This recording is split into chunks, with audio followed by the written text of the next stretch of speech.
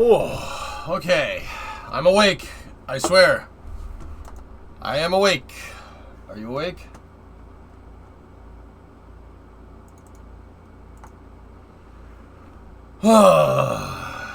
Can't believe the Vega launch July 13th at 13:13 went perfectly. It's a sign. Are you sure? Yeah, no, I'm good. I'm good. I'm good. I'm good.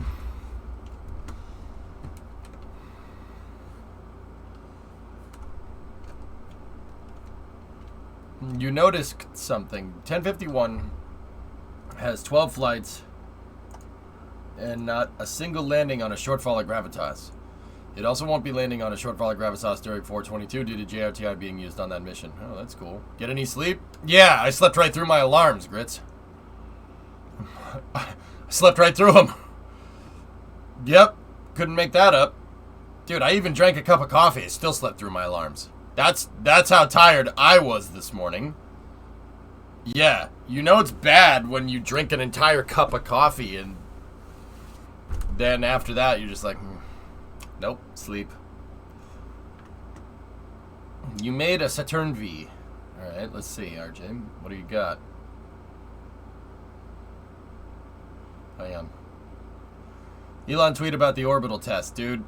I saw it next month. Yeah.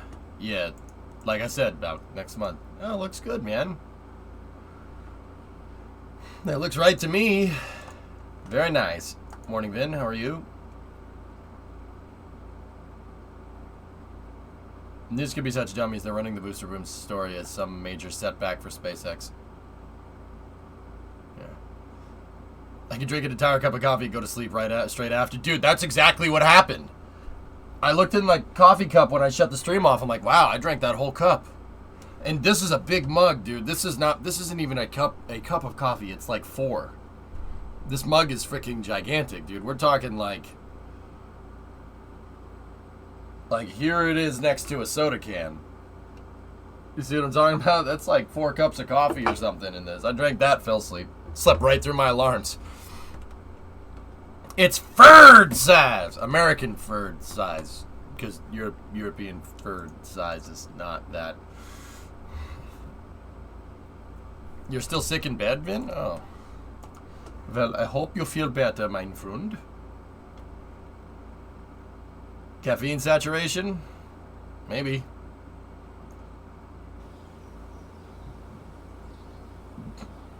It's because a major setback. It's more dramatic. Gotta get the clicks. You know what, Gagan? You know what I'm realizing, dude? So all these people, like, I don't know if you guys have noticed, but I haven't been up like Eric Berger's tailpipe about stuff lately. And I haven't really been up anybody's tailpipe lately. Because you know what I realized? These guys produce, like, everybody out there produces these horrible, terrible takes about space. Like, just terrible. Like, no research done, blah, blah, blah, blah. We know the drill, right? You know the drill. And for the longest time, that really annoyed me. But you know what I realized? I had this epiphany, like, a couple weeks ago. Dude, them posting their terrible takes, it makes content for me. That makes content. I get to sit here, and I get to say, like, no, this is wrong, this is what's going on, this is what's happening. I make tons of content off that. Like, what do you want me to say? Like, yeah, that's great content for me. Be like, nope, that's wrong, that's wrong, that's wrong, nope, incorrect. Terrible take as per usual. Yeah, you know what? That's why I haven't been too crazy about it lately. Like, I'm just like, oh, you know, all right, keep having your terrible takes. That's fine. I make a good amount of money off of that, you know? It's all good. You know, like, am I a piece of crap for making money off of other people's backs like that? I don't know. I don't know.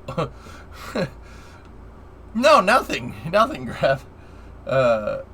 Nothing. Everyone said this was a major setback for SpaceX because, yep, it's the new hip and trendy thing to be against SpaceX. Okay. These people are going to make me... I've been a huge SLS fanboy for the longest time, but see, the truth is that I'm an everything fanboy. I don't care what it is.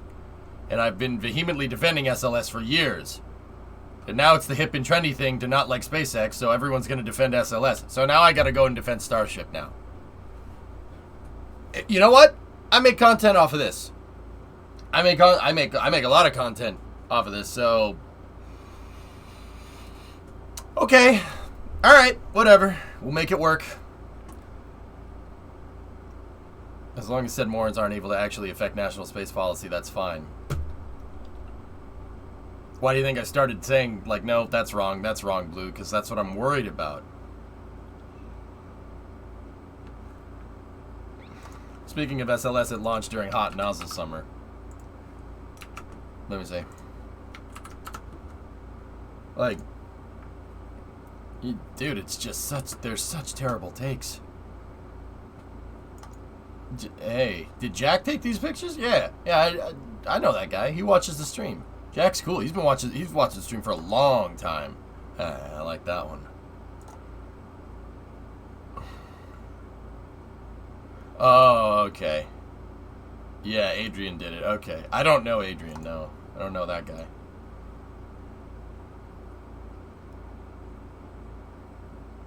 Cold coffee. I call it a gas station sushi take because it makes me want to poop. Yeah, that's what I call. That's how that works. Good event, bless you. What's up, man?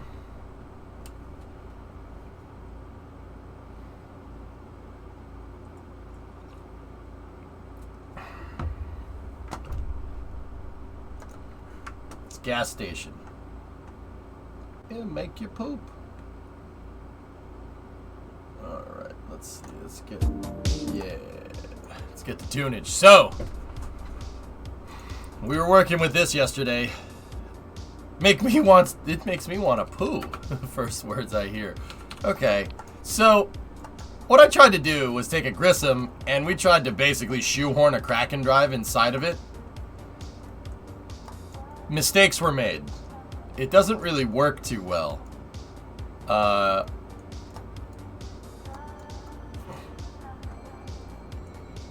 Missed it? Oh, here. So, I have my double spinning Kraken drives in here. So, here. I'll put this out for you guys, and we'll get it up into space, and I'll show you. I watched Electron go this morning. It's crazy how thin that rocket's tanks are. Electron's carbon fiber. It's not too incredibly thin. It ain't a balloon tank by any means. Man, I tell you, learning a language at 25 is much harder than at 15. Yeah, tell me about it, man. Tell me about it, man. I freaking tried to learn Russian at 33. Blit. It's hard, man. It's really tough. Yeah, no, I hear you, man. I hear you. Oh yeah, is this just a redesign of it? Yeah. Alright, let's bring her up into space. I'll show you where we were at. For some reason, the drives weren't pushing in the right direction, so... But I learned how to say, it's Wednesday, my friends, so that's worth it. Okay, alright.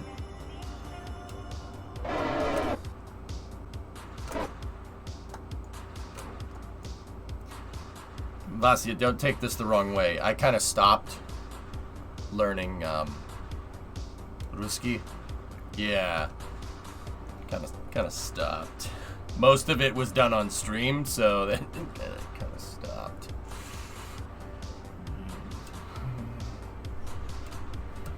Oops. Alright, let me get this thing pointed the right way.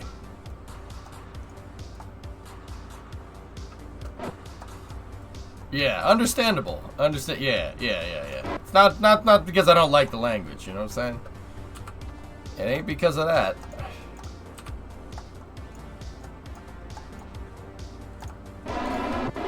You want to learn Spanish? Spanish isn't too bad, RJ. The key to understanding Spanish is basically... So... You have different conjugations of each... Conjugations. Conjugate? Yeah, conjugations of each word. So it's not. So there's like, I go, you go, he, she, they go, we go. Like, you gotta, like, if there's a verb, there's different ways to say said verb. It's not just like she runs or he runs or they run or we run. Like, run is what changes. So if you say like, that's the key. You just gotta, that was the easiest part for me to understand. Like, once that clicked in my head, it was very simple to get Spanish right. Yeah, so there's like go, so there's voy, vas, va, vamos, vais, and van. Those are like, I go, you go, respectfully they go, we go, like, they're, yeah, it's basically like that. That makes it really simple. Okay? So, like, if we're watching Formula 1 and Sainz wins a race, vamos, Carlos! Let's go, Carlos! We go! Like, make sense? I know a good amount of Spanish, dude, but I'm not fluent. I know a good amount, though.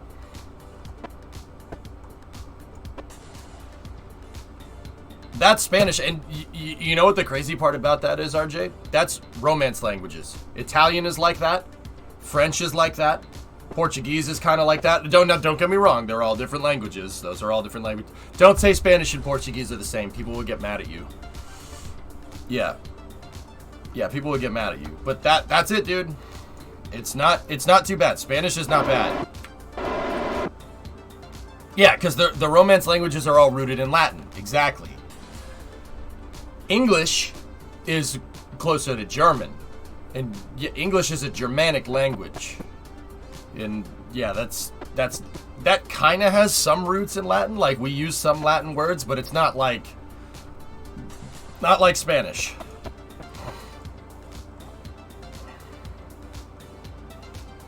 All right, let's try to push it.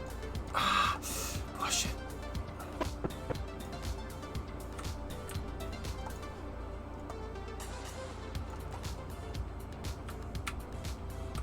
The AGs aren't working.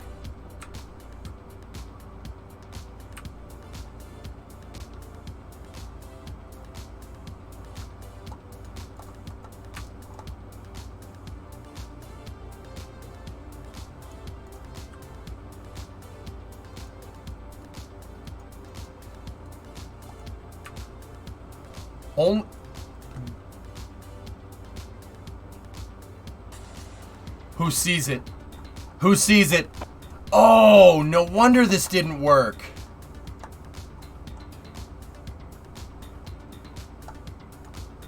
What's a Frisian language?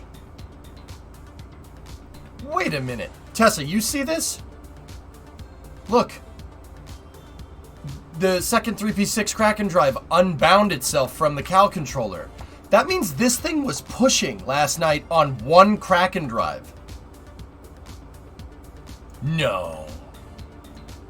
No. Oh, no.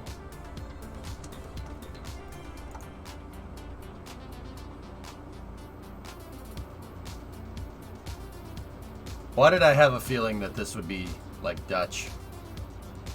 Plus they share a border with Dutch. Actually, W, I've noticed that, dude. I've noticed people that are from like Netherlands, Belgium, Denmark, stuff like that. I've noticed folks from around that region, when they try to speak English, they don't really have an accent. They sound like this, which is, that's weird. Yeah, Tessa, I was too tired. Grissom Next Generation. We're gonna have to do another one, Juice. I have to rebuild this. I have to rebuild it to make it so I can actually see the damn drives, because it's a pain in the butt to try and get at these things. I missed a lot of things last night. But Dutch people can pick out the Dutch person in an instant. I can hear the inflection, Thomas. I can definitely hear it. They talk like Max Verstappen. They kind of talk like this. It's a very subtle thing to pick up on, but it's very, you can very much hear it when the people talk.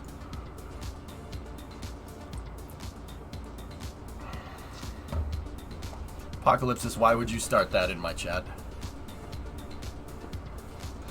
It's not fair, huh? It's not fair. He stole my clogs. Now do the Gunther Steiner accent. Yes, that's very easy. That is very easy one to do for me. It's very easy. But Gene, we could have looked like a bunch of rock stars. Instead, we look like a bunch of freaking bankers. Like that. All aboard the Steiner ship. A boat. Alright, so I want to design a Grissom. Let's design a Grissom style ship with the Kraken drives in it, but we're going to make a drive core. Okay? So, fantastic. Mick, fantastic, fantastic.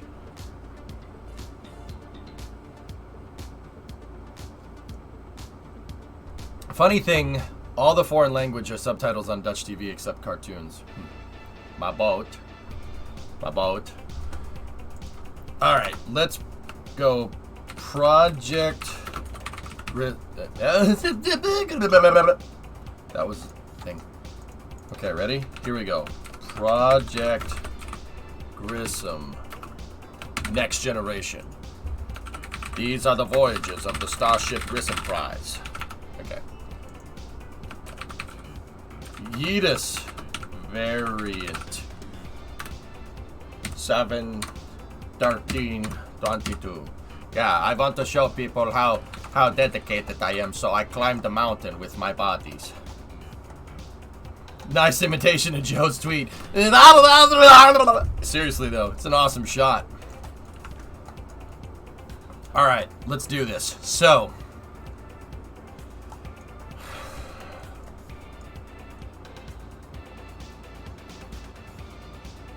we should still do a spine style ship, I think. I think that would be the good way to do it, Gene. That would be the good one. We could look like a bunch of legends. Alright, so the Grissoms, a little word on the Grissom class here before we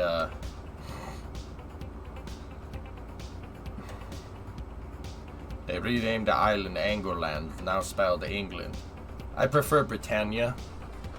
Roman name was better. Netherlands is my neighboring country, and every time I talk Dutch, I'm seriously intimidated. It's a complicated language. Alright, so, word on Grissoms.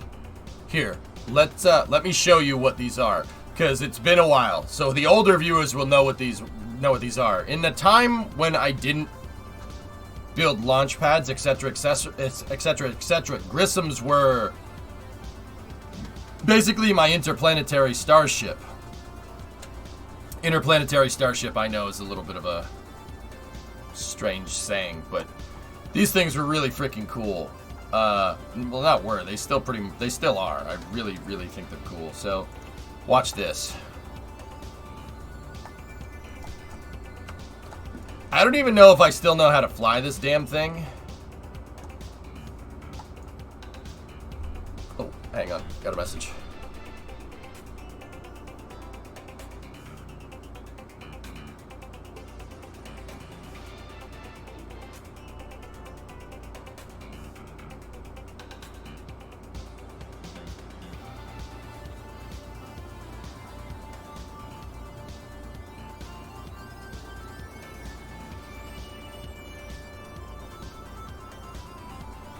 Nice. How about a fairing as the spine and then it's a single part without the flex? There was really no flex in this design though, Tessa. I don't think.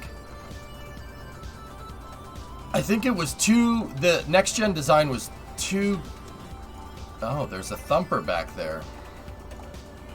So basically the Grissom is tanks and 4x symmetry with 4 payload bays. And what these Grissoms would do is my shuttle would come up, and these have just regular shuttle-style payload bays. There's 4 of them, though, and the shuttle could deliver 4 payloads to this thing, and then the Grissom could move these 4 payloads, up to 4 shuttle payloads, so about 100 tons to Duna, or the moon, whatever. So, this was like my idea for the tug that would have been associated with the shuttle program. This is a really advanced ship. Like, this wouldn't have been, like, if the shuttle program had gone on, they probably wouldn't have made something like this. Also, it looks like the Pillar of Autumn. I made it look like the Pillar of Autumn from Halo, just because I thought that was cool. If you want to see how this thing launches, I will show you. It is a little bit of an unorthodox way of getting things into space, and it might not work anymore. It also means you could strut direct to the fairing surface, as any struts are then to root part. Yeah. The Phoenix. Unfortunately, putting them in parallel like that, Hillness, doesn't really work correctly. I'm gonna turn the sound down because this might get a little loud.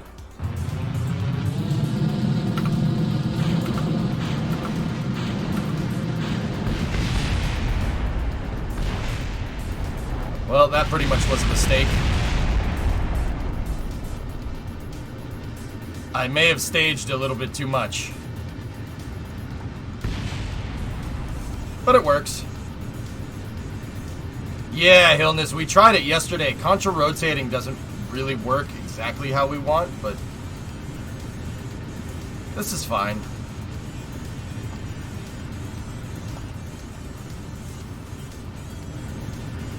I can't believe it actually worked. Yeah, dude, there might be a way to get them to work in parallel like that, but if there is, I haven't figured it out.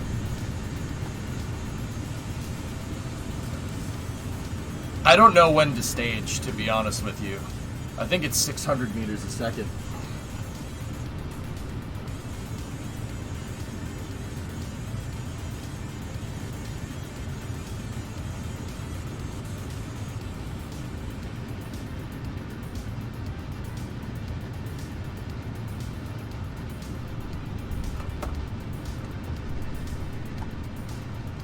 And then this thing just flies into space like kind of like a regular rocket. Sustainer engine jettison confirmed. Whoosh.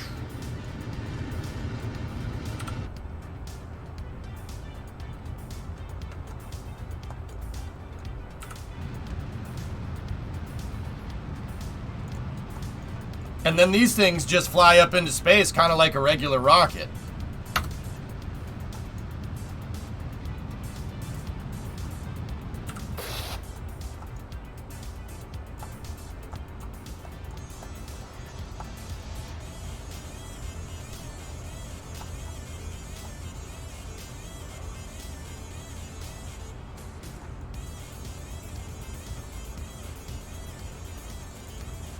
It's a good design. It was a good design for the time, but what I want to do is try to see if we can find some room for a Kraken drive in here. Room, not rum. Rum is something that you drink.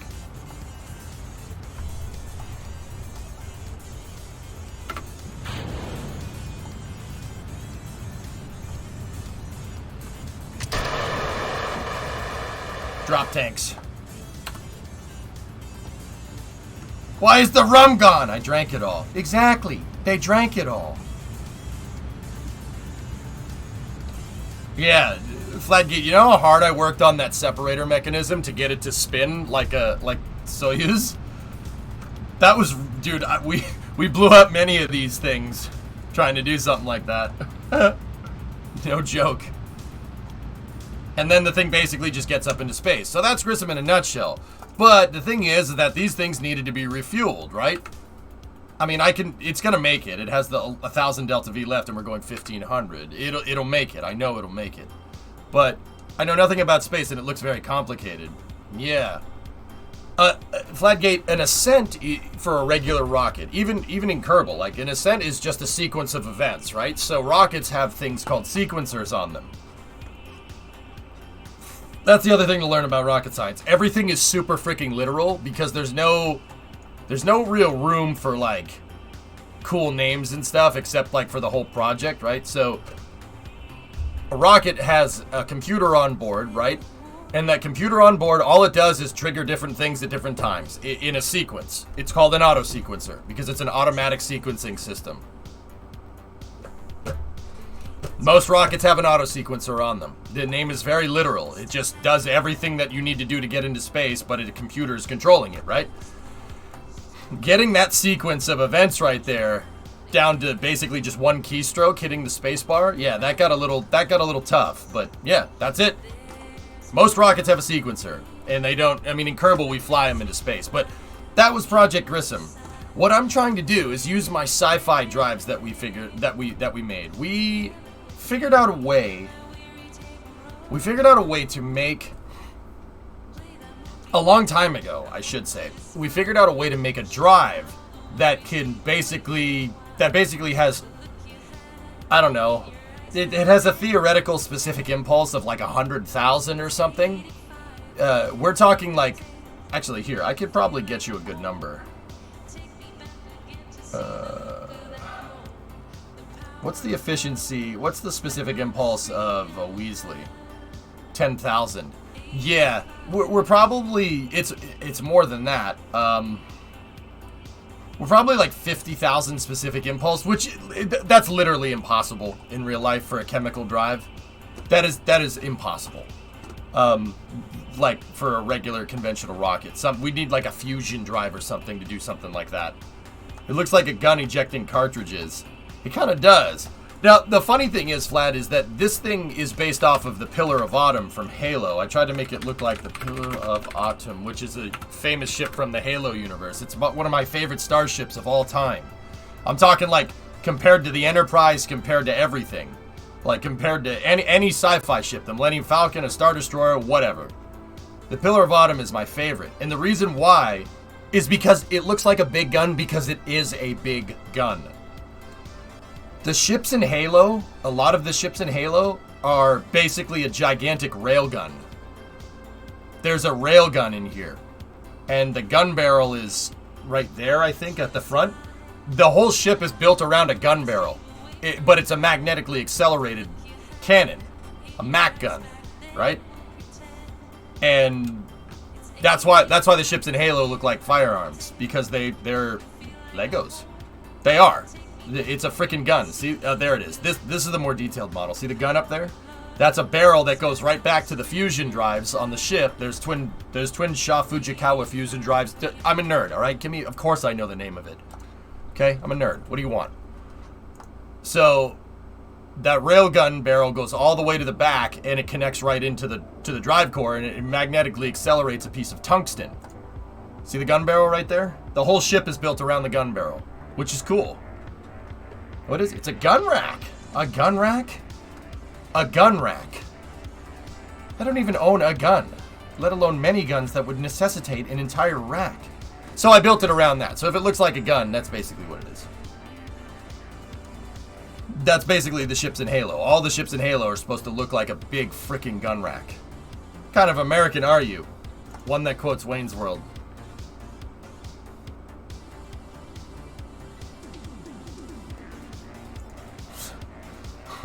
That was a Wayne's World quote, I assure you.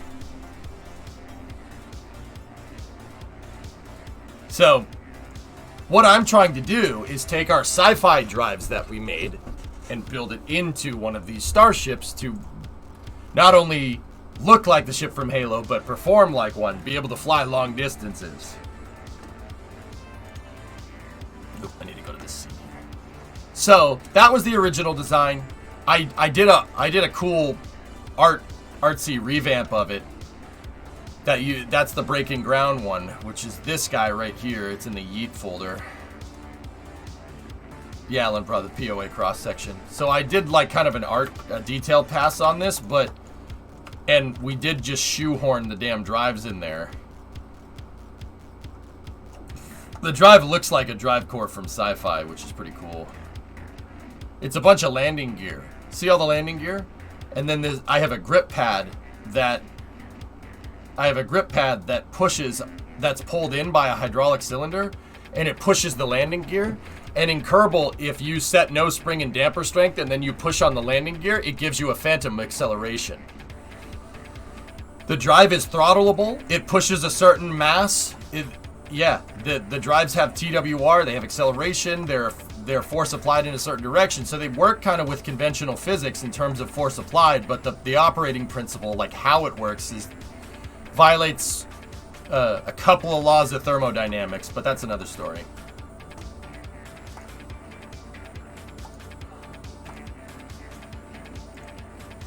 So, This design was sweet. I really do like this design, but we might have to dissect this thing and build another drive into it. Hey, Chief, how you doing?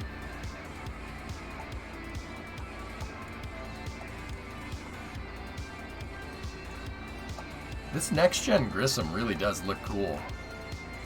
With the cowl, you could set the spring and damper as adjustments, allow them to go to 0 rather than just 0.5. Will that make a difference, Tessa?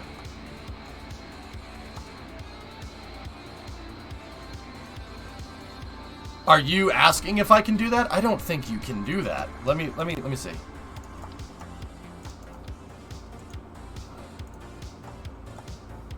I don't think that's a keyable action group. No, it's...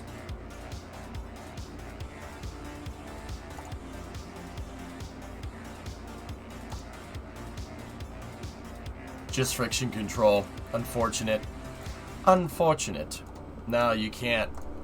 So this Grissom was actually really cool. This one that we came up with, because it has a track on it, and that track is connected into a robotic here. And what the robotic does is it moves around like that. Now, don't get me wrong, that's not spinning or anything. What that's really designed to do is work with the robotic arms that are on this thing. The idea is that the robotic arm can separate, it can attach to this, and then I can rotate it into position to pull payloads out of the payload base. That was the idea. So we have arm storage, or remote manipulator system storage back there, and then there's actually 2 of them. And then when, you know, the arms are attached, we can just lock them into position while the ship is traveling, and we could have additional storage back there. And then we have the 4 front fuel tanks for Grissom. There's 4 of them. And then there's 4 aft fuel tanks, and those feed the engines, etc., etc. This one, I didn't have time to put battery. I didn't finish it. I put batteries in. I didn't put batteries in. I didn't put solar panels on the back or anything. Pokey gifted 5 subs. Thanks, man. The potential with the hybrid tech. Yeah. With hybrid tech, Chief, I could, there's a lot of potential, dude. Yeah. So, I want to shoehorn the drive in here. The thing is that, when you retrofit it with the drive, it didn't really work right. It started spinning the ship around. But, I want to see something here. Yeah, the drive is upside down, first of all.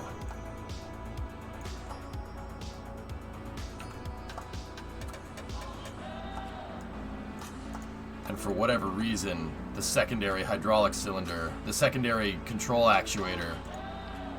Oh, I broke it. Yep, nope. Don't hit undo. Undo breaks stuff.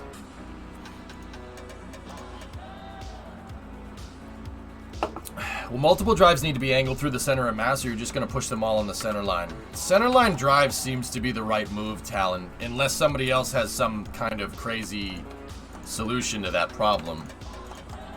But... you know what, fellas? I could probably remake this pretty damn quick, to be honest with you. We could probably make this. I could probably make it pretty fast. So, let's open up... let's save it like that, and we'll open up the craft file that has the Kraken drives in it.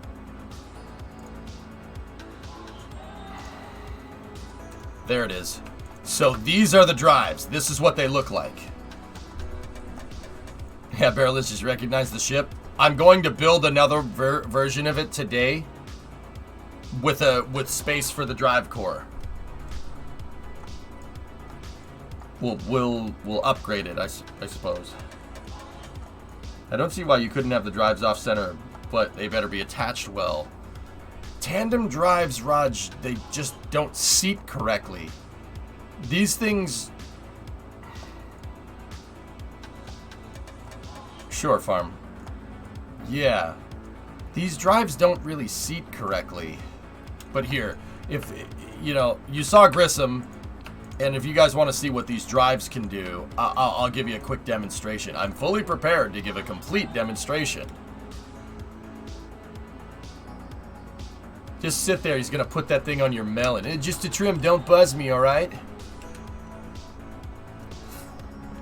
Yeah, Kelly, they really do look cool, don't they? How about replacing the rear tanks with cargo bays and having 4 drives in parallel?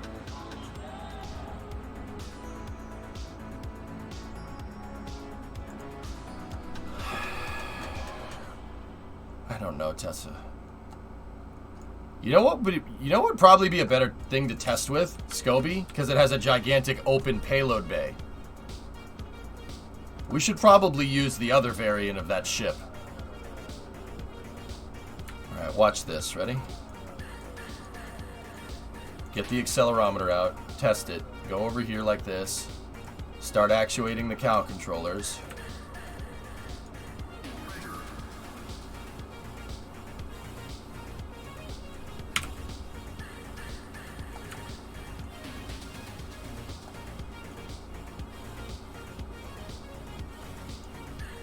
Now watch. Watch down here. Ready?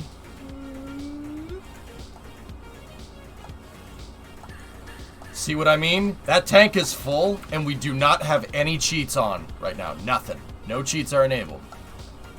These drives have insane amounts of force being applied. That's 280 tons, and it's just picking it up. Whatever. Not very stable, though. Here, land it, land it, land it, land it. Land it before we tip over. Well, too late.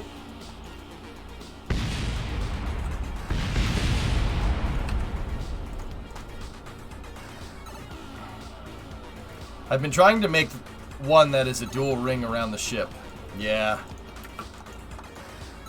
Kilroy, how are you? So, that's the drive. This is just a counterweight on the back to show how much it can move.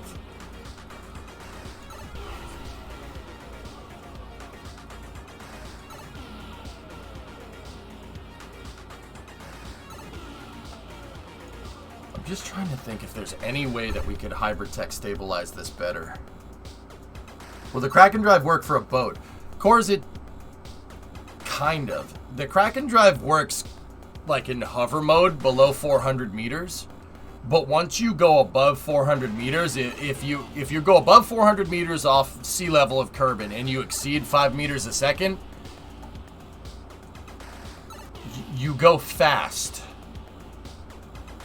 Yeah, you go fast.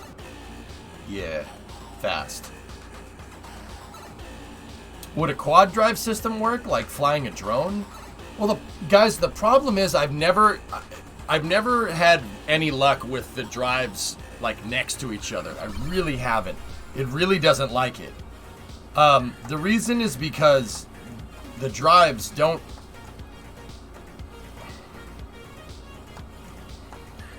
So, okay, in what ends up happening is we pull on the grip pad, right? Or we push the grip pad into the landing gear. And what happens is because there's fizz ticks, the fizz tick is only every once in a while. Sometimes a landing gear will like bend out and get unseated. But it doesn't happen symmetrically like that. It happens asymmetrically. So like one landing leg on one side out of the 24 will get offset and the drive won't produce the right amount of thrust. My solution to that problem was spinning the drives. We have everything on a rotor, and it spins the whole thing, and the centrifugal force pushes the landing legs out and seats them into position. That was the idea, to spin these things really, really, really, really fast. To try and get it to seat correctly. And it does work to an extent. It does bring them more into line. We did test that yesterday. But it's not 100% even. It's not exact. It's not perfect. Gear in rings like same-centered circles. Gear in rings.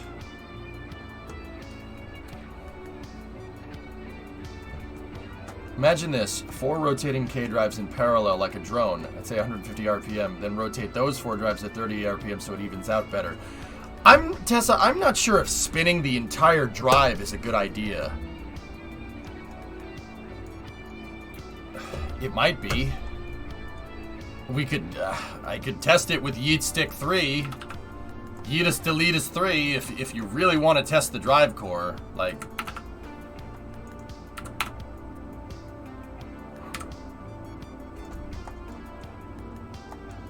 Let me just make sure we save it in the Yeet folder. There we go. Alright, so if we were going to try that, I'd need to redesign some things.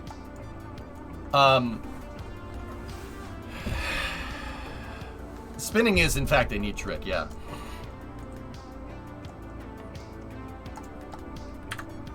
Alright.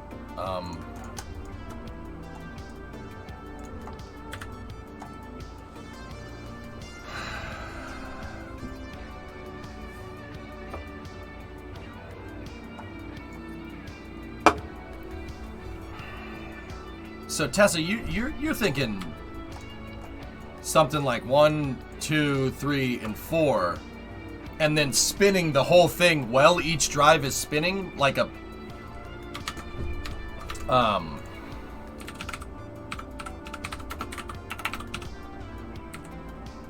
planetary gears, right? Is that what we're thinking?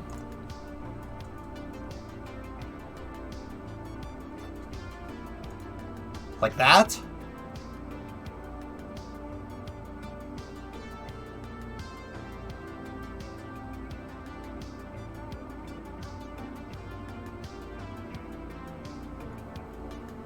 Yeah, Farm, it would be like a reduction on a helo. You're exactly right. But we wouldn't be looking for a gearbox ratio because these motors don't make shaft horsepower. They just push landing gear and end up accelerating on hopes and dreams. This is completely... Kraken drives, which is why I don't use them, are completely fantasy. This doesn't work. You can't compress a spring infinitely. But you can in KSP because the springs don't have any bump stop. So, like, Farm, like, say you're messing with, like, landing gear on an F-16, right? You know if you push on that landing gear, right, it's going to apply a counterforce, right? The spring will provide, you compress the spring, but you could only compress the spring so much, right? If you compress the spring fully, right, nothing happens. You just have a lot of potential energy in your spring, right? In Kerbal, you can keep compressing the spring and you can go past you can inversely compress a spring and it accelerates. It doesn't make any sense. That violates a couple of laws of physics. And probably thermo as well. Yeah, you can do that in KSP. You can just infinitely push on the landing legs and just make drives for days. You could accelerate anything. And the only thing it uses is the fuel. The only thing it uses is electricity. And then if you have a fuel cell attached to that, you can make a drive accelerate to insane speeds. Like, yeah, I know it doesn't make any sense, dude, but it is fun. Like, that is cool. You can go really, really fast. I got a ship up to 50,000 meters a second last night. That's not the fastest I've ever gone. The fastest I've gone in KSP is 341,000 meters a second. 0.03 C? So like 0.03% speed of light, which is pretty freaking fast. I got out of the solar system in like a day. All right, Tessa, how are we gonna do this? Ever hear of the EVE Online glitch that could create a negative tracking score on certain ships which would make them hit perfectly from any range? No.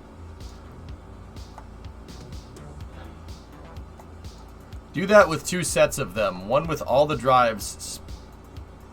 Spinning clock.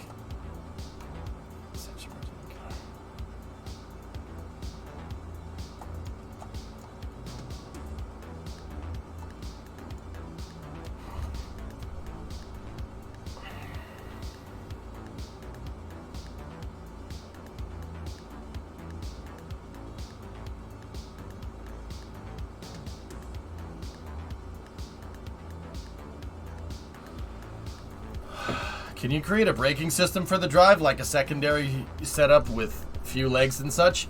With fewer legs? Yeah, of course, Elfish. Just...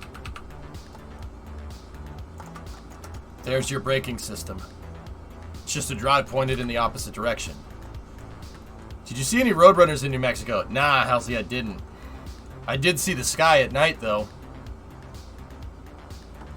Wow. That's all I have to say. Definitely don't look like the sky here, that's for sure. All I see is just light from the city. Anyway.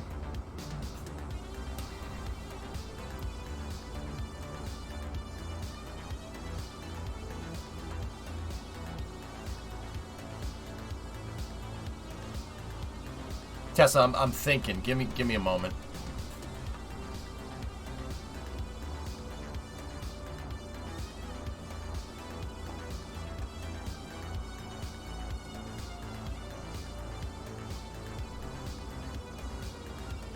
All right. Take this. Put the drive over there for a second. And just take the RCS balls off for a second. So I don't forget that they're in there.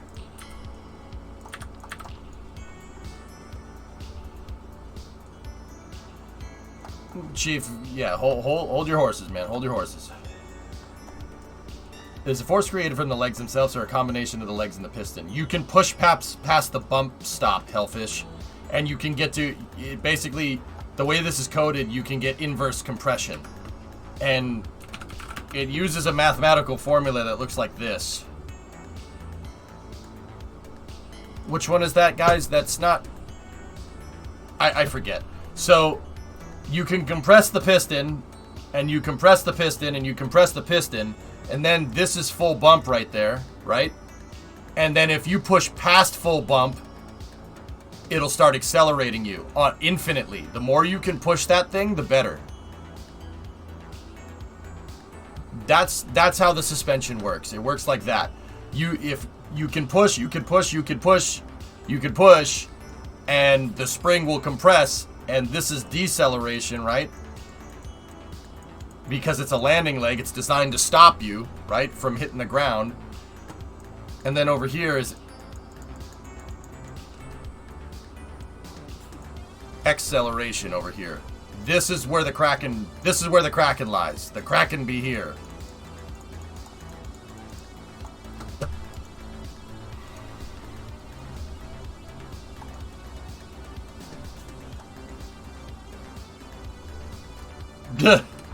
Winter farm, yeah, that makes sense. All right, okay, so there's my controller, my control rod actuator.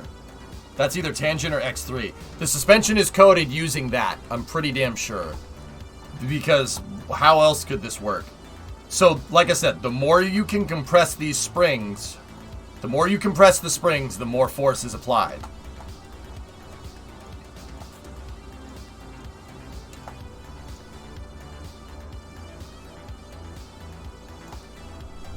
All right.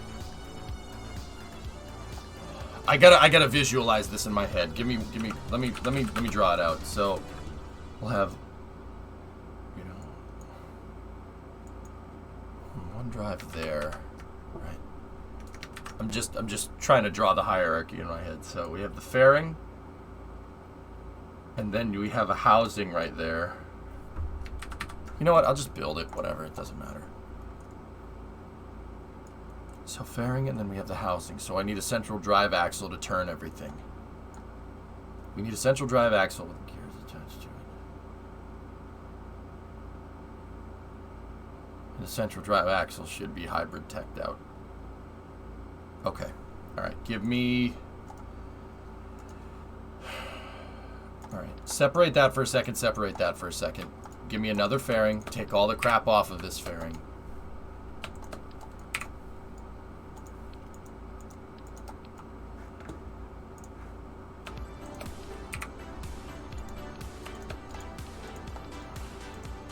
You know what? I'll just get a fresh one. You want a fresh one? Making myself do more work. Alright. Set this like this. Alright, so now what I'm going to do is take one of these things. And this thing has a bunch of attachment nodes on it. The spectrometer bearing, it has a bunch of attachment nodes. And what I would need to do is I need to make sure those attachment nodes are covered up to make sure that we're attaching to the right nodes. Or the other thing that we can do is remake the spectro bearing. Okay, the spectro bearing, yeah. Let me come up with a little bit of a better design for this. Hold on. We should be able to form the entire thing. The entire spectro bearing should be able to be formed around a single RCS ball. Because you can radial to this thing. And then if I set these to absolute, But see, that spectral bearing doesn't... I don't like that because around the RC... Well, the RCS is physics-less.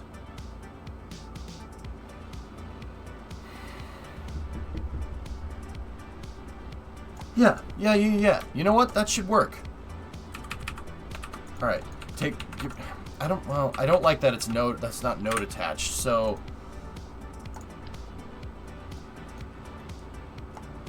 I'm just thinking out loud, guys. If this doesn't make any sense, I'll explain more of it later. If we use a physics-less part like that,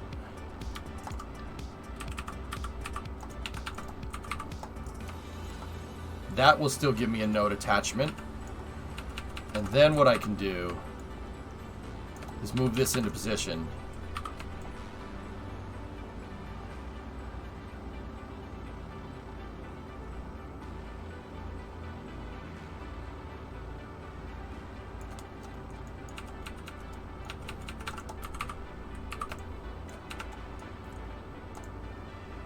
I'm going to sub-assemble that thing.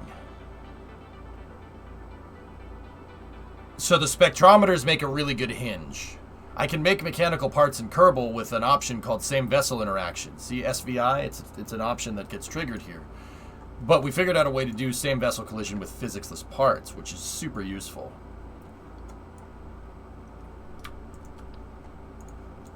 This is the Mark II or Spectro Bearing Mark II. Pure hybrid tech. Or I could hit the wrong button like a moron.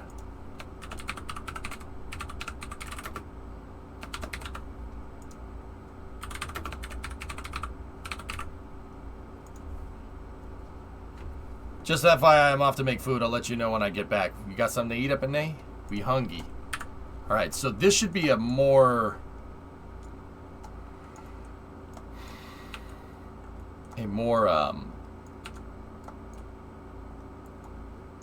easier to kind of look after. Spectral bearing. Okay, so I'm going to need one of those on this side, and I'm going to need another one on this side. Now, what I'm going to do is we'll get rid of that for a second. Dump that for a moment. Go in here like this. And then what I'm going to do with the spectral bearing is I'm going to put a nose cone on the aft attachment point, right there. Now, the reason why I'm putting a nose cone on there is so I make sure that we attach this to the right nodes. That's really important because how crafts are attached together in Kerbal is really important. I got to make sure I'm attaching it to the right thing. So get rid of that, and then just got here. We're trying a planetary gear set Kraken drive, which might be really stupid, but it also might be really smart. I'm not sure. So we're going to go turn on interstage nodes here, and I will attach this drive back here. I'm just going to move that fairing out of the way for a moment. We'll attach that drive there, and then turn on interstage nodes here, turn off interstage nodes there, and then I'm going to attach that to the same one. And then we're going to move these fairings back here into position like that. So this fairing is attached, that hinge is attached to the first fairing, and that hinge is attached to the second fairing. This kind of crisscrosses the hierarchy and makes it really, really strong. Now what we'll do is I'll take that nose cone, right? And we'll put the nose cone right there. We'll gizmo that nose cone right up to the front. The reason why I'm doing that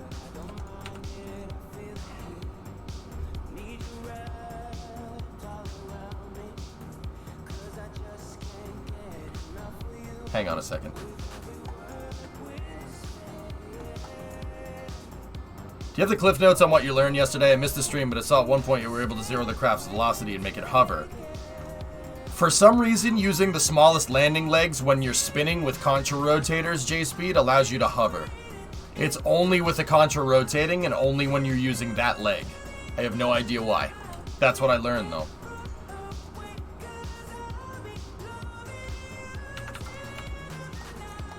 You know what?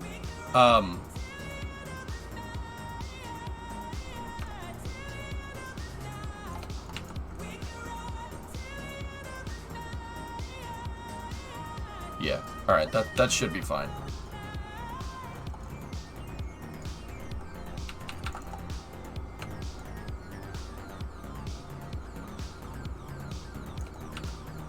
All right. Now we grandparent strut one to the other. And that should grandparent strut to there, and that should grandparent strut backwards. There we go. All right, so these are very much intertwined. Now what we're gonna do,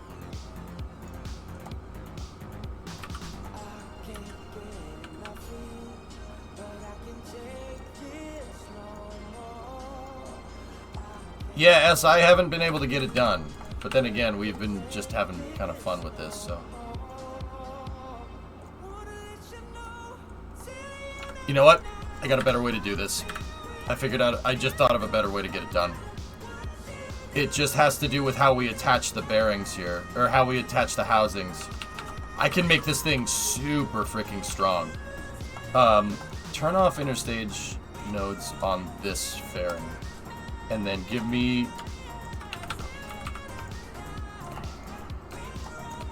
that. Put it in 6 times symmetry. And then we're going to absolute snap that, and we're going to put that on the end. I'll put it on the end like that. That'll be much easier to keep track of where the attachment node is because one is exposed. I can see it. So now we got to take this, and then we just got to measure.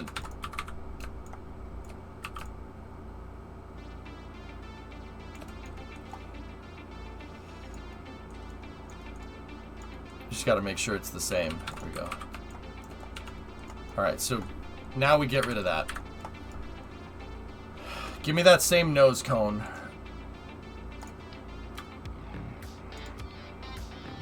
Actually, no. That's fine. Nose. Alright, interstage nodes are turned off here. Turn on interstage nodes here. Alright. Make sure that's snapped to an absolute point.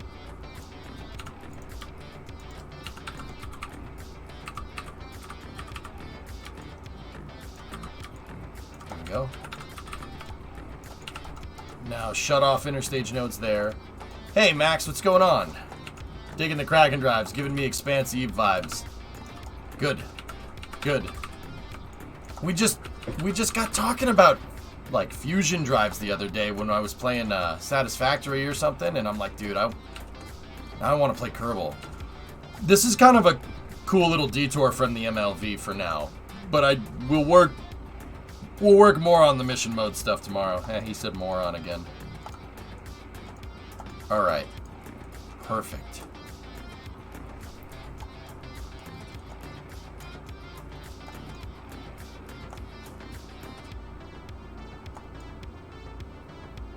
Alright. Now. Fairing is attached to fairing. Open attachment node on the back of the fairing. Now give me another interstage node. Turn off interstage nodes there. And I will attach this.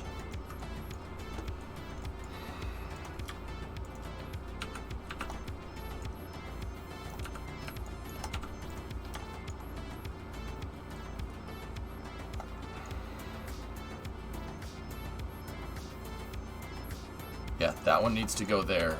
And then if we turn on interstage nodes here, that one needs to go right there, I think. So flip this thing around and then move these into position. They're not attached on the same nodes. That's the backwards one. Okay, so that's the backwards one. All right, now move these. If I flip these into position like this, and there it is.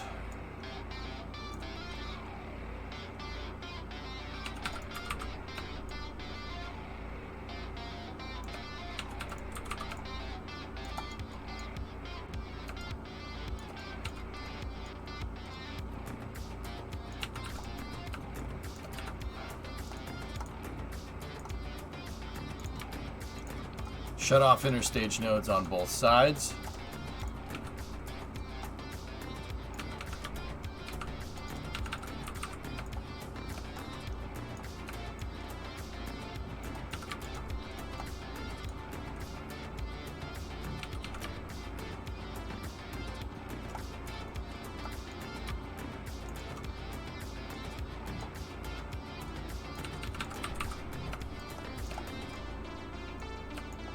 and cap those attachment nodes. Okay, cool. Now these ones should only have attachment nodes on one side, both of them. All right, perfect. So we'll flip those around 180 degrees so the attachment nodes are facing inward like this. Okay, get rid of that. Get rid of the fuselage. All right, now we need the rotors for the drive mechanism here. One rotor should be able to do this, but just to make this nice and uniform, we should use two.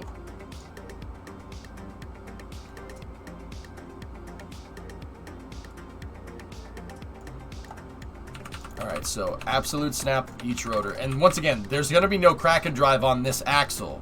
This thing is going to be moving axles around it, if that makes any sense.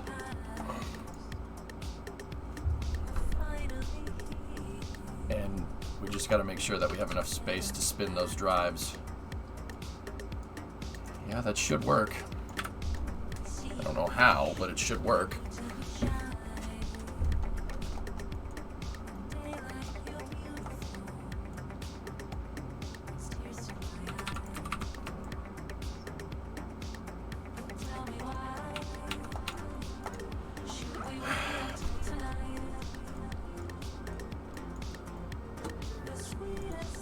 Alright, so dump that for a moment, and then take this drive, and this drive should have 1 and 2. So these are the bearings, right? One of them should go in the front.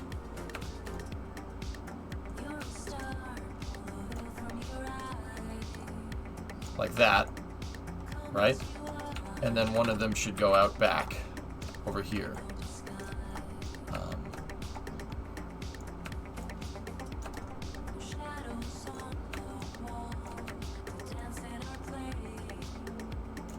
And let's space that off too.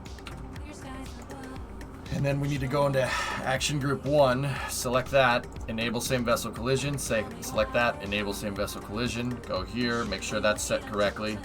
Set to SVI? Yes, it is. Okay, cool. Now, if I take another one of these rotors and I just flip it around, everything should fit together like a puzzle. Yep. This one just needs to spin that.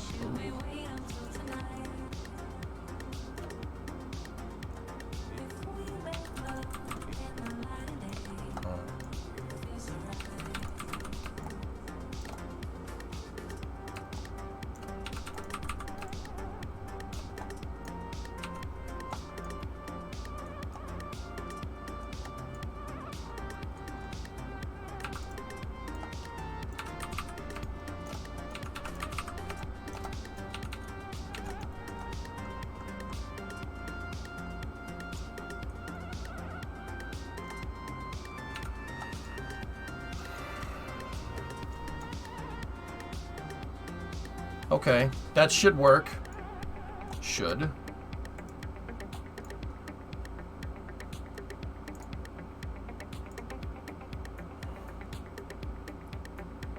Alright, now here comes the hard part. The planetary set. How are we going to do that? So, there was a way to do this once upon a time.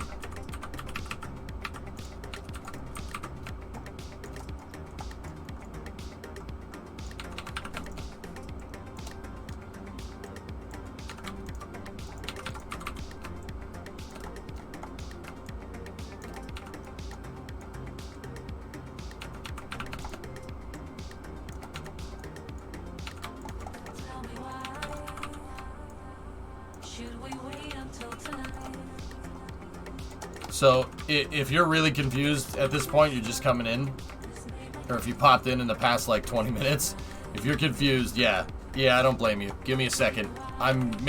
This is a sci-fi drive for a KSP, but I have a very interesting way to do this. This is like kind of like the Epstein drives from The Expanse.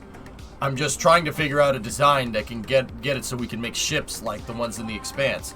Basically how this whole drive works is I have a hydraulic with a grip pad attached to it, and the grip pad pushes on landing legs. if you bottom out the landing leg completely and you keep pushing on it, it starts applying acceleration, starts applying phantom forces, Kraken forces. If anybody's ever loaded up KSP and you load up your moon base and you have a lander that's on landing legs and the landing legs just pop or it shoots your lander off into space, those phantom forces. It takes the power of the Kraken, the thing that likes to blow up Kerbal's ships, and harnesses it into a drive. What I'm trying to do here is make a planetary Kraken drive set. So I'm going to have 2 drives here and here, and they're going to be attached to this axle, right?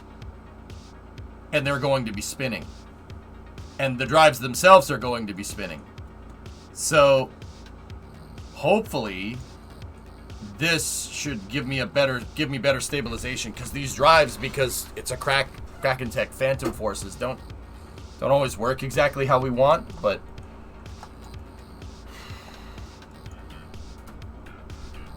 so yeah, we gotta figure that one out.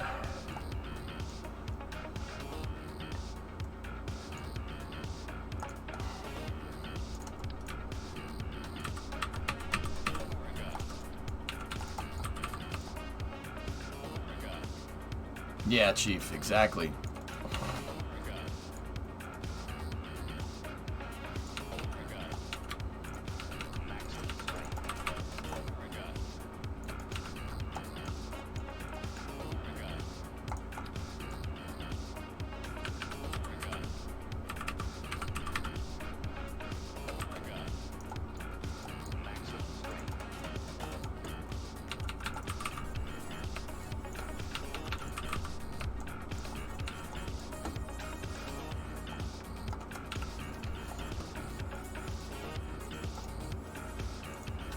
There's no reason to paint it that color. I just thought it looked cool.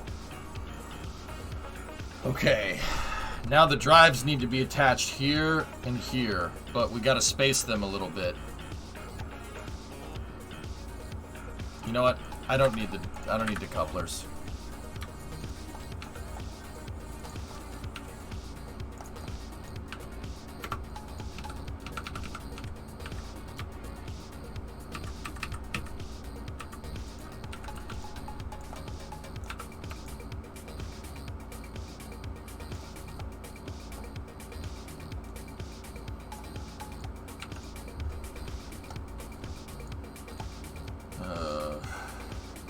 Okay.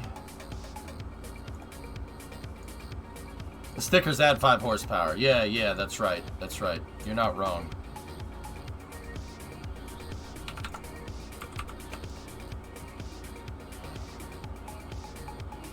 The spinning part needs to be right there so we can get the gear set working correctly.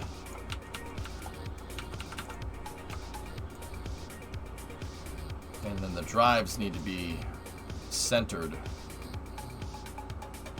Basically right there. Oh, I can't do it. Alright. I'm gonna have to get rid of one for now. Because of symmetry.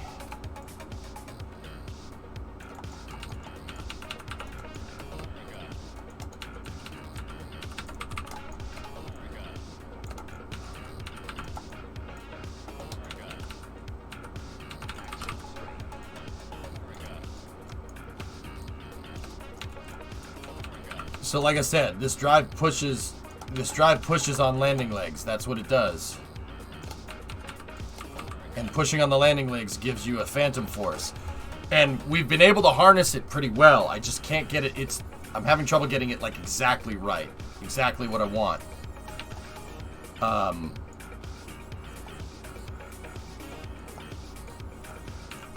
This should work. Should.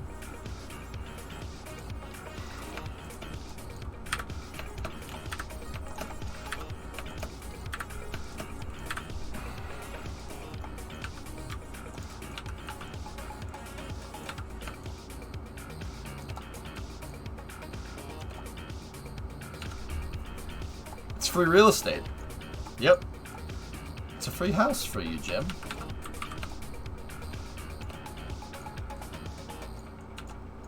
Okay.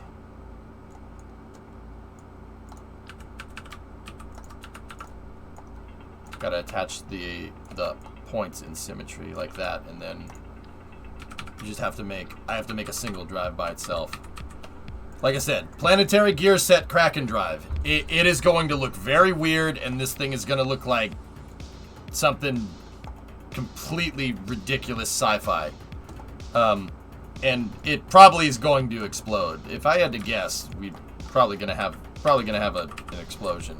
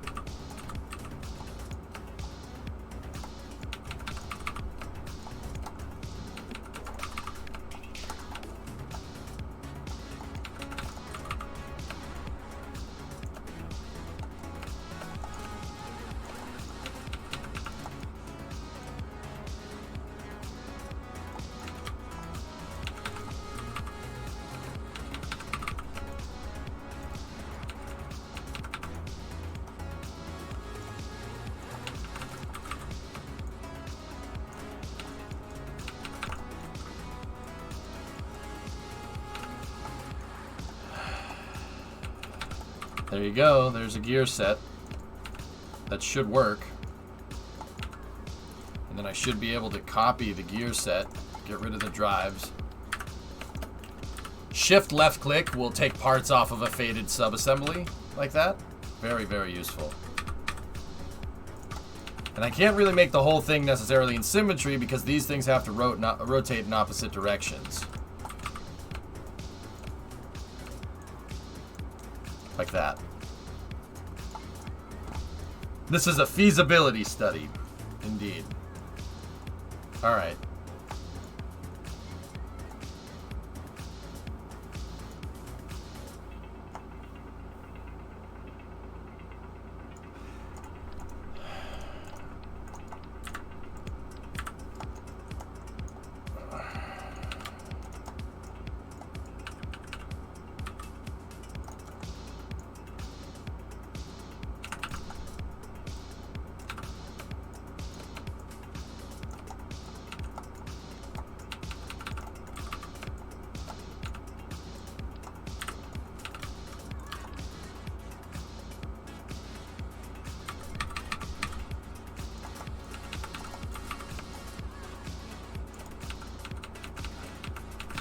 We need a drive bearing for this.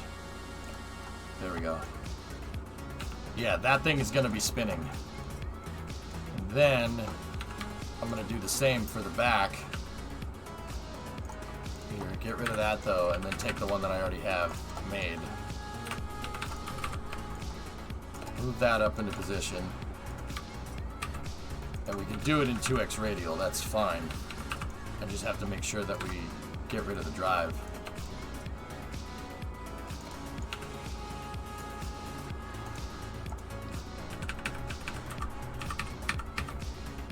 Discovery, go and throttle up. Hey, Gene Jacques, 8-month resub. Question, which of the two nodes on the bicoupler end is considered the root branch continuation? Neither. They're in parallel.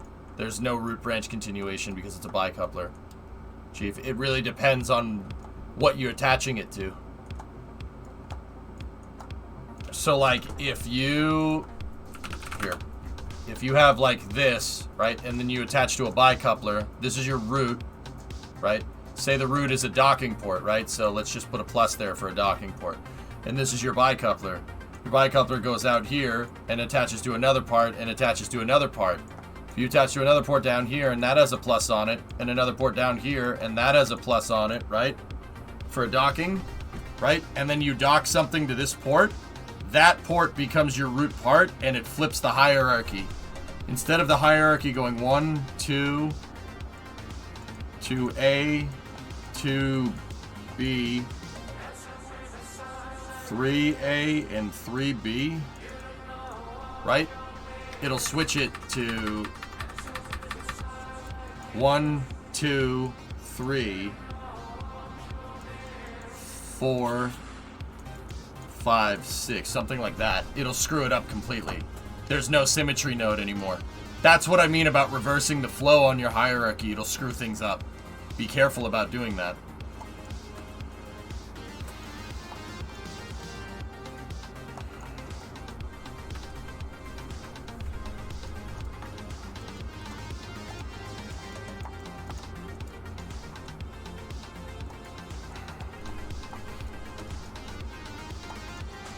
Yeah, interesting, right?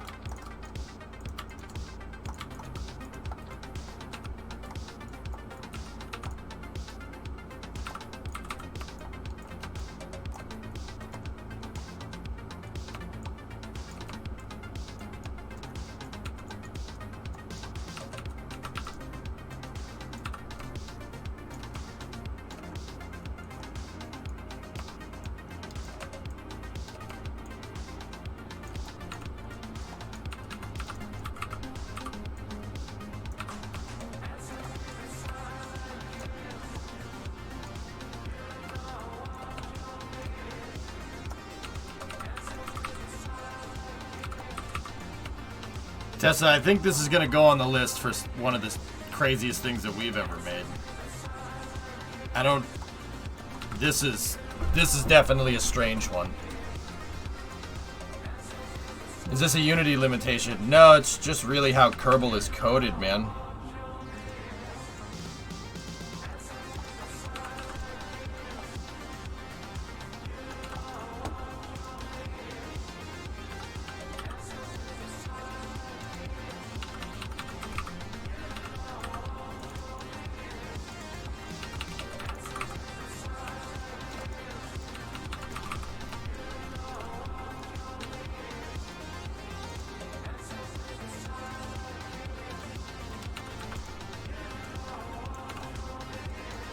Yeah, this is definitely a weird one, man. Okay, that should be one side figured out. Yeet stick 3. Alright, we don't need that. Now, I should just be able to copy these down here.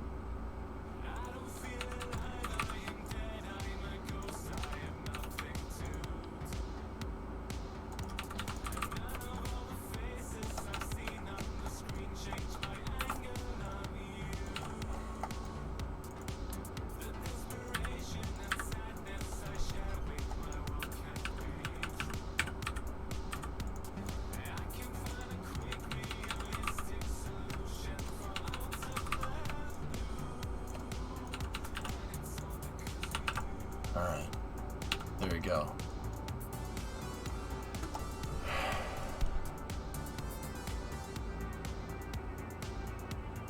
Tessa, this thing's gonna be some time scepter stuff, you know what I'm saying? Alright, so if that one is set to clockwise, this one needs to be set to counterclockwise.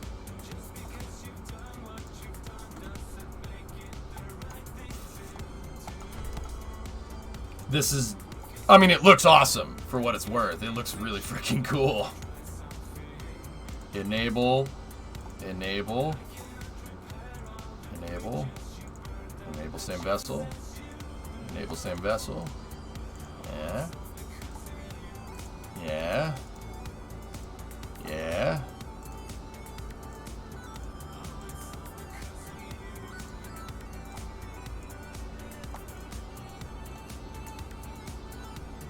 You're not going quite about how I was thinking about it so far, but it's close.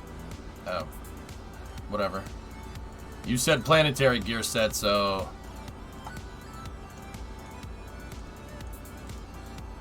This is a planetary gear set Kraken drive.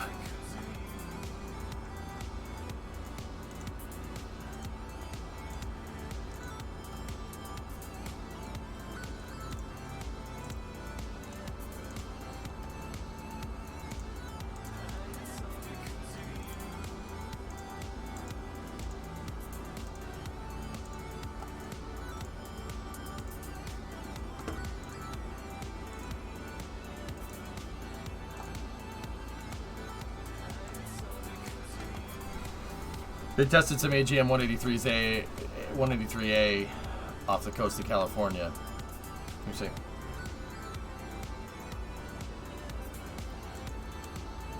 Cool. I don't see the planet air anywhere. Planetary, not planet. Planetary guy. All right, for better control on the RPMs, I'm going to add another cow controller here.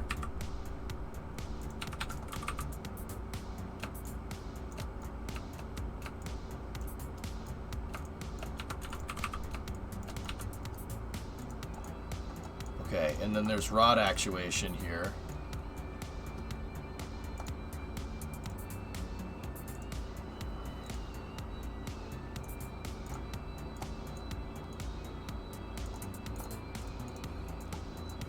Okay, that's good. Now, the overclock controller.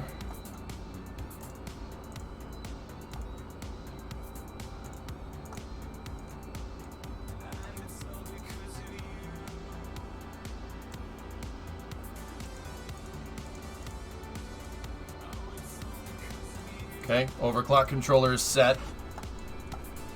And now I need, this is the spin controller. So if we did this right, all I should have to do is drive that rotor right there. So let's, or drive the center rotors. So, no, go to the spin controller, torque limiter, and just whoop. Like that. There we go. Now I got to bind up the cow controllers. So left, right.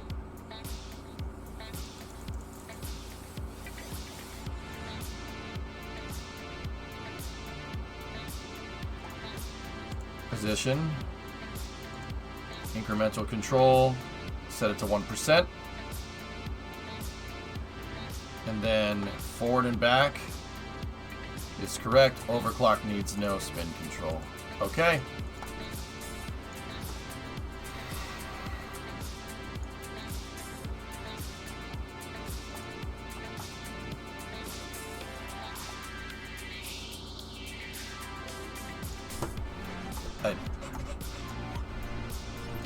We're gonna need a fuel tank, I guess. And a battery, and then a fuel cell. We'll get twin fuel cells just to make sure that we're nice and stable. And make sure we set the fuel cells into the on position.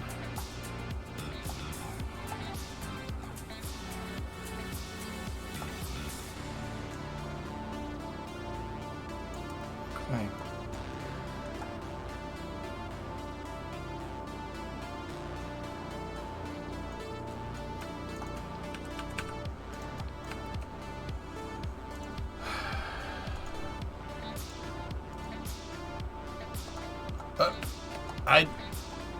I guess we're good.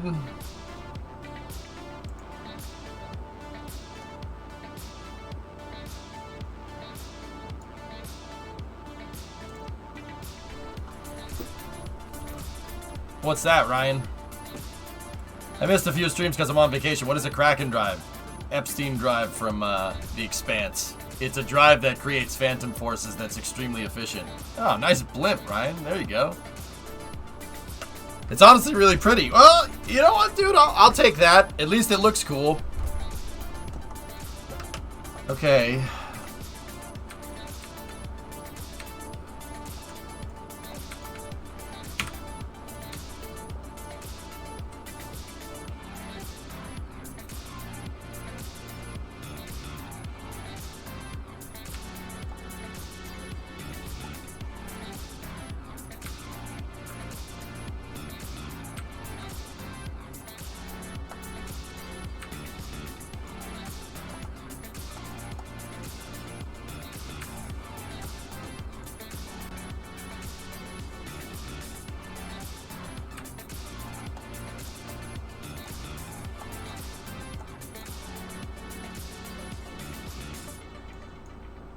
we go.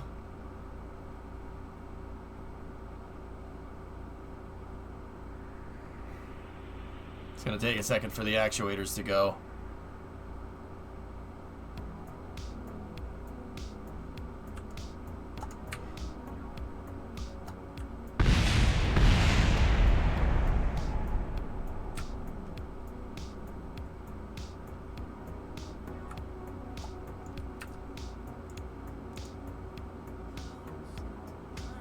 Was that cool or not? I can't tell.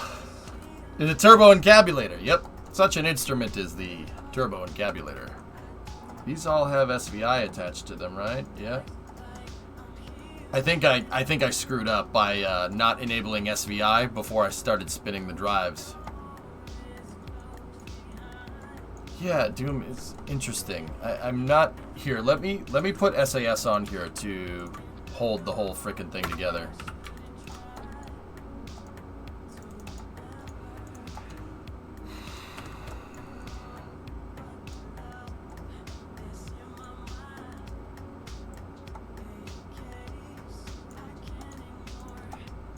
All right, let me try this again.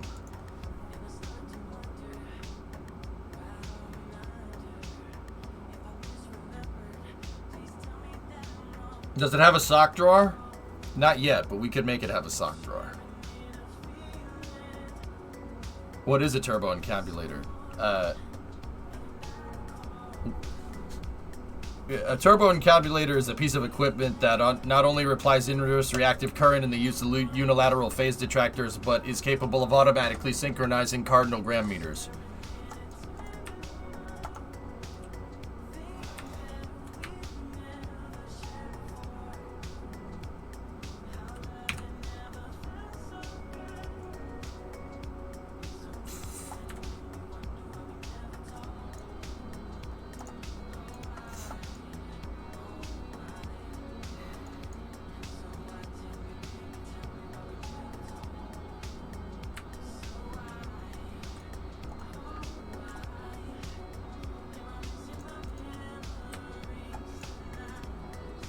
Is this a carnival ride or a what?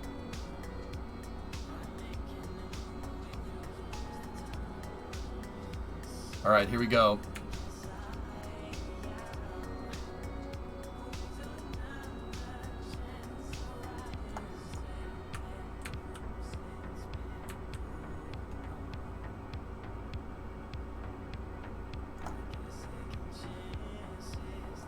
What the frick?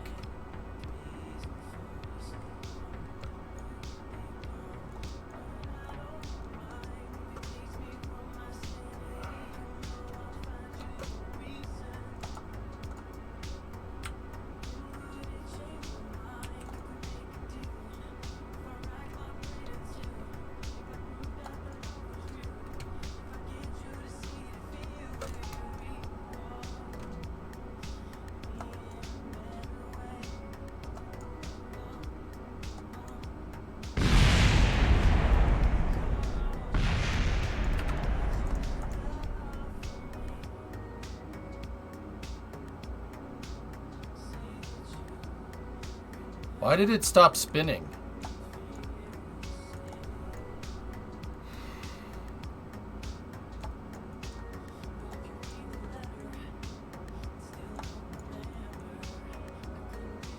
The brake was on? Was it? I don't... Yeah, when Woo, of course I knew that.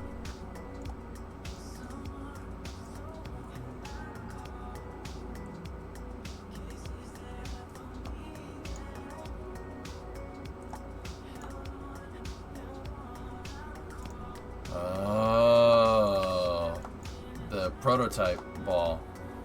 Yeah, Toma. Okay. If it's colliding with that, then yeah, that would have skipped something. That would have broken something. So, can I try it again now? Dude, good eye. Thank you. I would have missed that.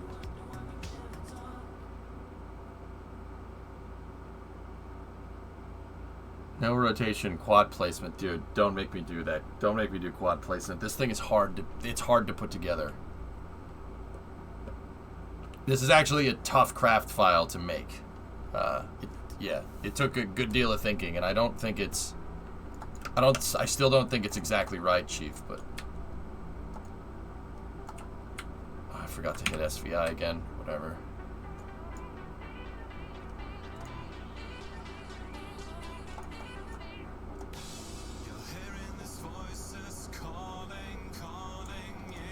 Alright, here we go.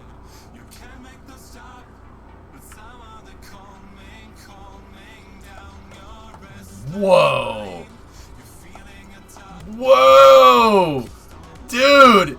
Look at this thing. What the hell did we just make? It started spinning the craft. I don't understand.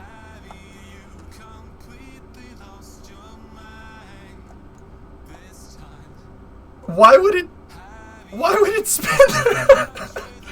Why would it spin that? All right, go up.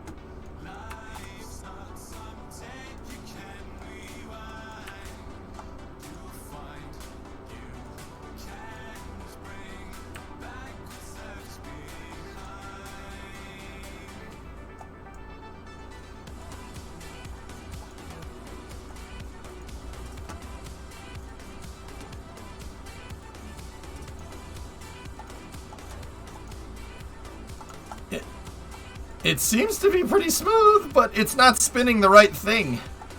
I need the drives to spin, not the whole damn thing. I'm sorry, that's really funny. That's really funny that it's not spinning the planetary set, but it's spinning the axle. That's hilarious, man. I think that's pretty good. That's so strange.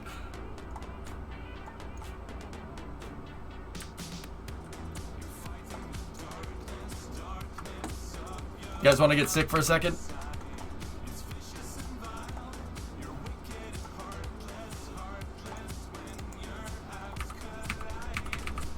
Okay.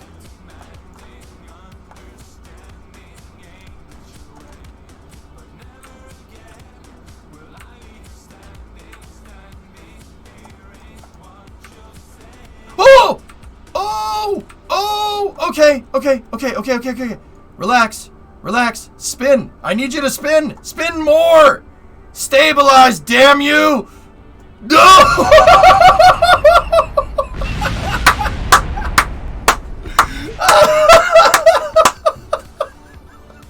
That was awesome.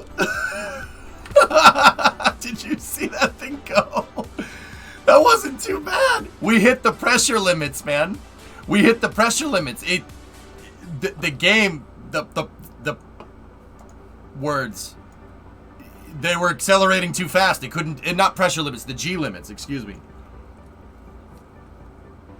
Okay, just sent you a picture in Discord. What you, yeah, Tessa, I ain't changing this. Oh, yeah, this is better.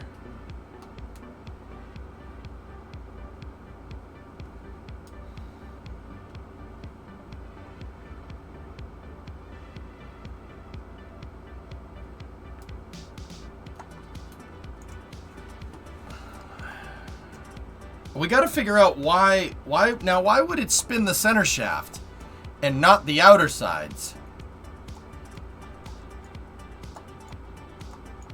Would putting rotors attached to a plate so you have NX pairs of counter-rotating pieces and putting the plate on a rotor work?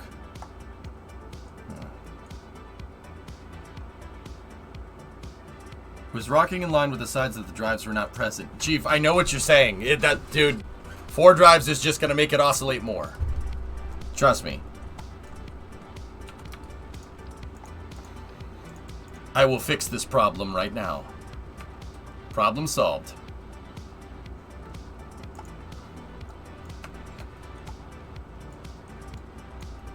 You also need the counter drive.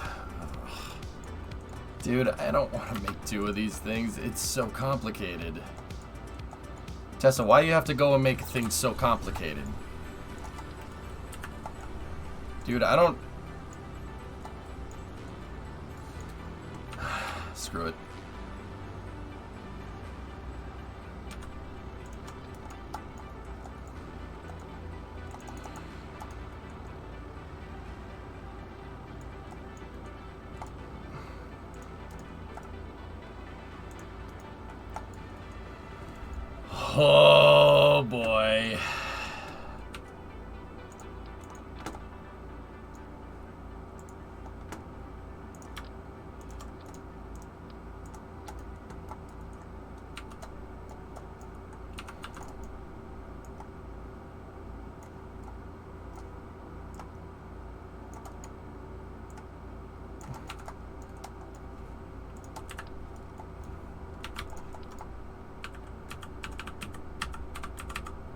mean, we could try this, man. I don't know if it's gonna do what we think it's going to do, but this is freaking contra-rotating. That's freaking hilarious. I can't believe this. I can't believe what we're attempting here. I mean, dude, it went pretty well, and it was fairly stable for what it was, but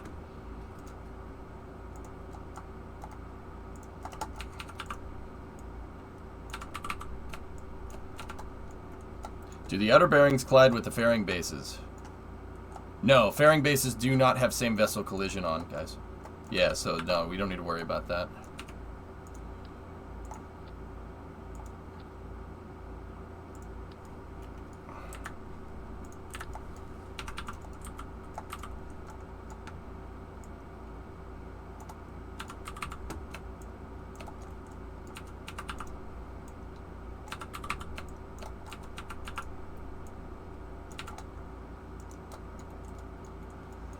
How many parts is this? It's 400 parts, man. Okay.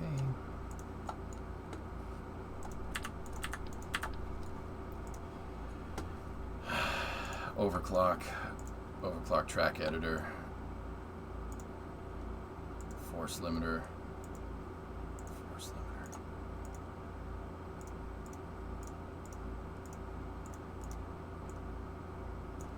Okay. Control rod actuation.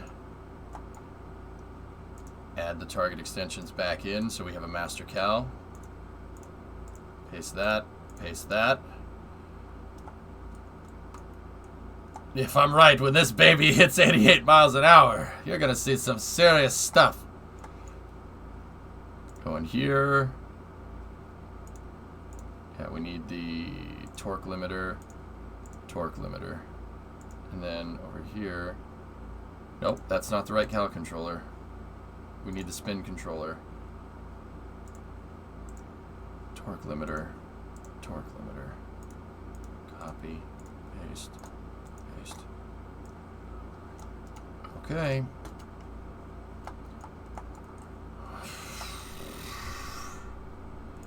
I mean, Tessa, this thing is a monster amount of parts, but I'm sure we could consolidate it down somehow. If that thing doesn't have SVI on it, we should be okay. Make sure we start the fuel cells. We're gonna need batteries. Put batteries up there, and then put one single SAS controller up there. And then just, I don't know. Give me one of these. Or give me the 2.5 to. Do we have a 2.5 adapter? Yeah, I mean, I know we do. I'm just gonna find the stupid thing. 2.5 to 375 adapter. There it is. Just give me that. We'll put that down there and. Yeah. Easy to reduce by 144 parts running on the motors rather than the gears.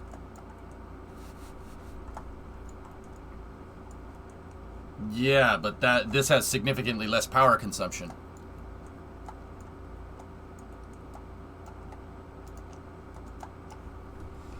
You know what? I have a feeling that this thing is going to go fast, so I'm gonna give it our nose cone, and we'll give it some wings down here.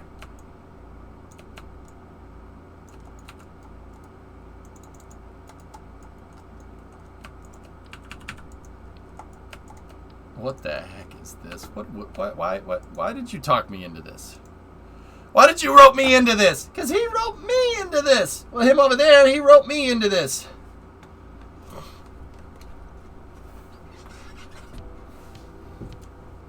Which page of Modern Engineering for Design of Liquid Propellant Rocket Engines are we on right now? Yes.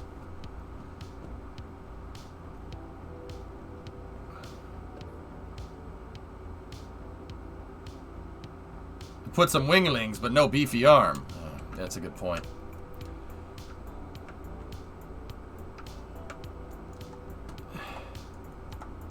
Discovery, go at throttle up.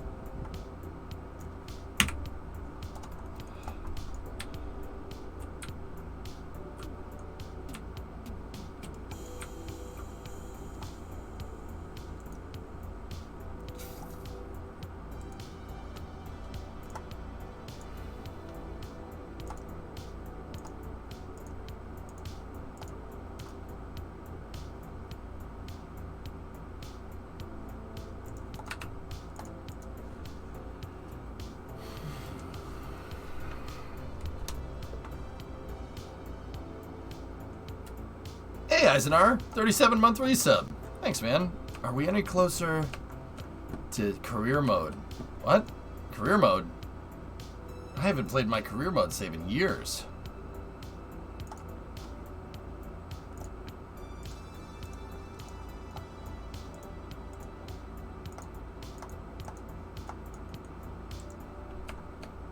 I mean, we could play career mode. I mean, if you wanted to.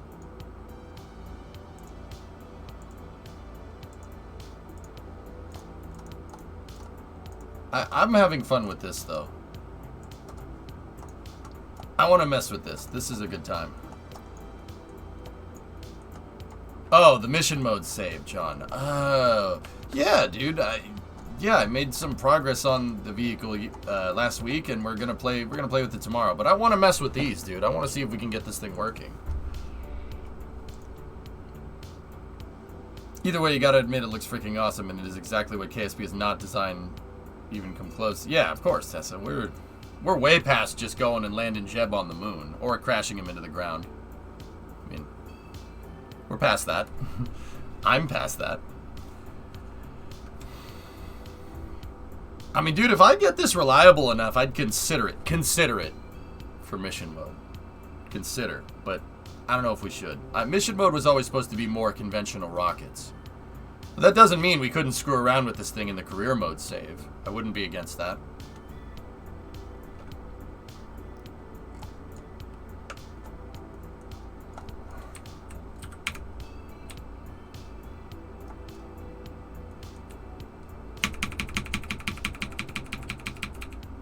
Bottom drive doesn't have SVI on. Okay. Page 154. Science is a hell of a drug. That's right.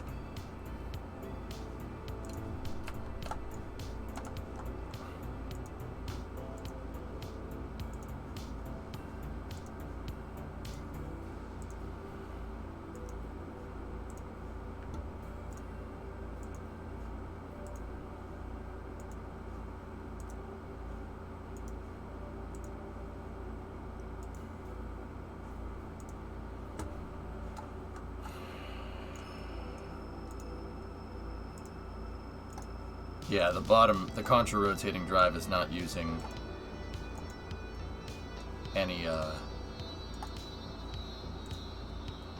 it's not using any,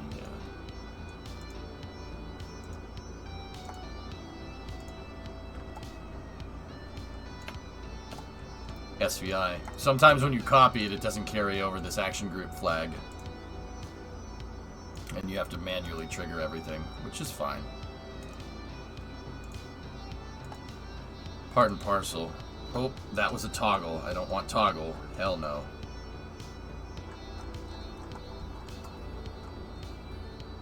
Oh no, where did it go?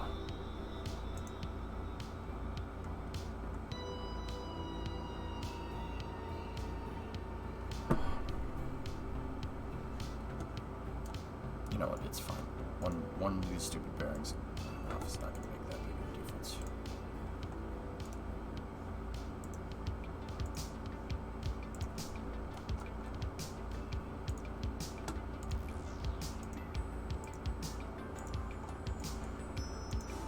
Okay. You see it? I missed it. Sorry. I missed it. Oh, there it is. Thank you. Thank you, thank you, thank you, thank you. Save it. Alright, let's do this.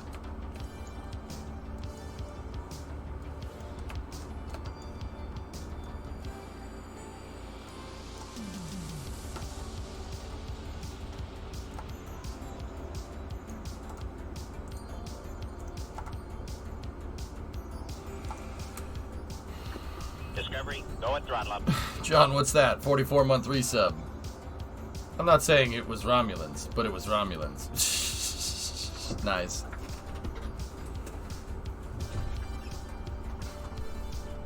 I see it, Tipsy. Yeah, thank you.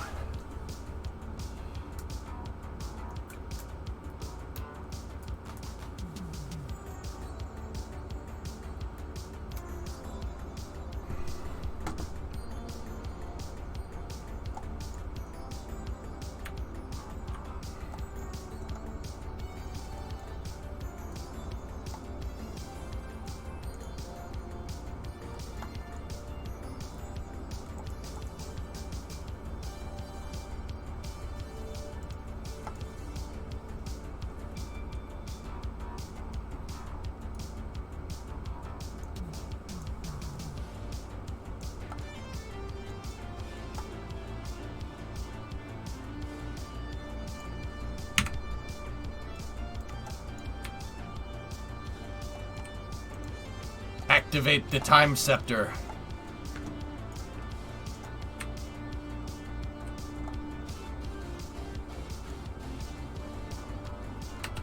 I forgot something. Just think this was thrown together in about an hour. Can you imagine trying to build something like this a few years ago?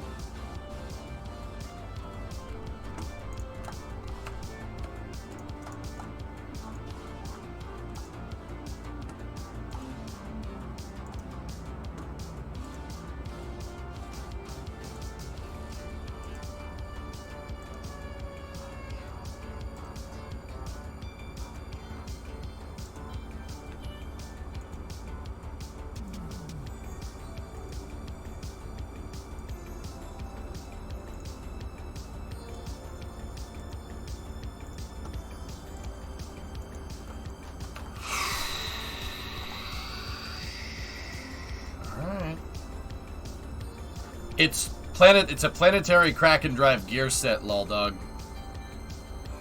A few people, Tessa suggested doing this, but somebody else suggested it before you, if I'm remembering right. Not to say like, oh, this is a bad idea, like, you know, like, but a couple of people suggested a planetary drive set, and I'm like, I'm not sure if that's the problem that we're trying to solve here, but we never know, it might be.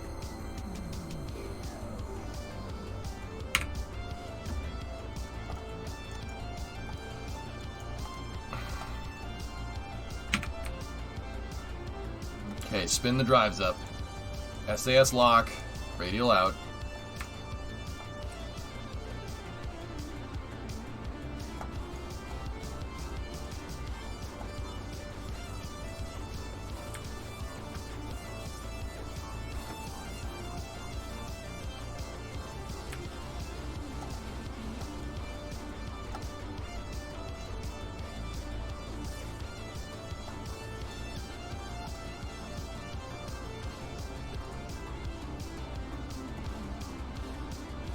They're desynced.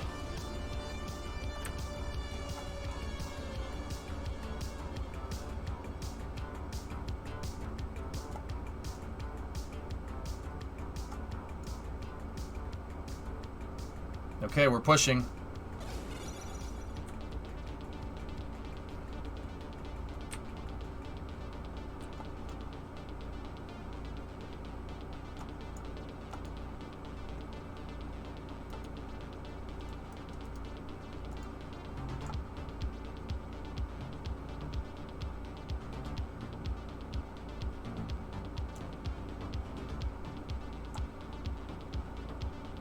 Too much evil.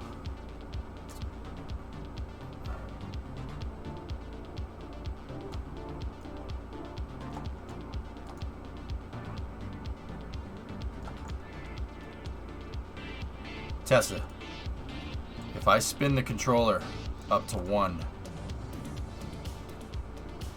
I notice that this thing starts accelerating like crazy. Spinning the controllers. I'm not touching the drives.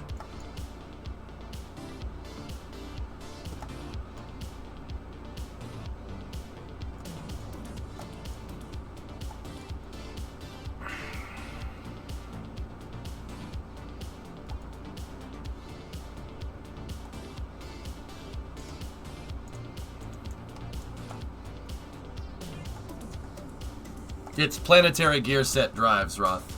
Yeah, I know. It's kind of strange.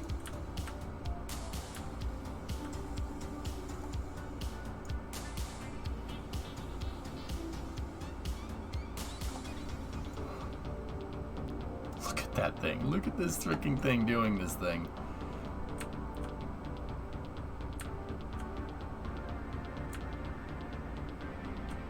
Whoa! Okay, alright. Oh. Yikes.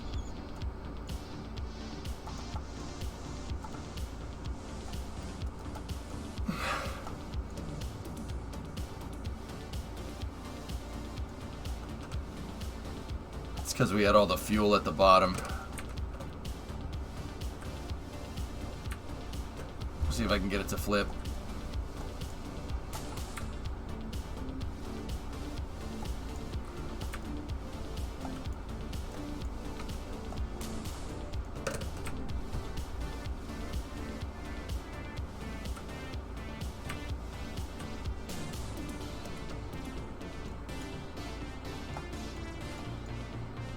Damn you, physics.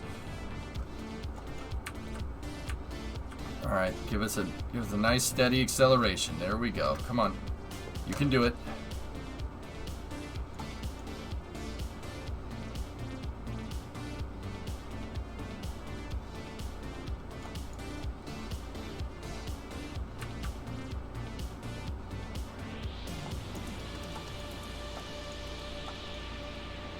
Bye, KSC. No, too much. Yeah, it's all that mass that we have in the back. We gotta empty that fuel tank. Because it wants to fly tail first, because it's tail heavy.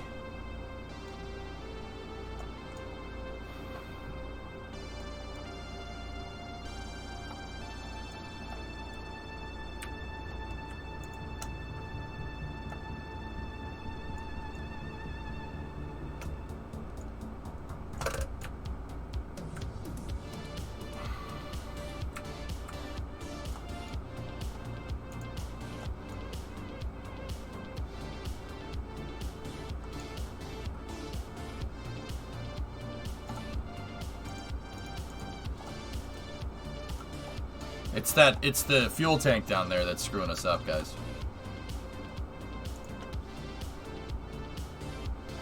If I could just get one to lock onto prograde. Nah, every time we go supersonic, it screws up. But it is working.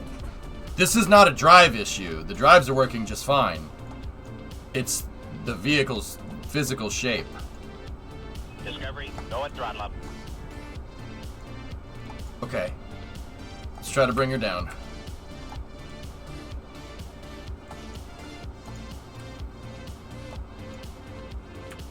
Cheated up to orbit? Oh. The drives synchronize once we got off the ground, Ren. I've noticed that. They're perfectly in sync now, which is strange. Alright, I'm going to hit the rotor brake, and I'm going to move this thing up into space. Let's do it. I probably should not have done that with the drives enabled, but it's okay.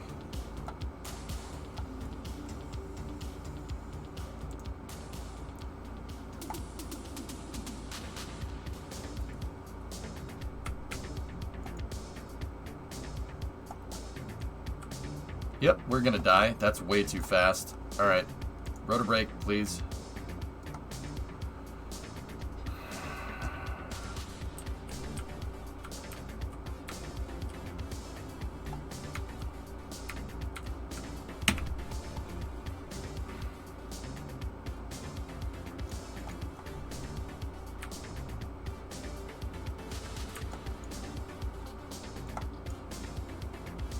Alright, push in the drives.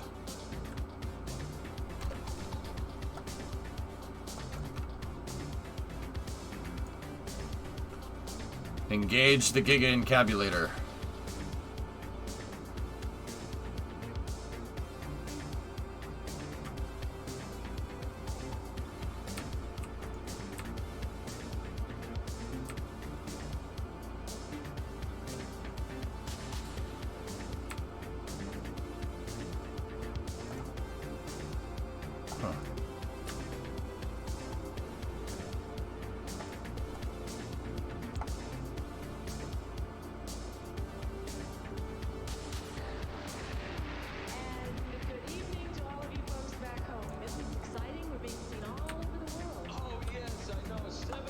Yowza. Okay, okay. But wherever you are in the world, the swimsuit segment will be sure to warm your hearts. Our first stop will be on the grounds of the world-famous National Palace Museum, which houses Chinese treasures dating back some 4,000 years. Well, let's hit the road.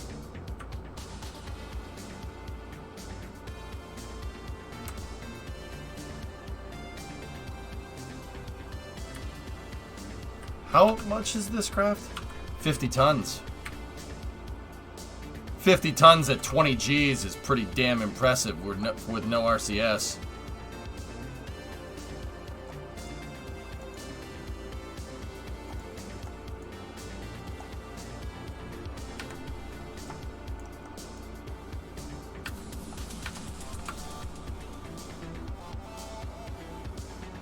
Oh. Yeah, that probably is an issue.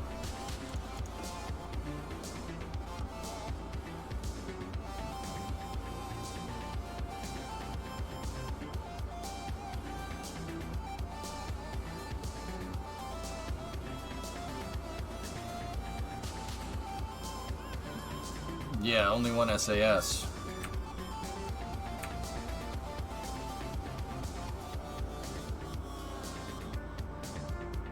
The drives can go further, but they're starting to bend in, Tessa. And that's what's freaking it out. We're literally stretching struts. Oh, I had some desync on the drive. See the leg popping out?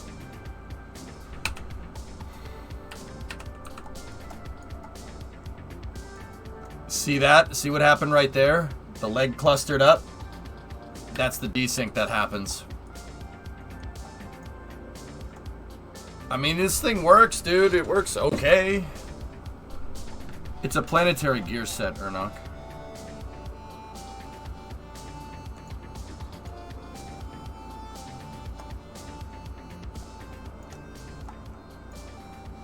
It's working.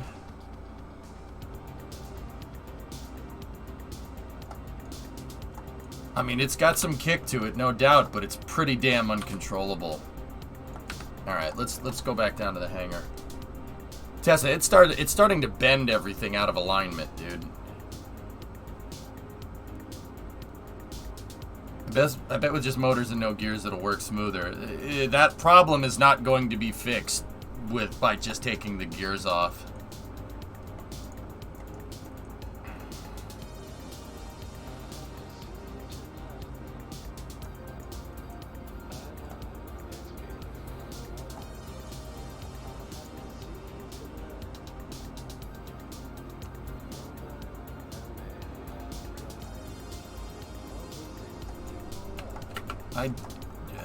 Tessa, you know what we could do? No, that's not going to work. Never mind. How big of a starship is this engine powering, you think? Huh? Oh, I don't know, Shy. I'm not sure.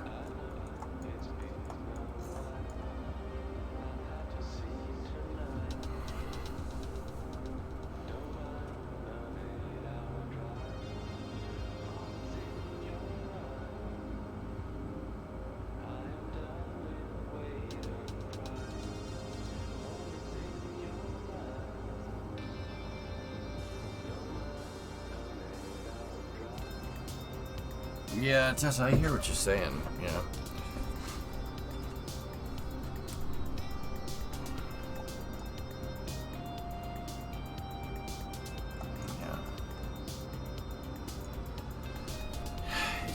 Yeah, this is a lot. Even I don't know, dude, this'll work, and I think we should save this craft file, but I can't help but think that we can make a better drive. We can make this way more compact. Even if I took all the gears off and made it use the cow controller to spin the rotors, I still think that there's got to be a better way to do it. It does look amazing though. Now, could we might be able to miniaturize this. I think you got 80% of it for 20%. I think you got 80% for 20% of the effort here, yeah. Now, what if the whole drive is contained within a frame to stiffen it? Oh, yeah,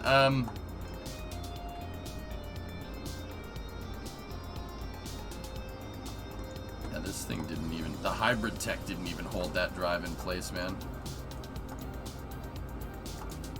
Yeah, hybrid tech didn't even hold it. Damn, dude. Means the prototypes are always more complicated. Yeah, I know.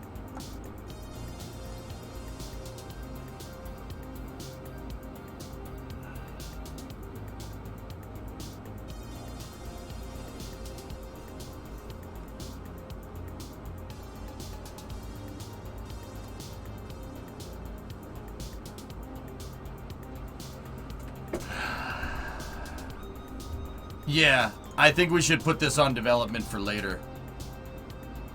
This is a cool idea, and I think this could work, and I think we could get the part count down if we miniaturized it and used thermo bearings. Well, no, same part count. I mean, we'd have to get rid of the gear set and stuff, which kind of sucks because that's what makes it really freaking cool, but You can skip gears in KSP, but that is perfect sync. We know that that's perfect synchronization, but let me go back to Yeet Stick 2.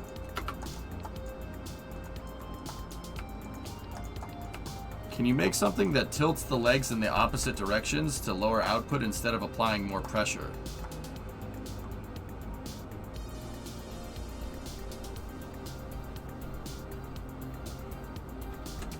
Hey, can you come here for a second? Yeah. I'll be right back 1 second, dudes.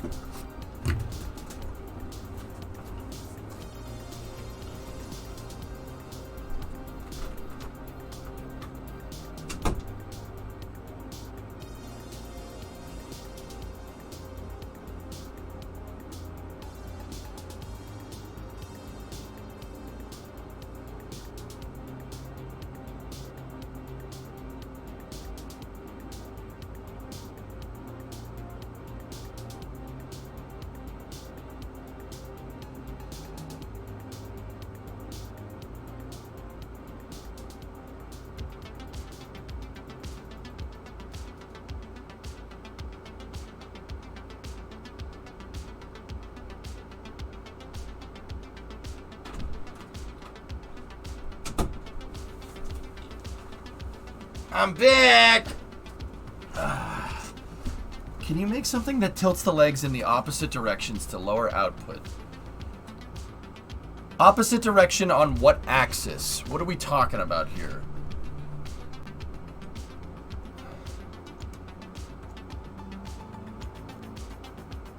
I've been watching since you brought this back out. Now it just looks overcomplicated. That's just me, though. I'm loving the work. Ryo, I kind of agree with you.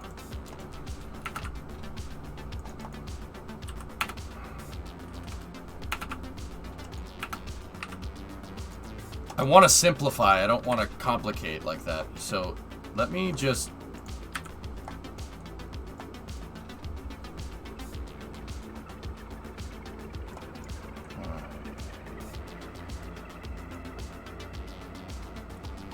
I'm thinking.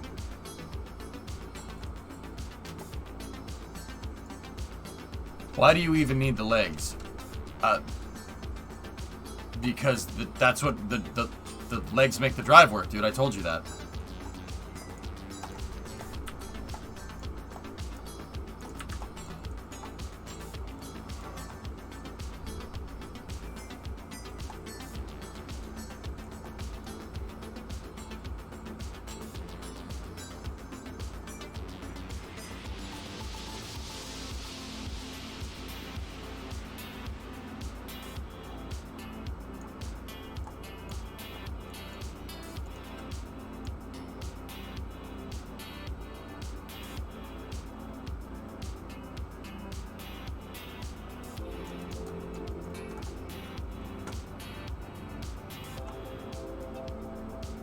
How do auto struts work? Would it be possible to make invisible drive? Auto struts are invisible struts that can run to certain parts depending on what you configure. No, you can't use struts to do what we're trying to do here, Kickney. We actually tested that the other day.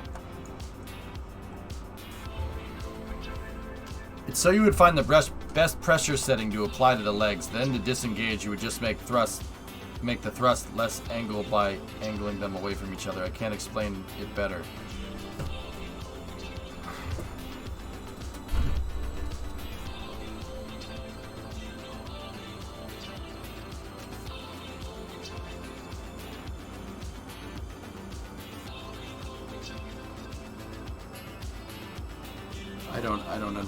I don't understand why how is messing with the legs going to give us an advantage over what we have?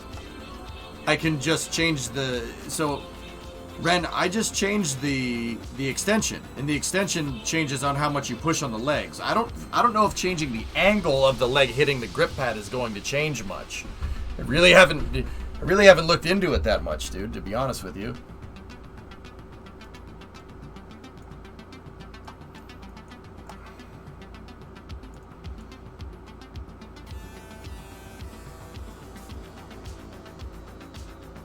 Think like put the hinge at the top of the leg so that it pushes the foot further out to give you more flexibility.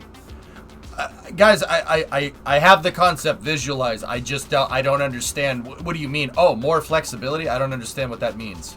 How does that... That's just complicating things. Like, Ren, no offense, that's just going to complicate something that's already hard to do.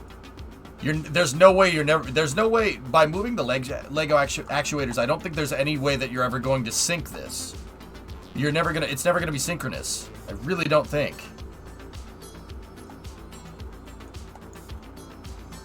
What are grip pads normally used for? Anytime you want to create friction.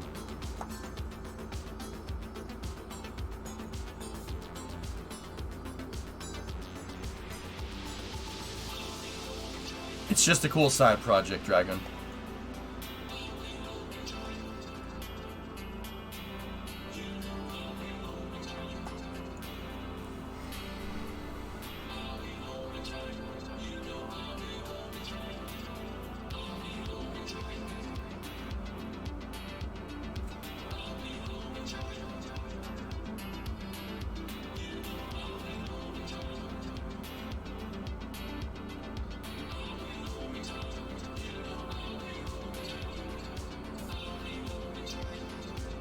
Yeah, Tessa, no, I get it. What Ren's saying will give us a finer implementation on the drive.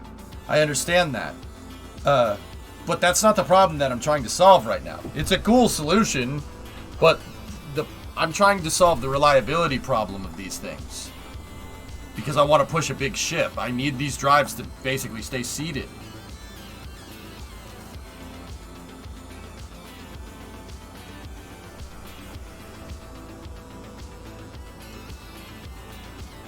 Yeah, no problem, Ren. I got you. I know what you're trying to say. I get it.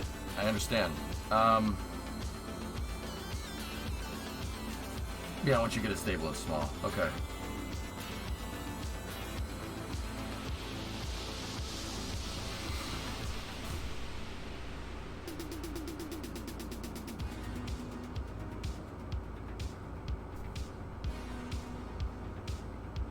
Oh, okay. Tessa, I got something.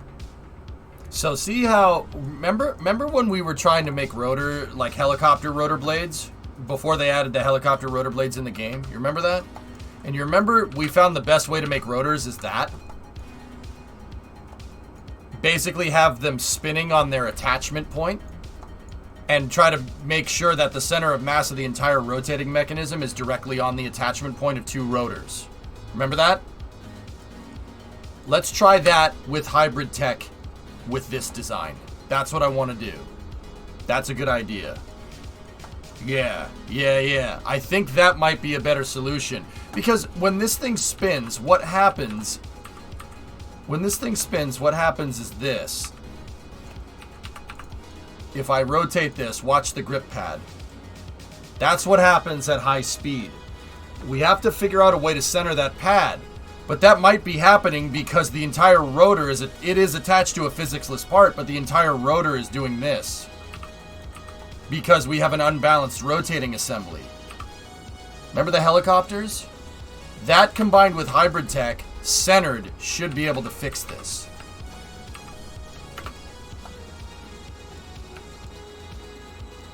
Alright. I'm starting over. I'm gonna start over. Just go over here like this, get rid of that, get rid of that.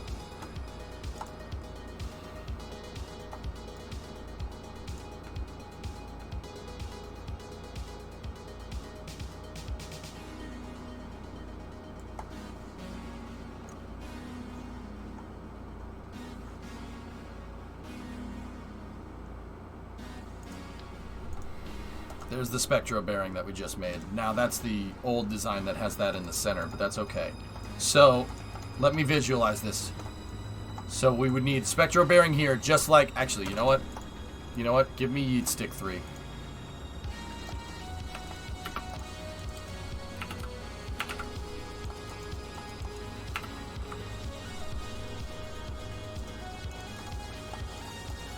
This has a much better base for it. Get rid of that. Get rid of that, get rid of that, just get rid of all this.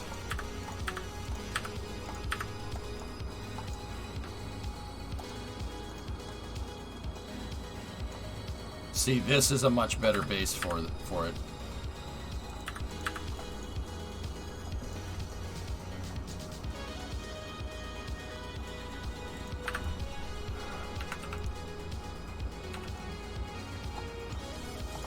where am I?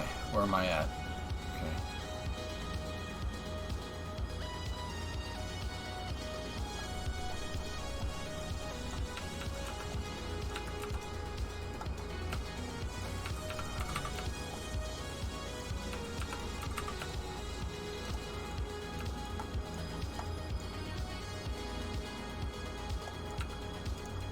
I gotta redo the rotor design for this.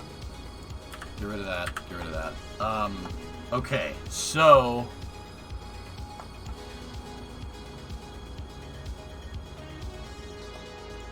what we want is the piston to push-pull the plate. Have motors attached on either side of the plate.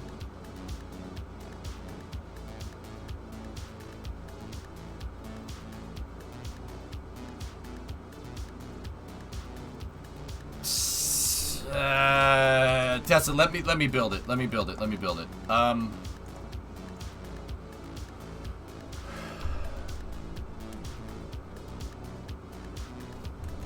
Let me build the thing. I'll show you. I have it in my head. It's hard to explain though because I'm an idiot.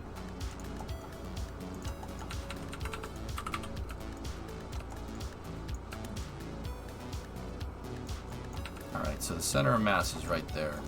Okay. So the center of mass of that is basically on its rotating point. So get rid of that. Get rid of that. This design that we have here with the back to front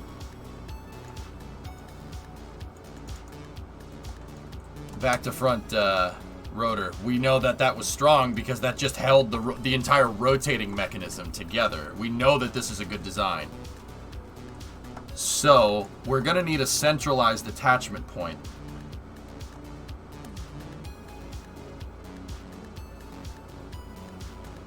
Oh, okay. Okay, get rid of this. Okay, alright, hold on. Get rid of this. Put this plate back like this. King Dog Speed! What's going on, man? Dog Speed.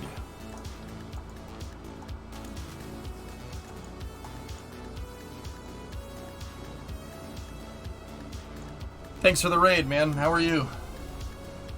Hello from Japan. Ohayo gozaimasu.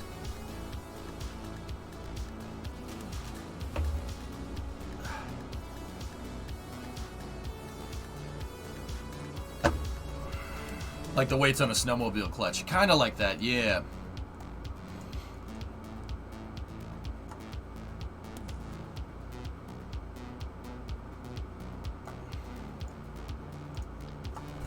Alright. Put this over here. We're working on Kraken drives over here. Dog Speed.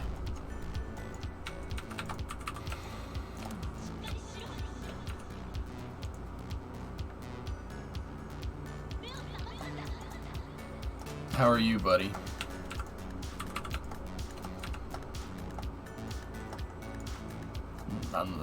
Yeah, Alzert, nice. Alright, so...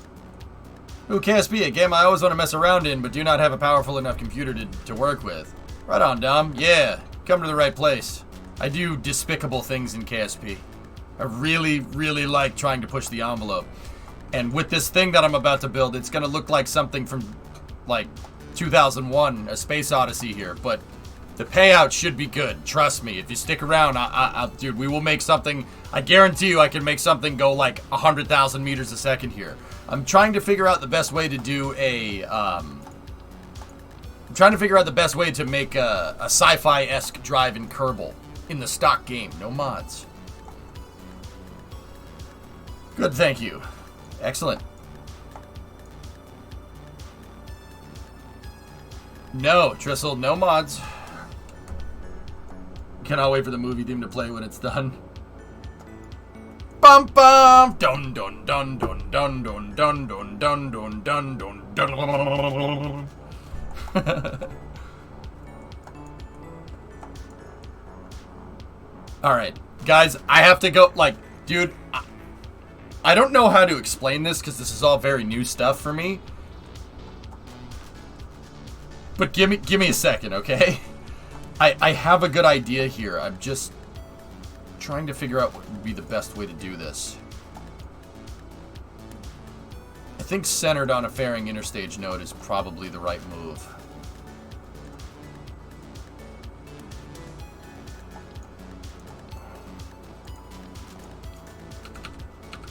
Yeah. Okay. Yeah, so there might not be a lot of commentary here for a moment, but just bear with me, okay?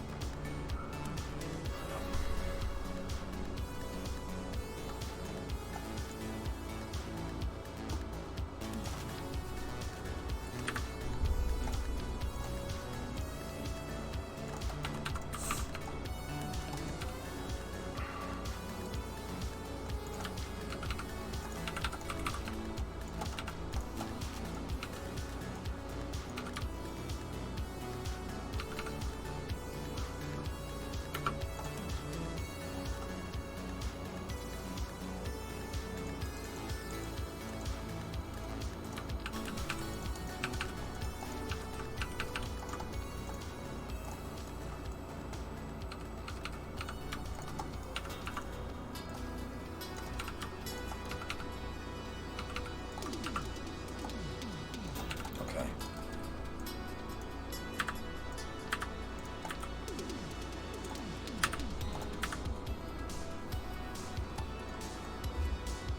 Super glue and tape, yes. Yeah. You got it.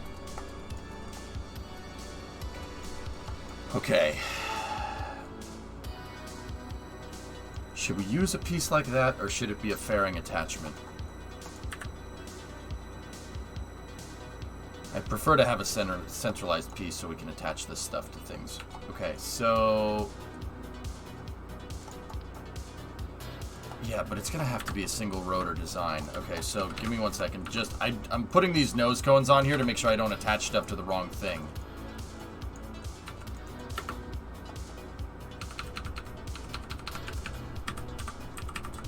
Let's do a simple, to start this off, I'll just do a 6-leg design. Alright, so take this, same vessel collision, set spring and damper to 0, right? And then turn these things around. Ren, you were talking about doing this, right? That's what you were saying. Do that, correct? Change the axis that way. I think that's what he was talking about.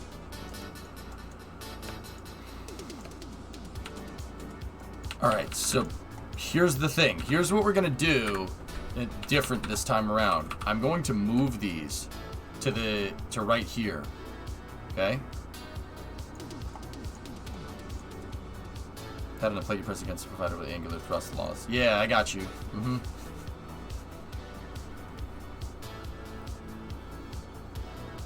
Yeah, okay, cool, Tessa. Alright, excellent. So...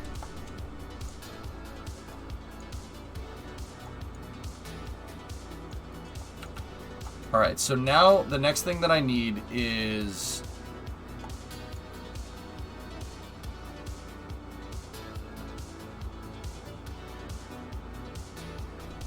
hold on. The leg should be larger than the body. Max, it doesn't necessarily have to be. But we could opt for a smaller rotor. But I like the wider radius because it stays more stable that way, dude.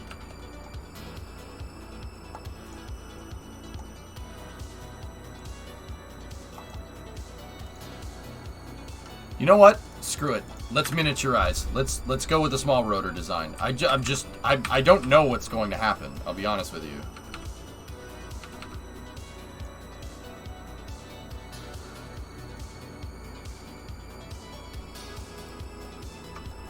Actually, if we're going to do that, give me a small loop design. 12 structural, like that. And then, once again, we have to make sure that we're attaching the right nose cones to the right area. I want that nose cone, or that attachment point that's facing the other direction. So give me a rotor. That's not a small one. That's the small one. There we go. Now the rotor is attached to the right area, okay? Now, give me the landing legs. Man, that thing is tiny.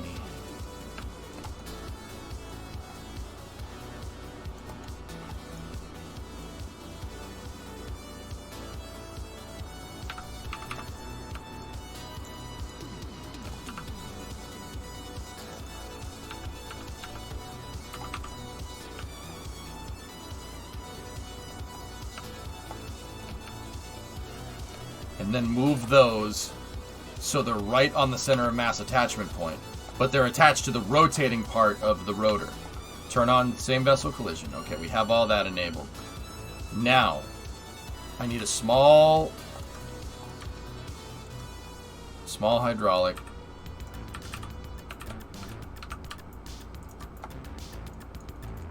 Where's the center of mass of that? Center of mass of that hydraulic needs to be riding right there.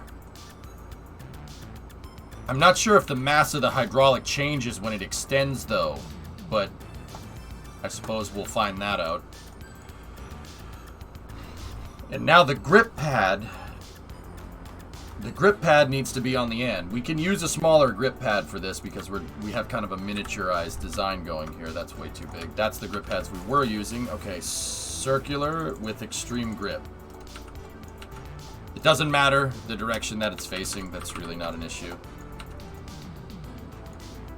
All right. Now, the drive does need to be no damping. No damping forces there. We do need to overclock it eventually, but hold on a second.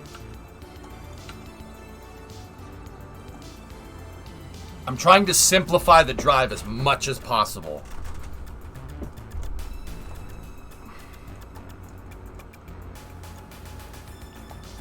Might be able to use a ducted fan part. Ren, that would work too, and that would probably look cool.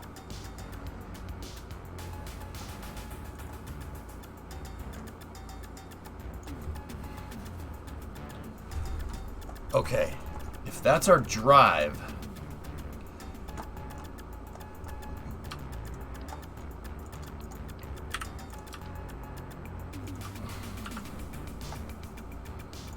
we should be able to have an idler rotor over here.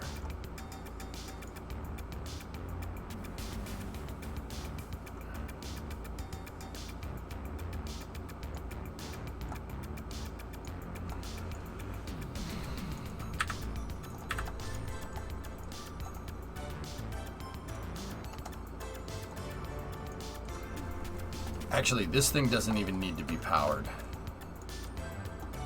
And then, to stabilize the struts, on the Nautilus we did a design like that. We had the struts, we had struts on the landing legs. And I'm not sure if that's going to make it stable or what. I don't know. I don't exactly know. So, let's try that. Discovery, go and throttle up. And now, the last thing that I need to figure out is a way to get that plate to seat correctly. How would we get that plate to seat correctly? Tessa, I liked your idea of the dumb piston, to be honest. That actually was pretty smart. So if I put a grip pad here and I set that to its rotating position, and we set this down here like that,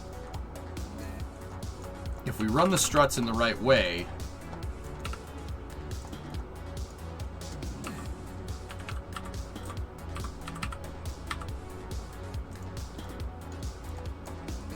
this should help keep that thing seated correctly. Because one thing that I noticed is that the grip pad is attached in the center, right?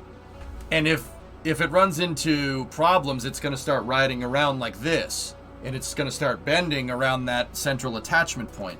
If we strut it, it should be less susceptible to bending.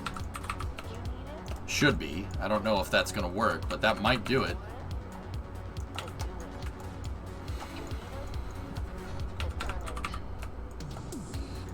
And once again, this is a dumb piston design, so this piston is going to extend, that one's going to retract, and that one's going to push on the gear. Gear is centered on the attachment point of that node, and the gear is stabilized by the second rotor.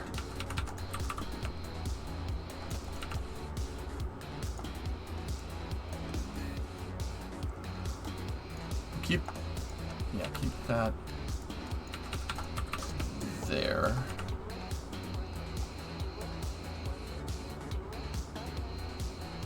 And now to make sure everything stays correctly aligned, give me a spectro bearing right here.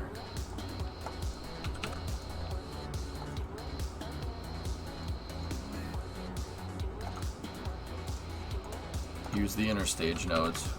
1. Move that over here. That'll be fine for now. This one does not need same vessel collision on. That one does.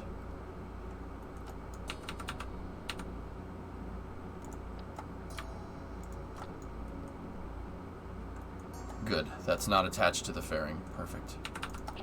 Or not attached to... It's attached to the fairing. It's not attached to the grip pad.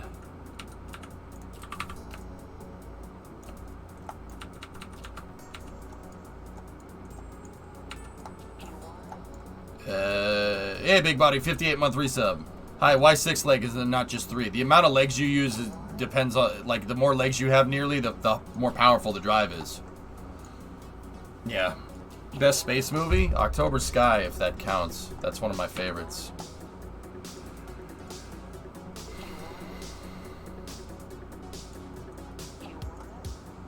Now we just need to find a way to hybrid tech strut this whole thing together.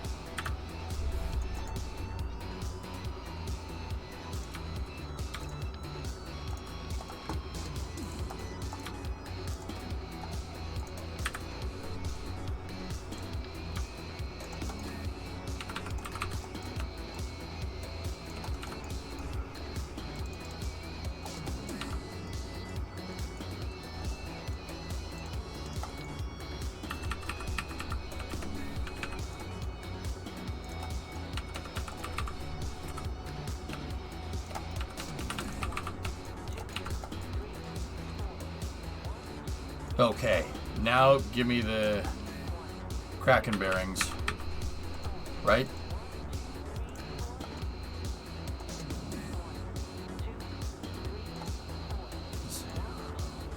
Enable there. Now, I need one bearing attached to the spinning mechanism on the rotor, like that.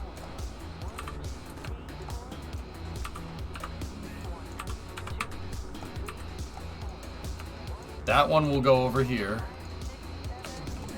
and that'll help keep the rotor nice and stable. Okay? And then I need another one attached to it, and then I gotta run into another Lamborghini. Make sure we're still attached to that rotor. Once again, I'm not giving the best commentary right now, and I understand that. Just, I've been saying it, just bear with me. Trust me, this might, it could work. I don't know. It's possible.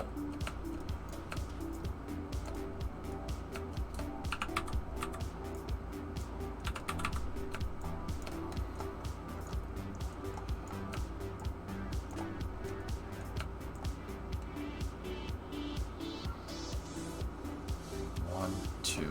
Okay. Now, I'm going to need to get another one of these balls, and then we need the idler.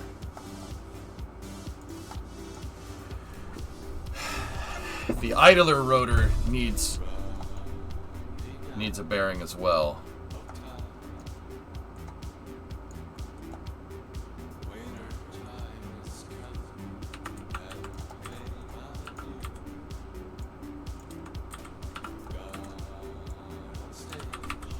And I'm making sure everything is snapped on an absolute axis to make sure that I know it's all true. It's all completely lined up. I love using absolute to line stuff up. It's really, really useful.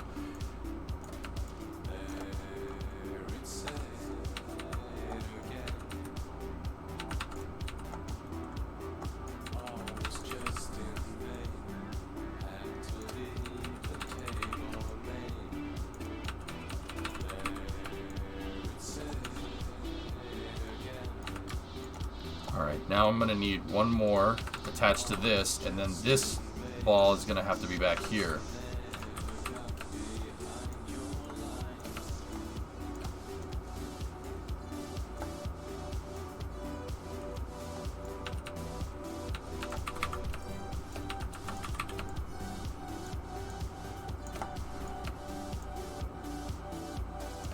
Okay, now I need a hydraulic. We need to attach to the hydraulics, the dummy hydraulics, with the hybrid tech. So let's go in here like this before the camera starts tilting down on me.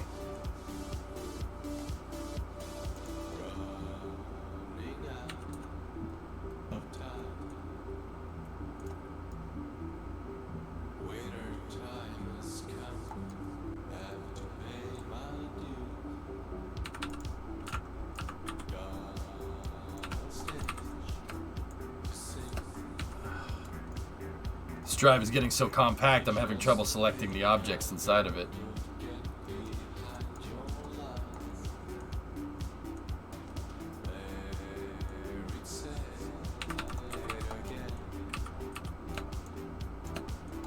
Only Sith steal in absolutes. Yeah. What about the Jedi that absolutely can't stand Sith? Yeah, that's what I thought.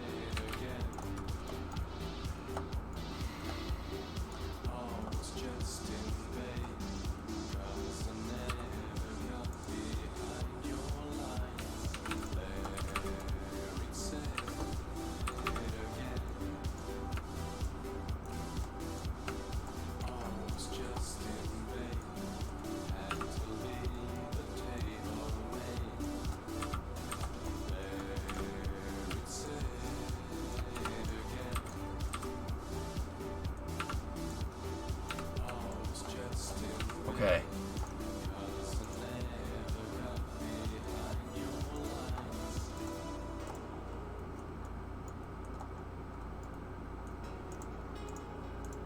Now, this is going to spin the drive. I know it's going to spin it, but that's okay.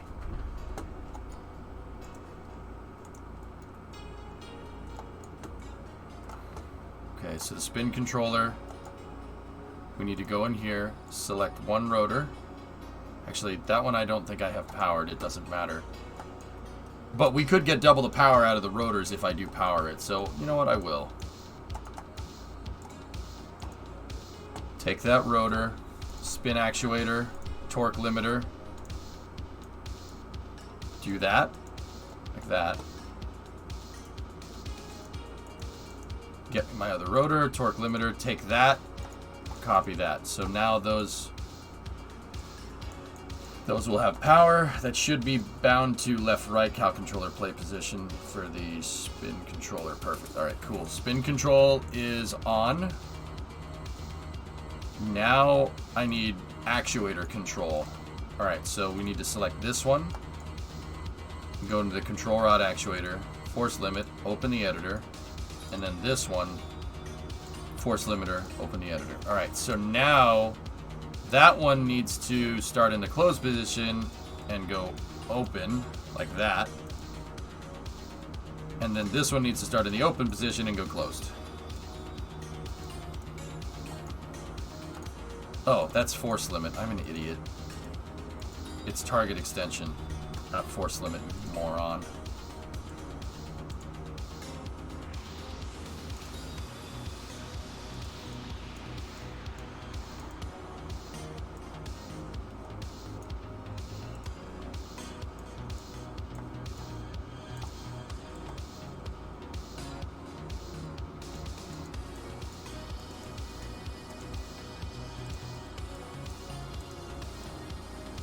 There we go. Perfect. Does this have damper on it? No, it does not.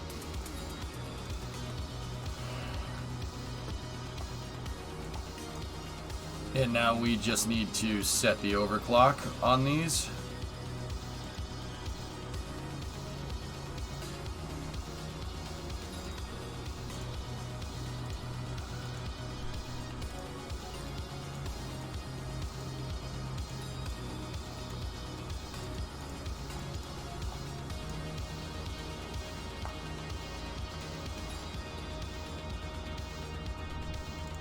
Okay, motor overclock is set. Alright, we're done. There it is. Yeet Stick 4. The miniaturized, hopefully, dual stable Kraken drive. Hopefully. Hopefully. Big hoping. Alright, save that. Now let's give it the same old, same old. We got SAS. We need a battery to get this going. And we need fuel. I'll just do a smaller fuel tank. We're not going to need big fuel tanks for this thing. There we go. Oh, it's in tri-symmetry, so... Struts are in tri-symmetry, so I'll put the tanks in tri-symmetry because it looks cool. Because it looks cool. Okay? And then what we can do is get me my fuel cells, get the small fuel cells, right? And we'll put those in tri-symmetry up top like this, just because it looks neat.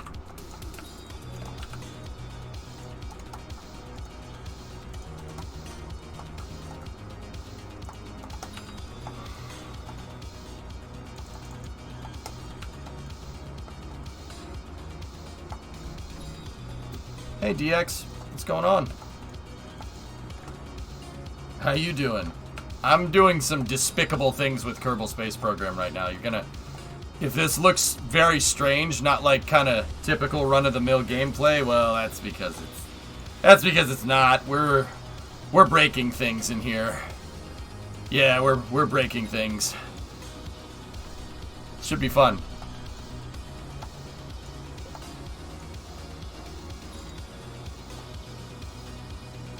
Needs to have one more or less part.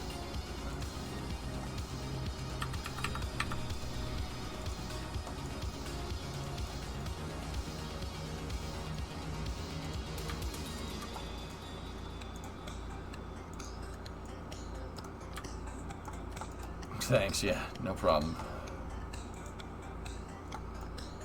Okay.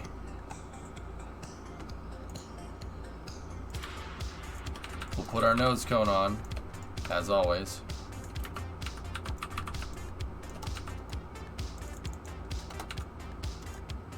As is tradition.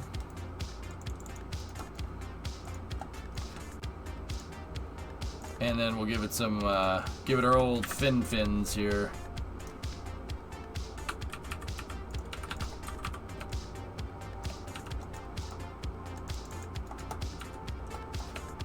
Yeah, you know what? No fins. Screw it. Put a heat shield on it? I don't know if it's gonna go that fast, Jim. It might.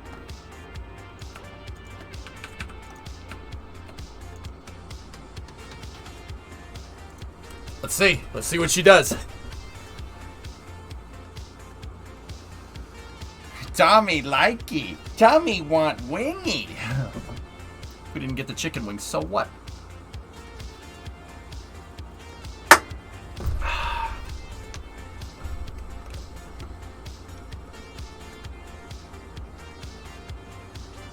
Diabolical. Alright, that's fair. Alright, let's do this. You ready? Engage the silent drive.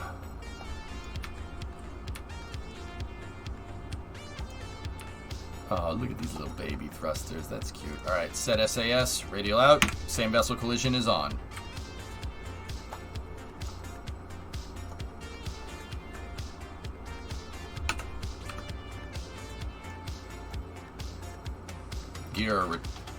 Gear retracted?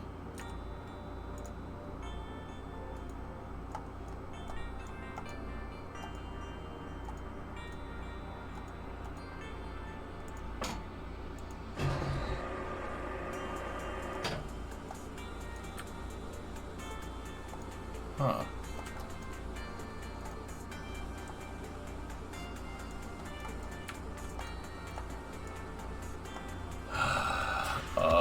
Okay. Yeah, we're not pushing enough. We gotta move the legs forward. Oh, how do we do that?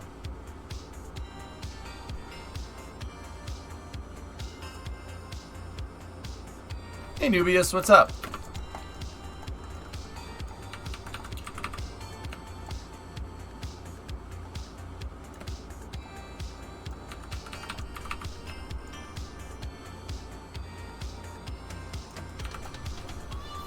could always push the grip pad, and that should get us what we're looking for. Yeah, if that doesn't compress, I'd be a little surprised.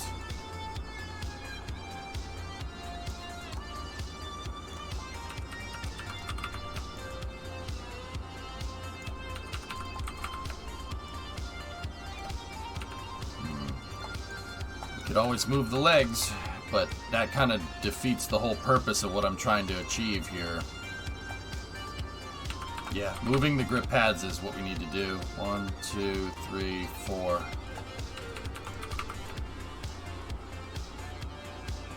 But I don't want to move the hydraulics, which are balanced on the rotating assembly. So this thing is going to look a little weird by doing that.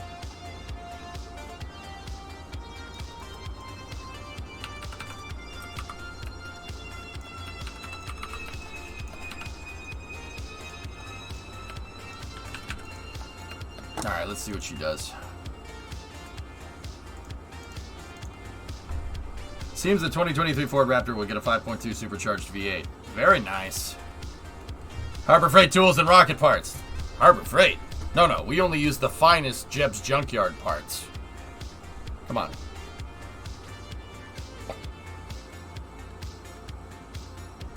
Yes and no, nearly, yeah. You do need to get to 400. But you need to be going more than 5 meters a second at 400. Take 11D. Yes. Alright. Get the accelerometer ready. Cow controller. I'm going to set this down to like 150 so it's a little bit easier to control.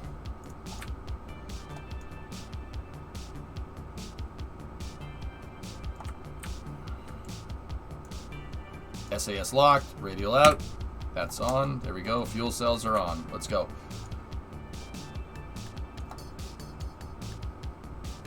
Come on, push.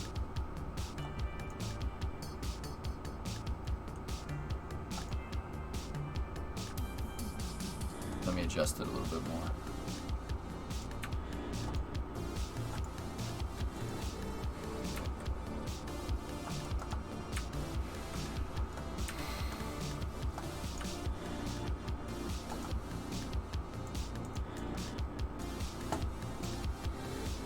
Bring the thunder.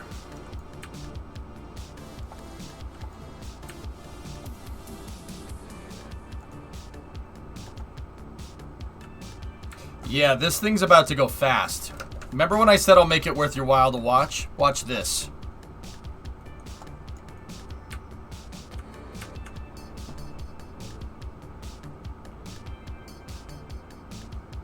Wait for it.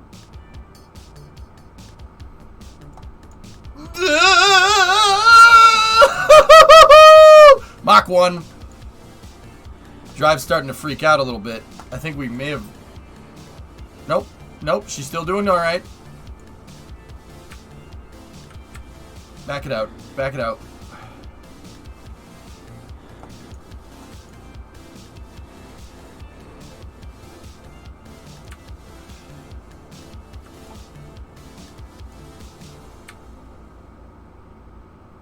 Still going up. It's the merry-go-round.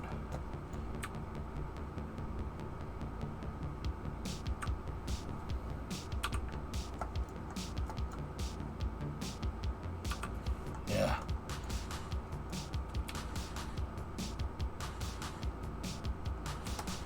Uh-oh.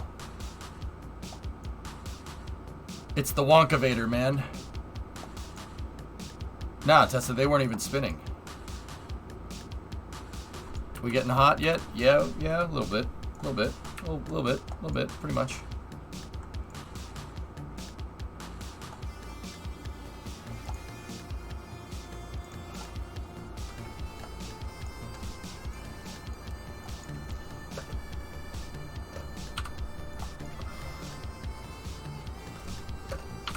Okay, we're still accelerating. We're at 3 Gs.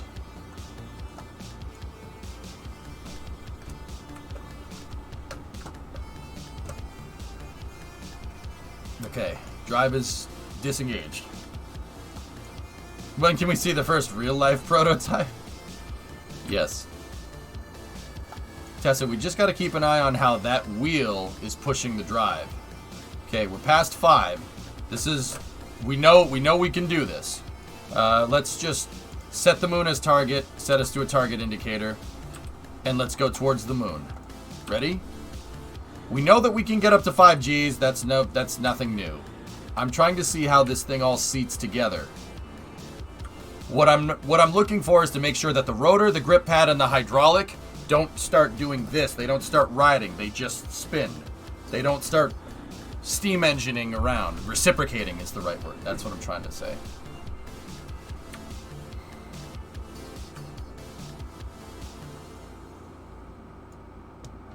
What is this madness? You warped us into space. Yeah, we're going to the moon.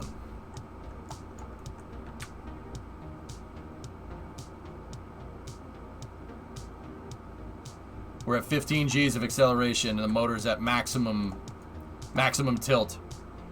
But it's doing exactly what I thought it would be.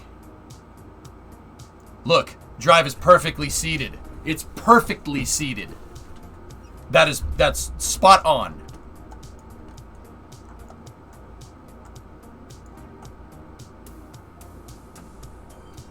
The only wobble that you're seeing here is the torque. Oh, there we go. See, it started riding just a little bit. It's doing this and it's reciprocating instead of just spinning.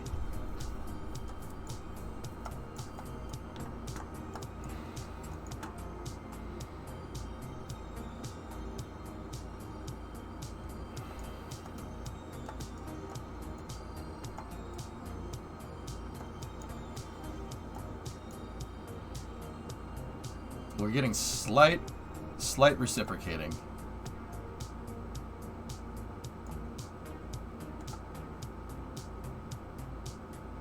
$15,000 meters a second. We're gonna be at the moon at this rate in about 10 minutes. Probably less than that.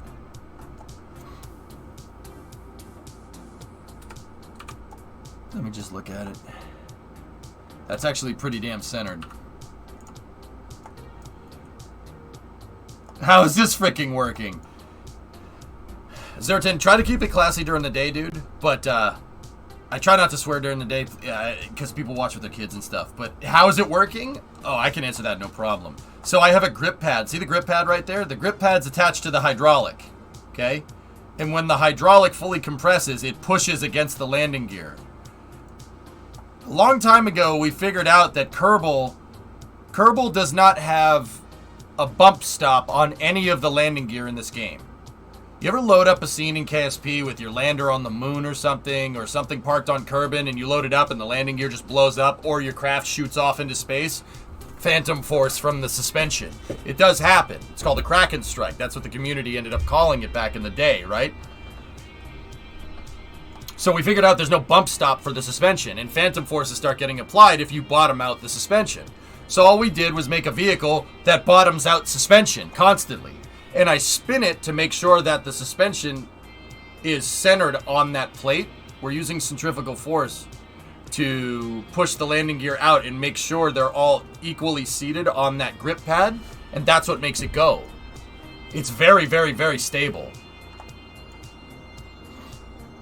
The shenanigan was amazing. Can she go a little faster, Captain? We're bottomed out, Tessa. We're bottomed out on the drive. I'd have to adjust the throw, but it is working. We're going 32,000 meters a second. We'll be at the moon in 5 minutes. Yeah, Zertin, what I'm trying to do right now is trying to make the most stable drive. Because these drives, believe it or not, they have a maximum speed. Or not a maximum speed. They have maximum acceleration. And it really depends on how much payload. Like, how much payload you have. Like, this drive, I can tell you right now, 16 Gs on a craft that's 3 tons. It's 3.5 tons right there. See it behind the menu, the Aero UI. This thing can't push very much. This is like a small craft. It only has, I think we only used an 8 landing gear, or no, that's a 6 gear design. We could add more landing legs in and make the grip pad bigger, and then we could theoretically push more. But yeah, this is a small boy drive. But I mean, Tessa, there's minimal oscillation here from this thing. It's pretty good.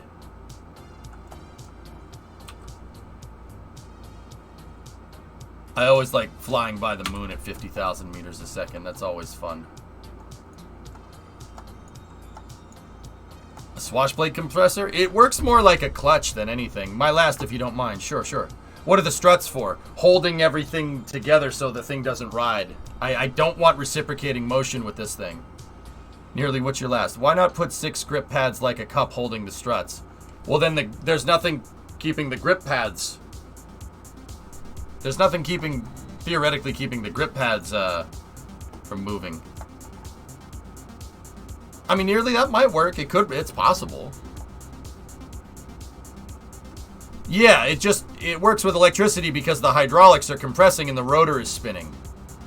So it just uses a bit of electricity, but you could accelerate 50,000. I mean, we're at 50,000 meters a second. We barely used any fuel. It just uses fuel cells. It's kind of like if we had a fusion drive in KSP. I remember the shuttle almost scratched the lunar surface. Yeah, right.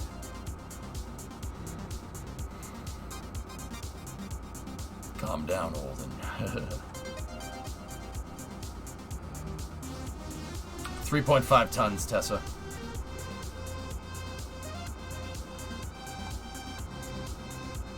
Landed on the moon?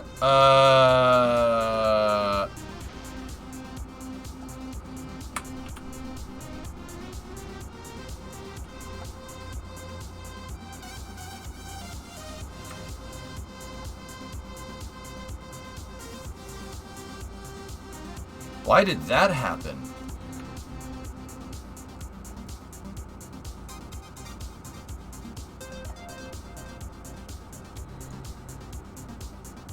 But see, look, now it's riding around.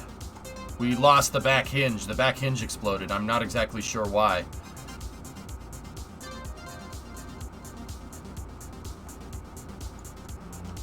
We're not time warped right now, dudes. Oh, hi, Moon. Oh, bye, Moon.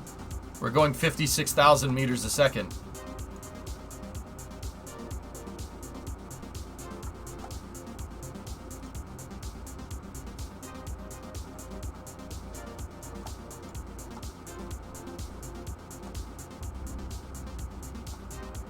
Technically, this craft could be interstellar. Could be. What do you mean? We're interstellar right now. 56,000 meters a second? We're going faster than anything. Anything here. What's Elu orbiting at? What's its speed? 2,700 meters a second. Joule is 4,200. Moho is 11,000. We're making Moho look like molasses here. Discovery, go and throttle. Hey, Wendy. It's a common misconception that EJ's name is Eric Johnson. It is, in fact, Space Administration. Yep. How fast is Voyager 2 going?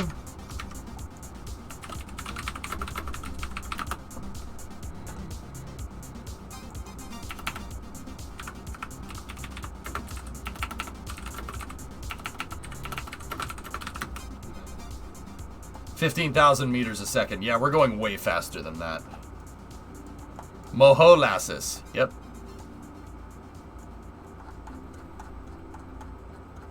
Oh yeah, Kerbin's behind the bun right now. Throttle up. Hey, Hewley. That's a tier 1 sub. Thank you very much, man. Alright, so we lost our back RCS and it collided into the fairing, which is very strange. Why did it collide into the fairing? I don't know. Here, let's select retrograde, see if we can slow down. Alright, now just increase drive.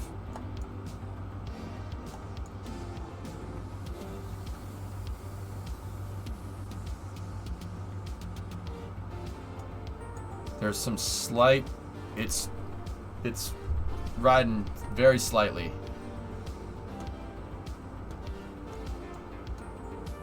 Yeah, see what it's doing now? See that? See that? That's no good.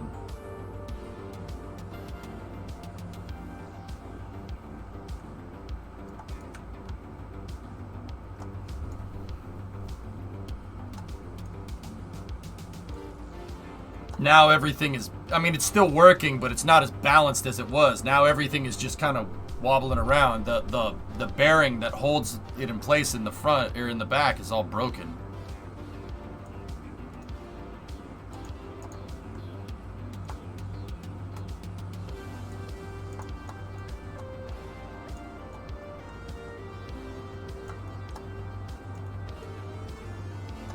Why is the front bearing out like that?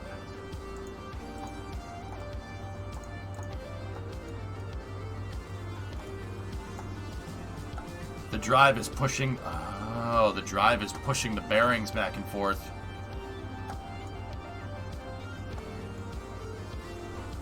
I see. I see what happened here. The drive is stretching everything. Look at that rotor right there. When you engage the drive, the landing legs want to push forward. When they push forward like that, they stretch things, especially the robotic parts.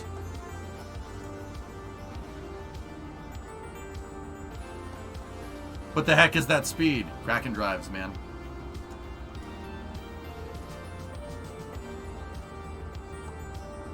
You need a thrust bearing. Pretty much. Yeah. Well, we do need a thrust bearing. We need some type of retainer. I don't know how the heck I'm going to do that. Hellfish. I'm not entirely sure.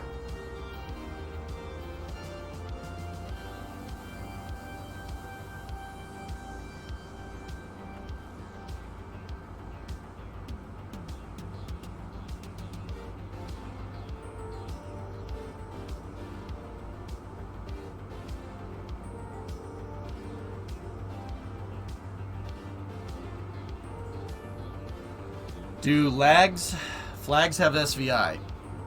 They're a physicsless part. You could use hybrid tech to do it, but I don't think that's going to do I don't think that's going to do what you think it's going to do.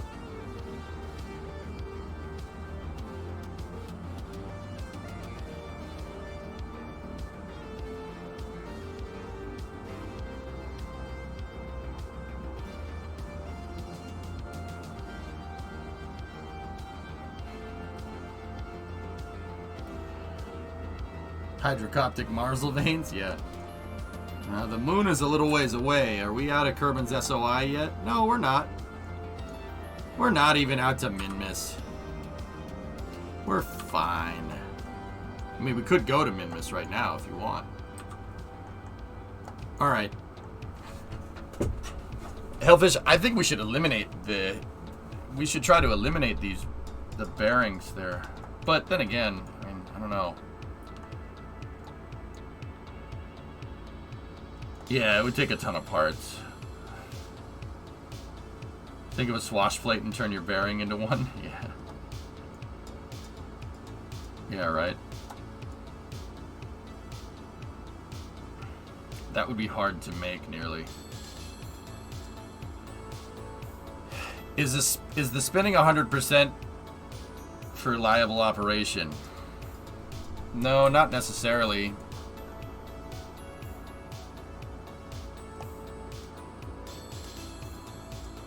I find that you can push more if you don't spin.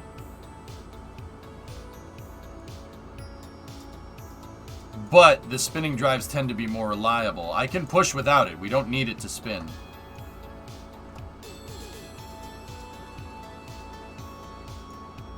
But the spinning drive helps keep this thing seated in case the thing misses a physics tick or something.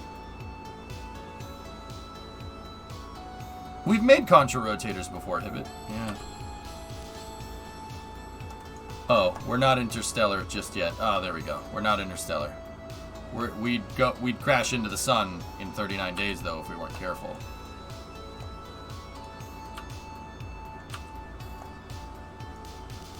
You know what the interesting thing is? Every time I...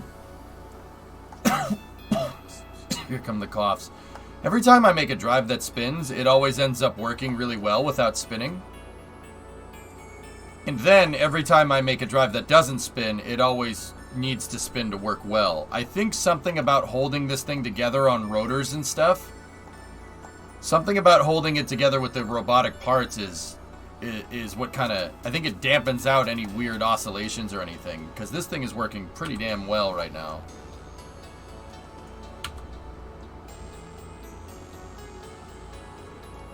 I mean, even without spinning, this drive is pretty damn powerful. It's pretty good.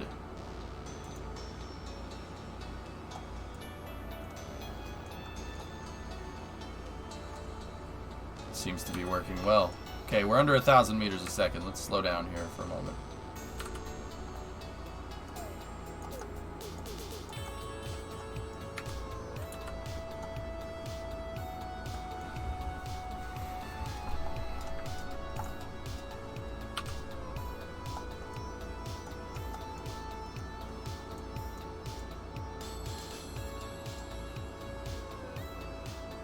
Just move the actuator into position. I mean, look at that thing. Very, very stable.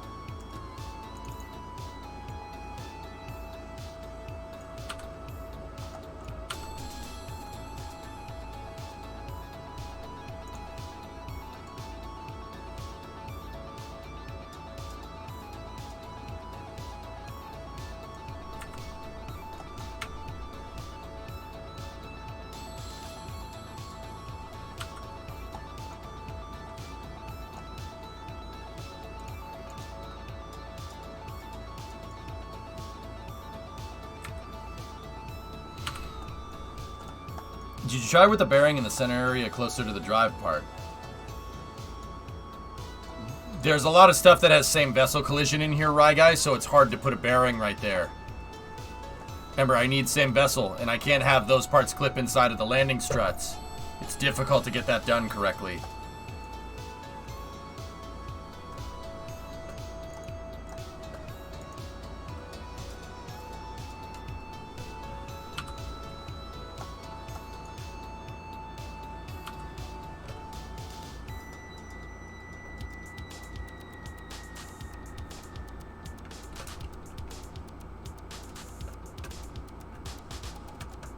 Yeah, I think I pissed it off. The game doesn't really know what to do here. We're just sitting here. We're not moving. We're not gaining or losing altitude.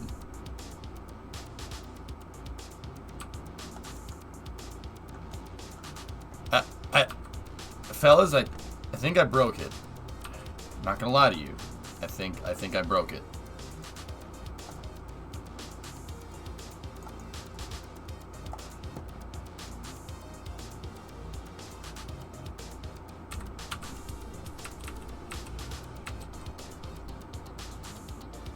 Oh no, there it goes. No, we're good.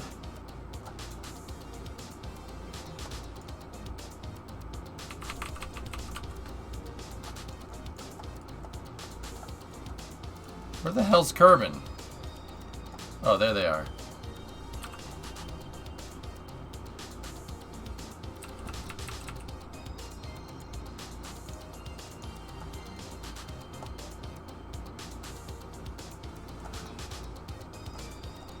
Yep, we're falling. Kerbin's pulling us back in.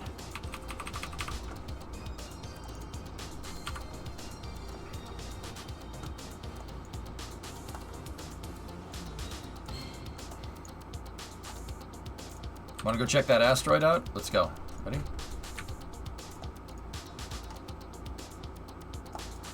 That asteroid. It is asteroid. Asteroid Day was a couple weeks ago, actually.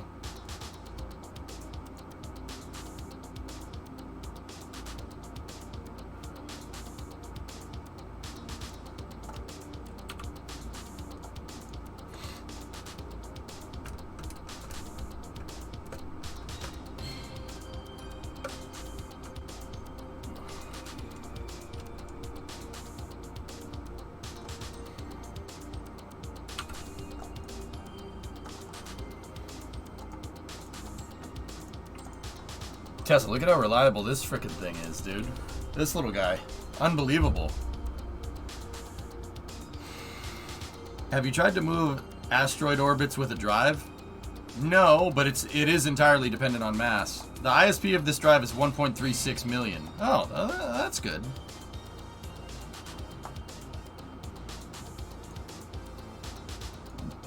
Dude, that thing is perfectly centered.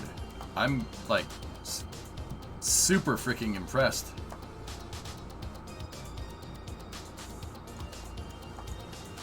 I mean, look at that thing. It is...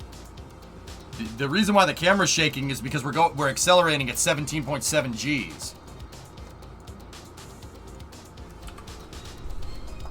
We'll be at the asteroid in...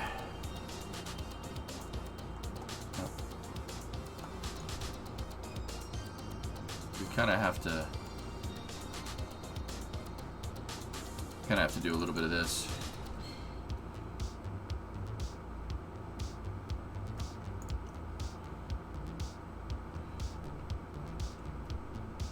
Maybe not as much as I think.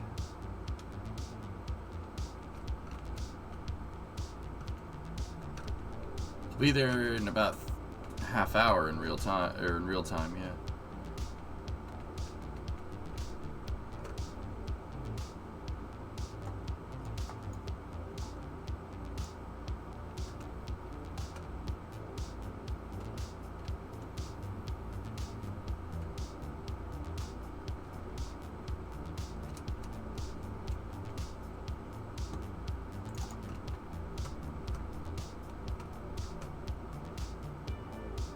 Look at that, dude. Look at that. This little guy.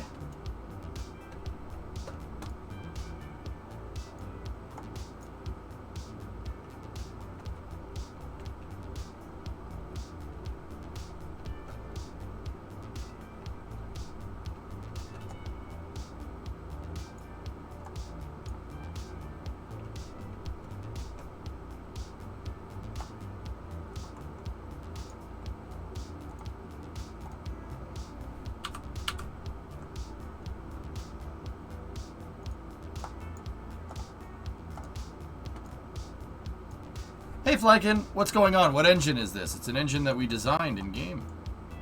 Kraken drive, man.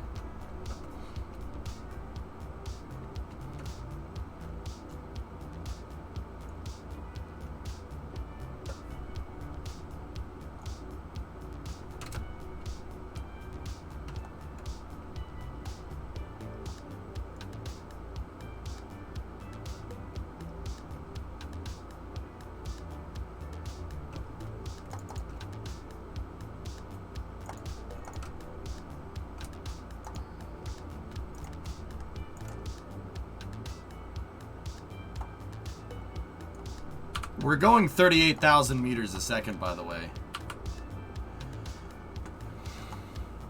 I'm just seeing how quickly I can rendezvous with this thing, Vulcan. I have a new design here, and this design is very small, very compact, and extremely stable. It's really good. Like, I'm not sure if it could push, like, a Grissom or something, but it is pretty damn good.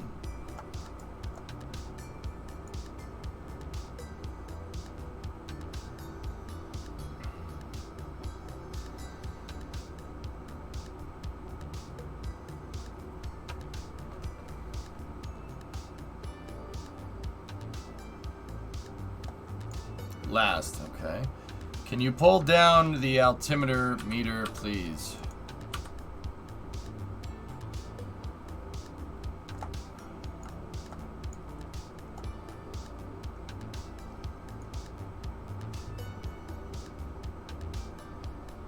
Push a Grissom, we should at least try it while it's dialed in.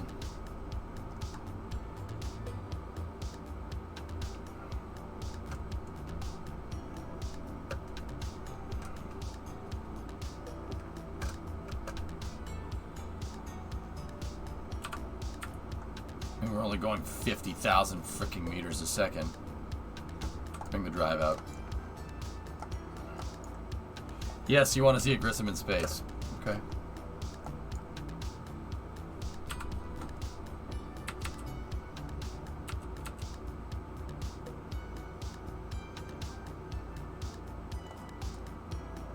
Dude, we just laser beam. We're laser beaming to this the damn asteroid. We should probably start slowing down, I think.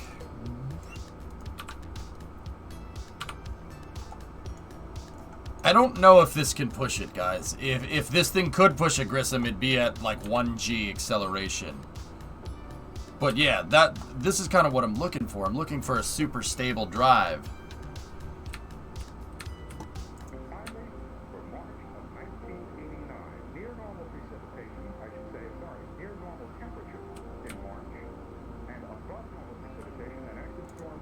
I don't know why my spinning drive designs work really, really well just in not spinning mode, but they seem to.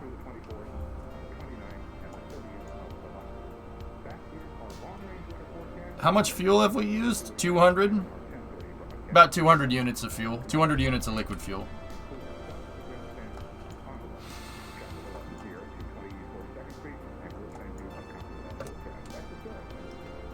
Back to story.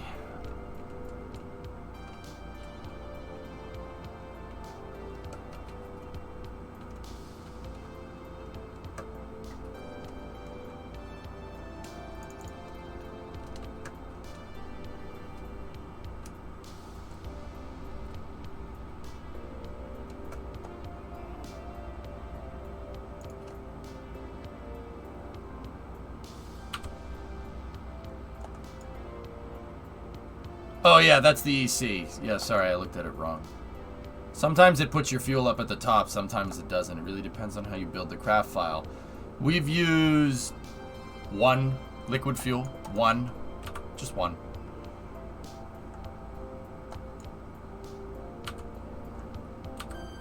Should get your time to the moon in under 2 minutes. If I tried Hellfish, this thing could probably get there. Yeah.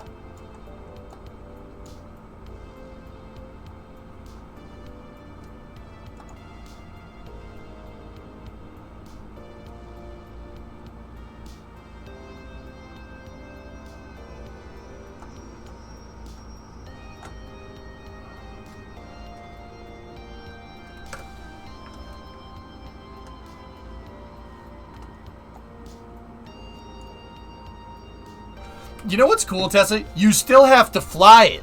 That's cool. You still have to fly the damn thing. Like, oh great, good. You have an engine that has almost, like, not infinite fuel, but it's pretty dang good, right? You don't need to refuel it for a long period of time, but you still have to fly it. It's very easy to crash into something or just miss it entirely. You really have to be careful. Which I actually think is pretty neat. That's what's fun about this.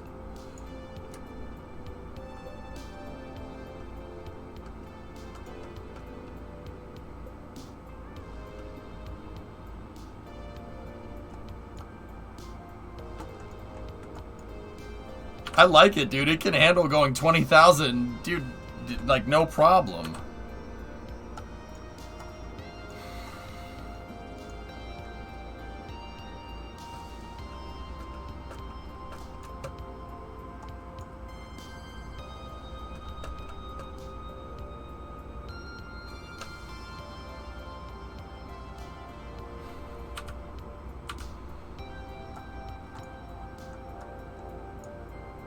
Look at that. That's pretty funny, man.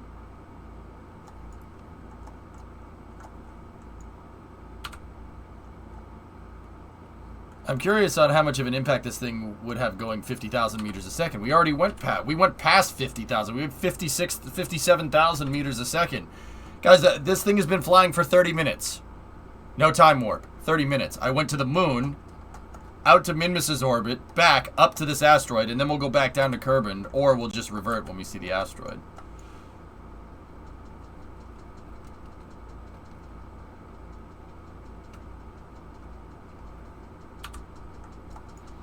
Like, dude, even if we could get a Grissom going like 10,000 meters a second, that's still extremely freaking good. That's really good.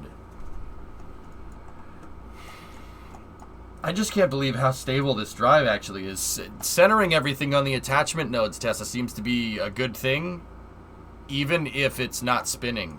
But this thing can spin for stabilization if it needs to.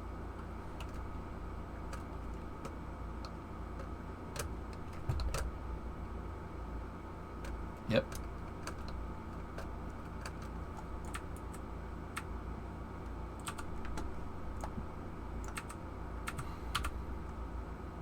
We're going to need to make a slight course correction here.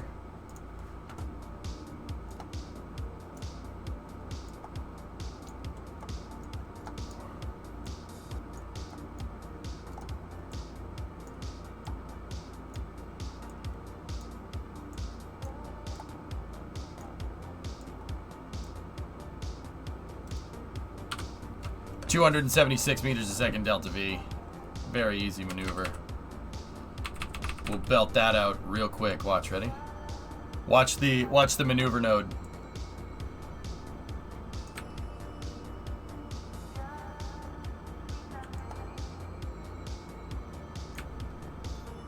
Ready?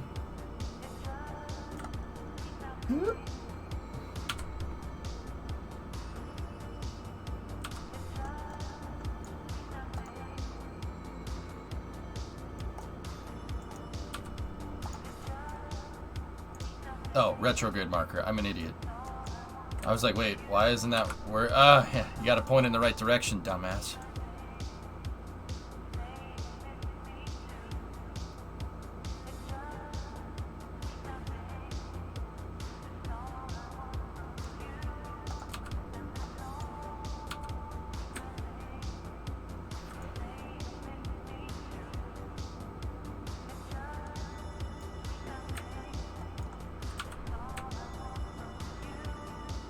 That should get us a pretty damn good approach.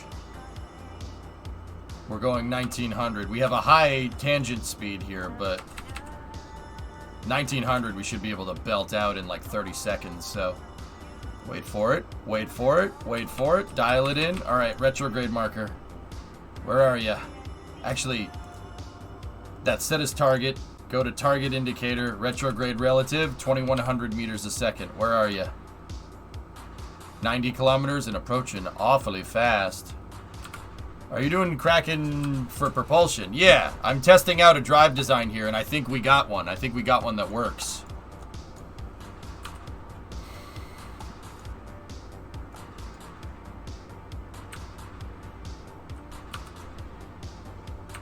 All right, engage, engage.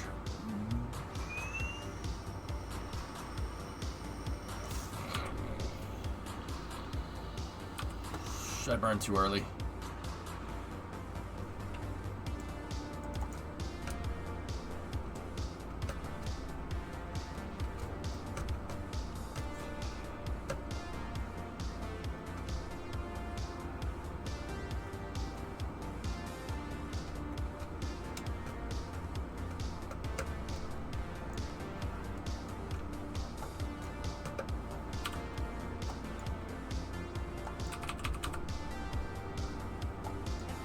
Oh, there she is.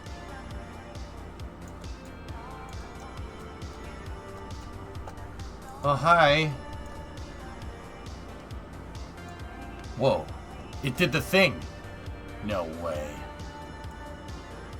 It bounced me off the, It bounced off of the thing. It kind of locked me into place at 0 meters a second. There was a damping force there.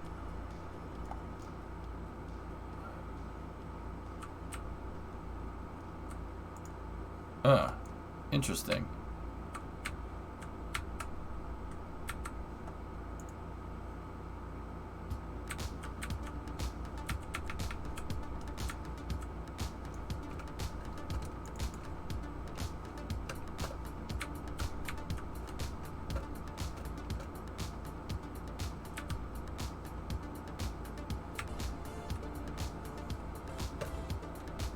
$280 meters.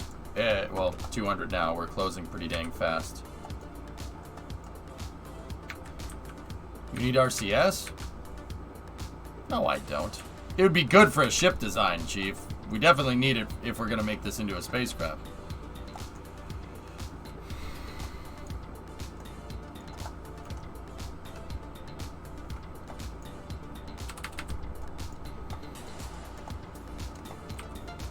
Deadass. Droid.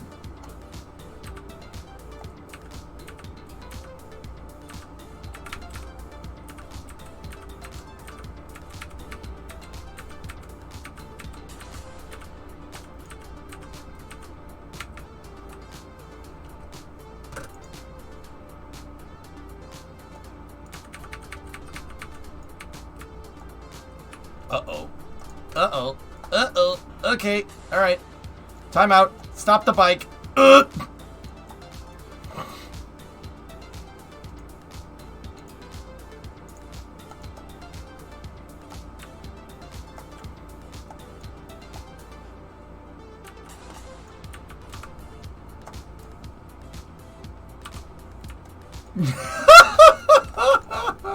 That's awesome.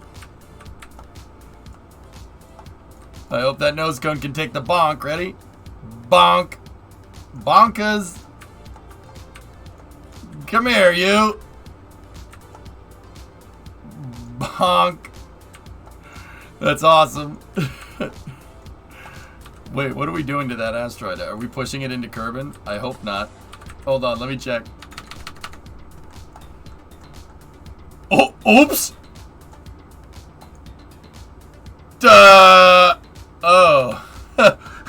We pushed it into Kerbin. We redirected it into Kerbin. Yes! Whoops! Yup! Wasn't me. Wasn't me. It wasn't me. It wasn't me.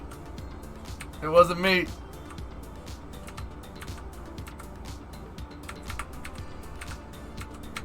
I mean, we have to go along for the ride now. You agree for it? No. Millions have died. Millions of people will die because of the boop. But we can't not ride it out, right? Like, we can't not do that.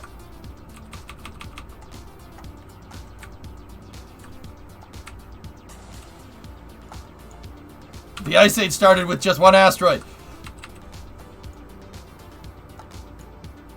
Okay, all right. We'll see if we can boop it out of line.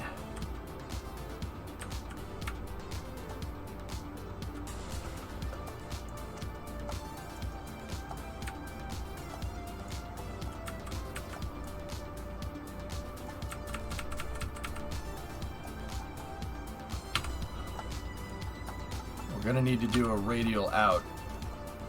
So I gotta back up. Gotta go over here a little bit.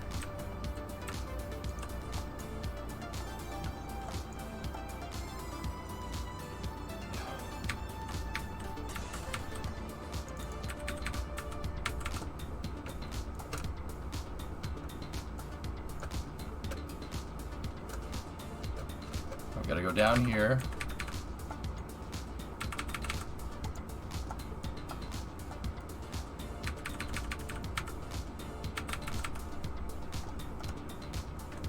Target center of mass set to target.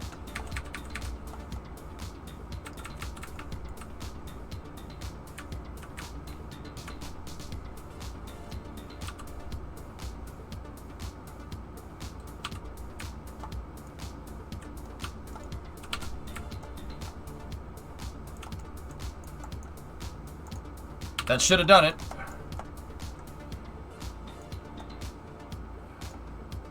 Yep, she'll miss. Barely, but she'll miss. Hey, come back here.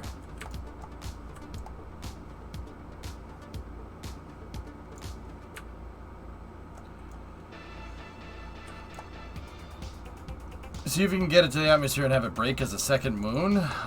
We would need a claw. If I had a claw to do it, it would be way easier, man. Please engage. There we go.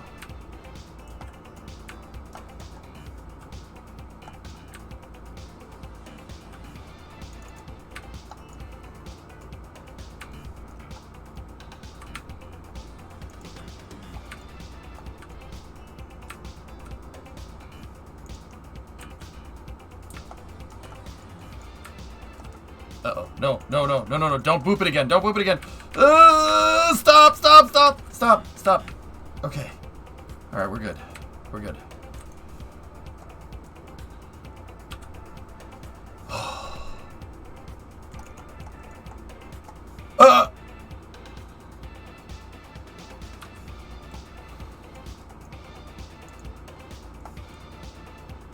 Accelerate. We got to speed it up.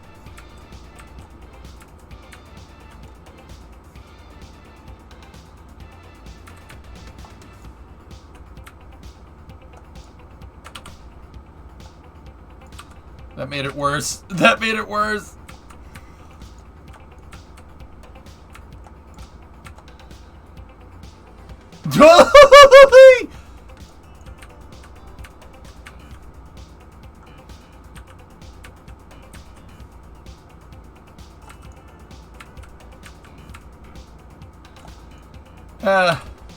It's fine.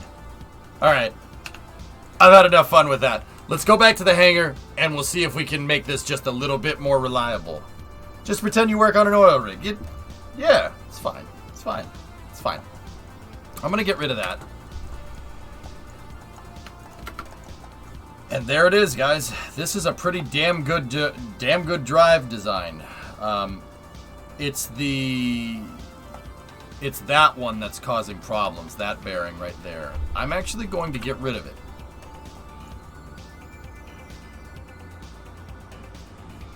I'm going to get rid of it on both sides, just to see what happens here. So, let's test this on a Grissom. What we should do, Chief, is test to see if this thing can push.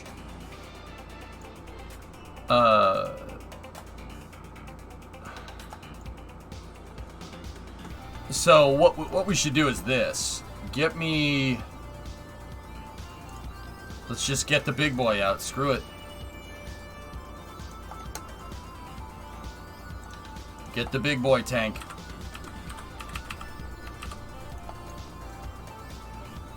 I think this will work, man. I think. Let's see if this little guy can push. I don't think it's going to push this. If it pushes this, I'll be pretty impressed. The SAS is not enough to keep this thing on an even keel. So what I'm gonna do is I'll put some RCS on it.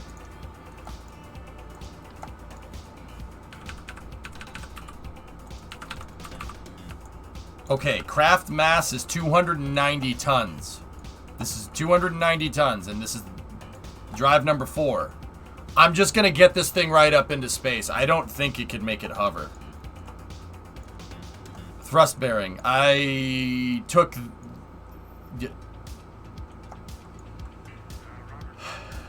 I should have eliminated that problem, Hellfish. Let me put it that way.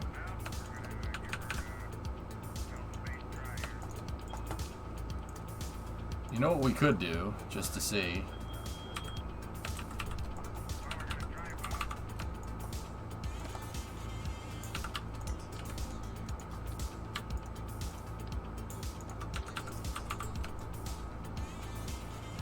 Not that it's going to really matter, but...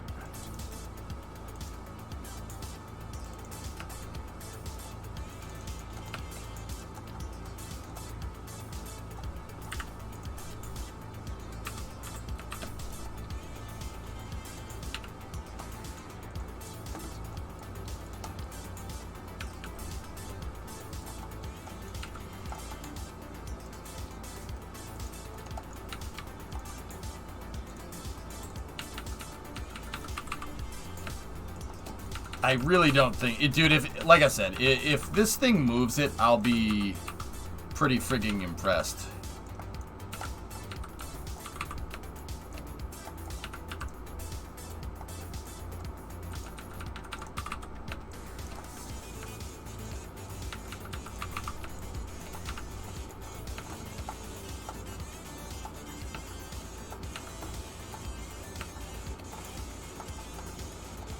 Alright. We don't need that fairing staged. I will try this with no spin. No Anakining it, okay?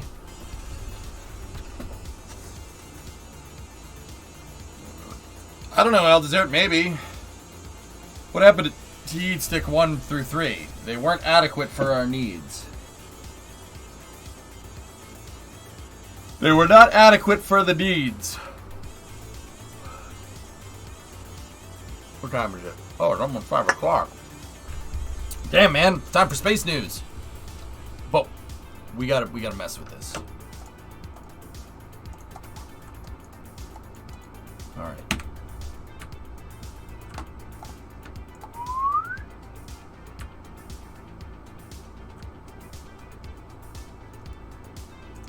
Turn on the accelerometer.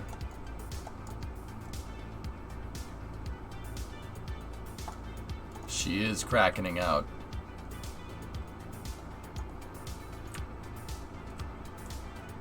Yeah, I don't think it'll move it. I think we broke it.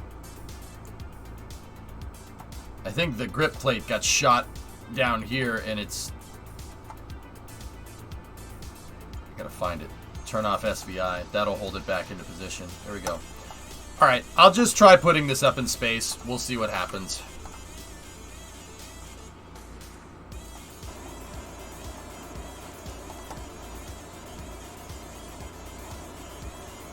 With my luck, I would have to do a rescue mission in Kerbal.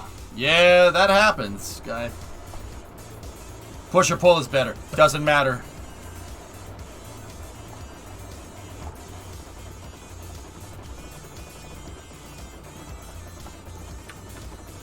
It doesn't make a difference, Chief.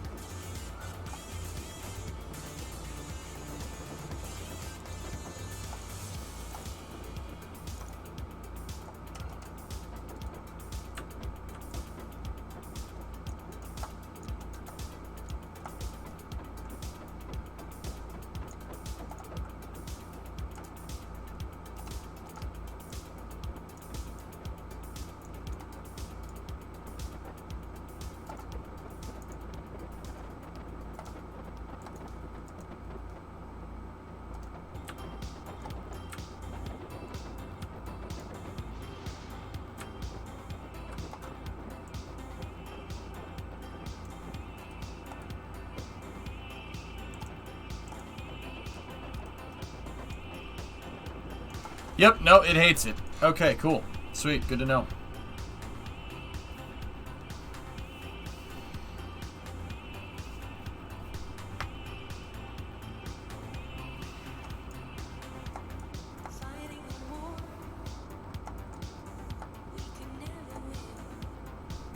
Yeah, you gotta push on the center of gravity, just like a rocket engine, Shy. That's what we figured out.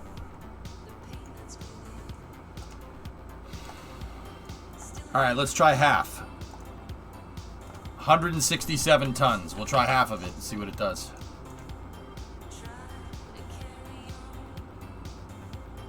Yeah, Wes, I know. I know what I did. Yeah. We might need to add them back in. What are you doing? Sorry for asking. Kraken drives, man. It's right in the title. We're breaking... Milhe, I'm up to my usual fun. Breaking KSP. That's yeah. I want to get back into doing that more. Breaking KSP. That's fun. I enjoy that. I'm quite fond of doing that.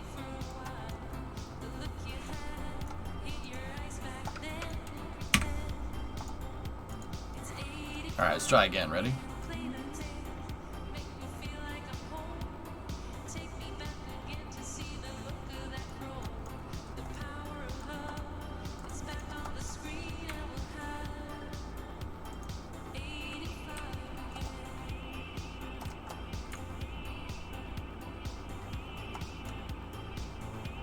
Well, she hasn't freaked out yet.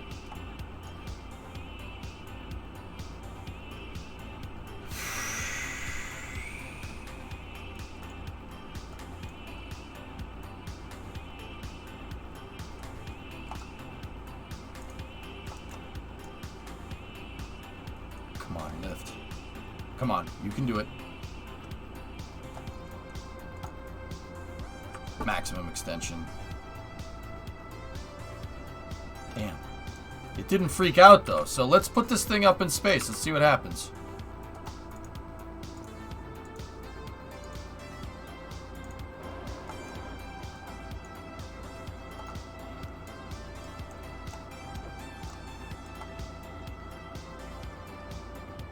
Nope. Broke. Yeah, it won't do it. Okay. My boy just popped in. What in tarnation have you changed? I... put the drive together in a completely different way.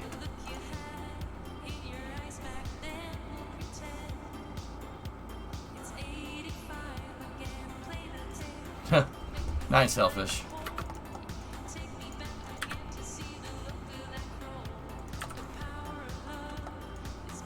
He said they deleted the Kraken from KSP 2. Yeah, they said a lot of things.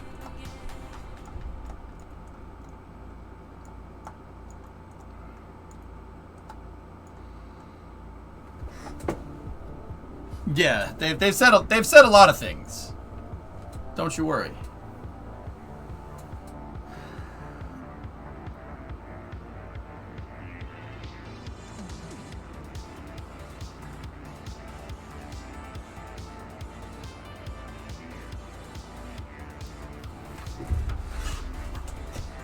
Alright. Alright. Here's what we're going to do now. Give me a bigger grip pad.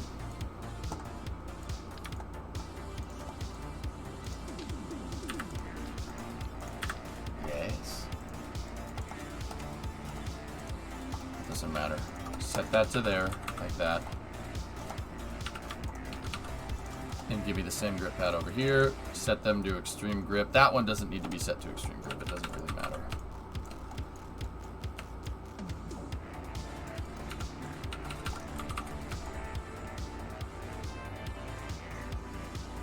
Actually, that doesn't even need to be a grip pad, but it is nice and balanced, so we'll just keep it a grip pad. I'm not sure if that interferes with the landing legs, though. But then again, it doesn't have same vessel collision, but then again, that doesn't matter. Just, the reason why I'm doing all this, guys, is because I need to find a way to anchor this better. And this seems to work. This seems to work just fine, what we have here. However, that one needs same vessel collision, and this one does not. Man, maybe we shouldn't use a grip pad over there.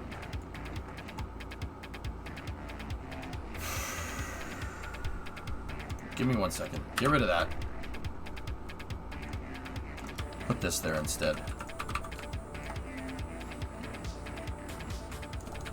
I have a theory on those thrust bearings that might work.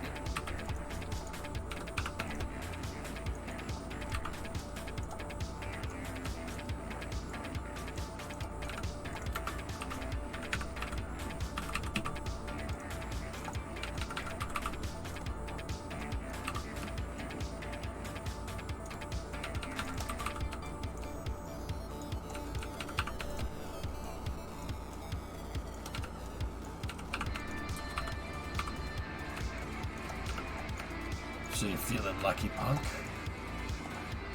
That's physicsless, so that should be nice and stable. Alright, so we have a 6-leg design, and this thing can go fast.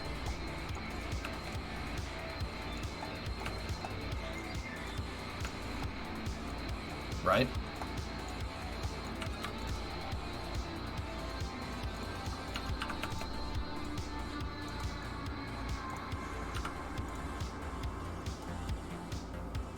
We're going right to nutty. Screw it.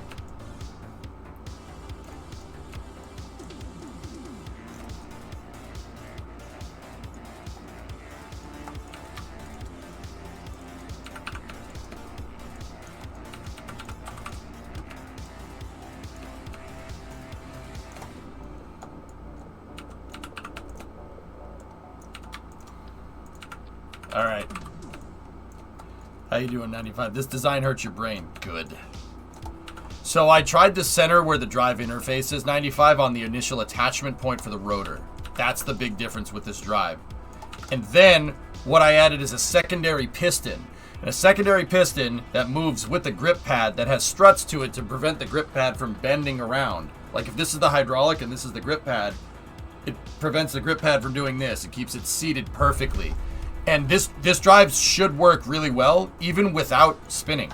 That's a good trick.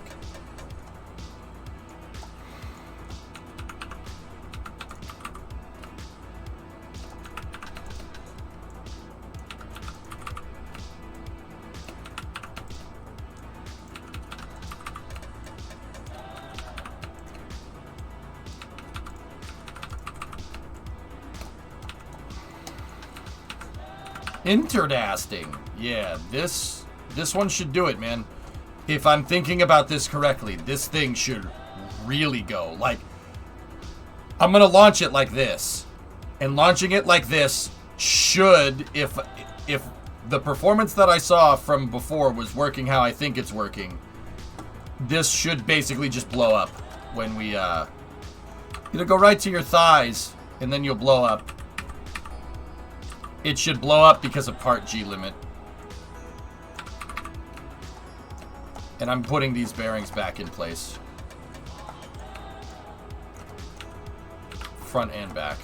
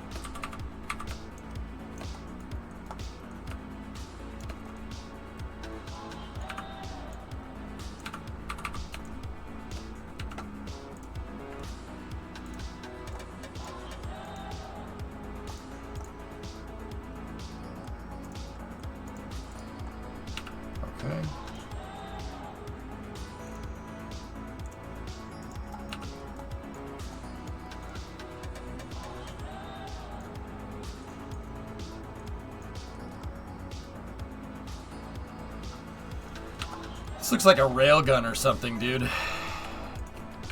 It's gonna take off like a railgun, though. That's for sure. Oh, I don't have attachment struts for the rest of this. Hold on. Hold on a minute.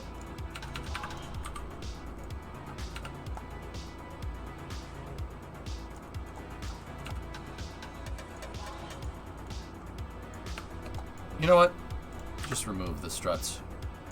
I don't know if we're gonna have. You know what? We'll see how it works without the struts. If this doesn't work, I'll replace the struts and we'll run 24 struts there. But I think this thing should do it.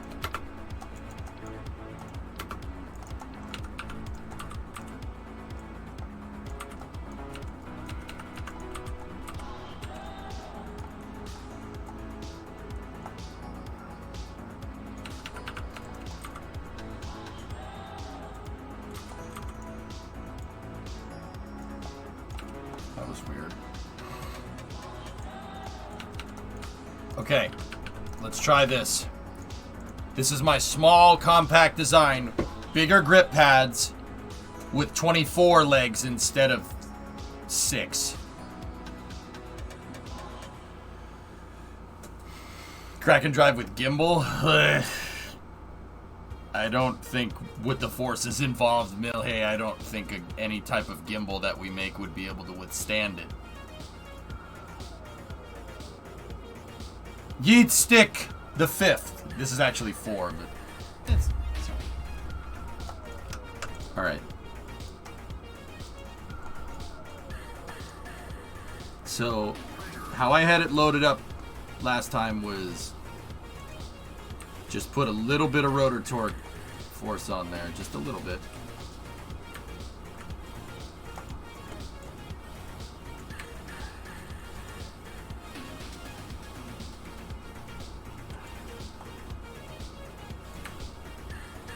Get the accelerometer out.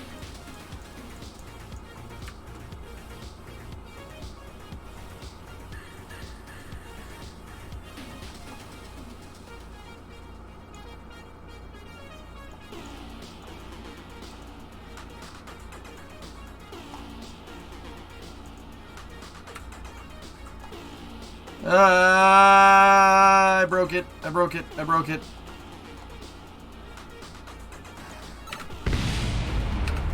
Yep, okay.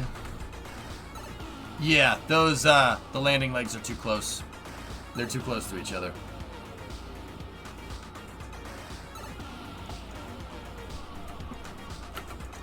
Yeah, maybe, Ian.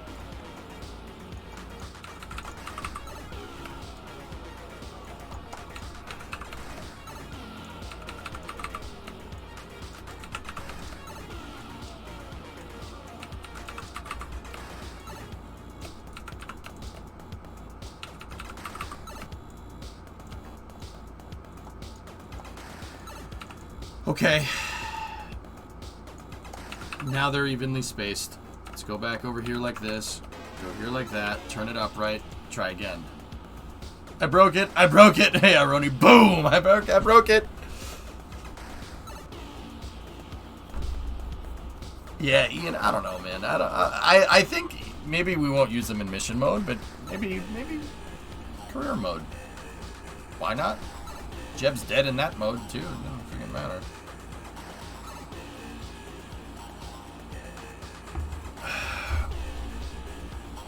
Have you ever tried hazardous eddy number symmetry? I know about that one, J-Speed. That screws with the hierarchy.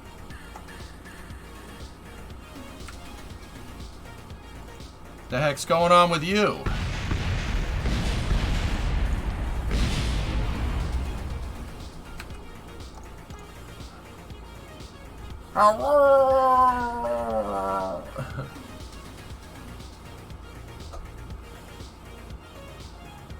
Why would it do that?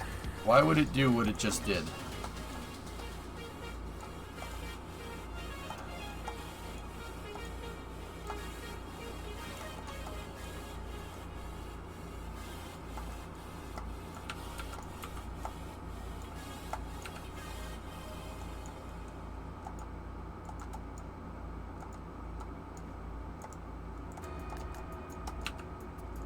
Discovery, go and throttle up.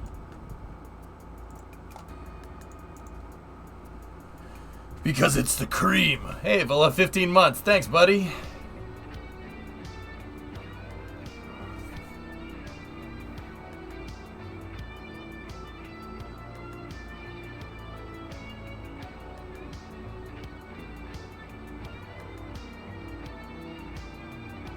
Does it matter what direction the grip pad is facing? No, it shouldn't.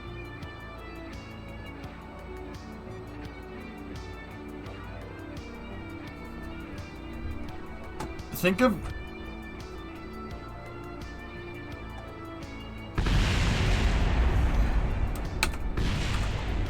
Oh, right when a stupid explosion went off.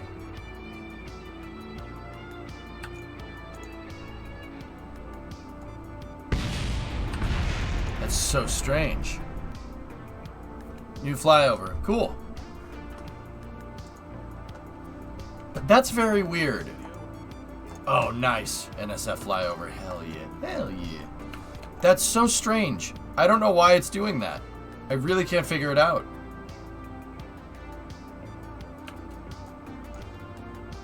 Maybe it's that. We'll get rid of the thrust bearing. Screw it. Said no one ever. Yeah. The Jarvis tank is no longer at the pad. Interesting. Interdasting. That's so weird, man. Why is it doing that?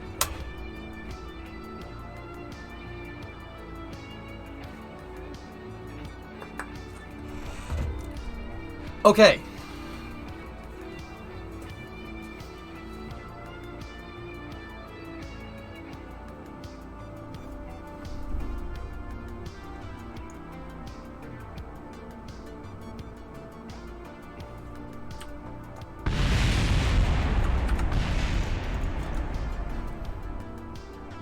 Something in here has same vessel collision triggered on it, and I don't know what it is, but it's kind of annoying now because this should be working. There's something with SVI on here that is causing these things to freak out.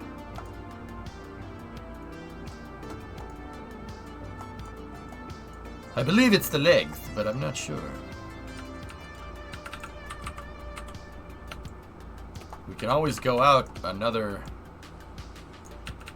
We can stagger them like this. That might do it. It could be the strut.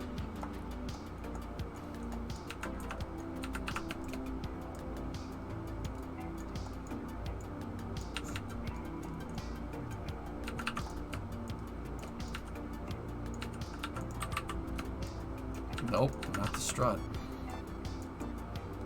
Alright, we'll go with the stagger leg design. Screw it. See what happens.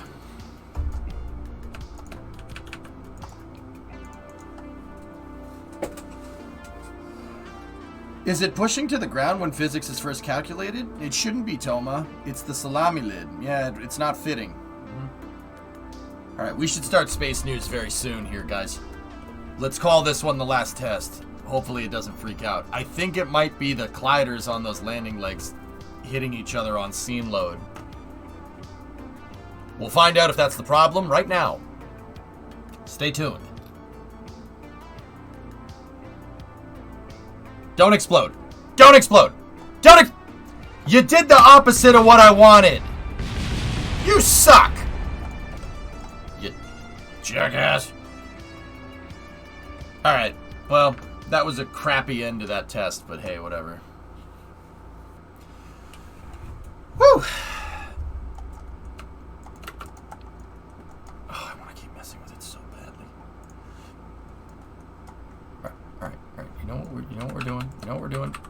Can I just give me one more. Just one more. Just get rid of that and get rid of that. Okay? Yeah? All right. Good. Great. Grand. Wonderful. No yelling on the bus.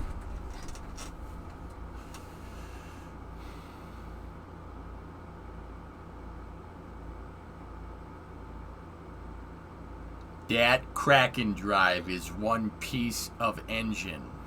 I know from experience, dude, if you know what I mean. No, well, not me personally, but a guy I know. He used that drive to get to the moon in 2 minutes flat. Woo! No, he didn't. No, they didn't. You can imagine what it'd be like if he did, huh? Huh? Why do you hate me? I don't understand. Stop it. Stop this. You stop this now. What the hell's going on here? Okay, maybe it was the attachment struts. Jeez.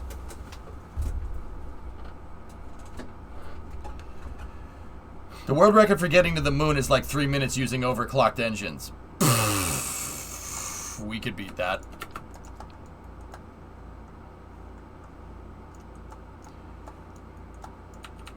We could beat that. Yeah, we could beat that.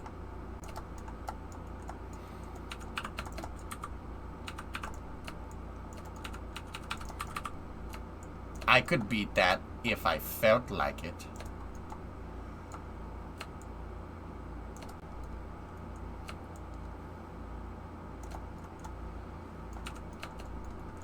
I could do that if I felt like it.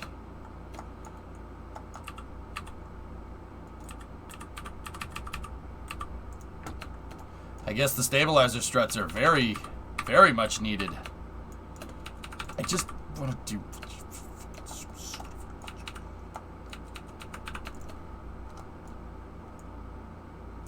The other one should be... Oh, no, one back. Back one. Back one. Back one. Chat, chill. Just relax. Baby, go relax. Baby, go relax. Chat, go relax. Okay?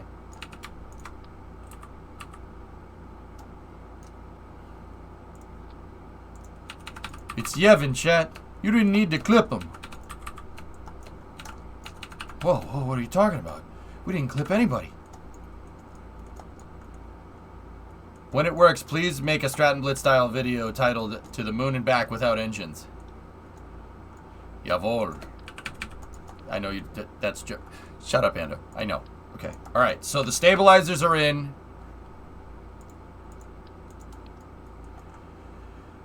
With 12 landing legs. We need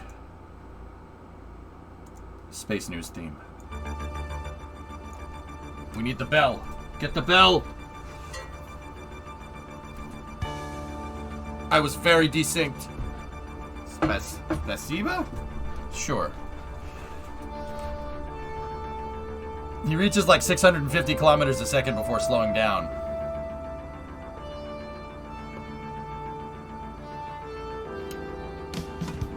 Yeah, but ours is more sustainable because it's reusable.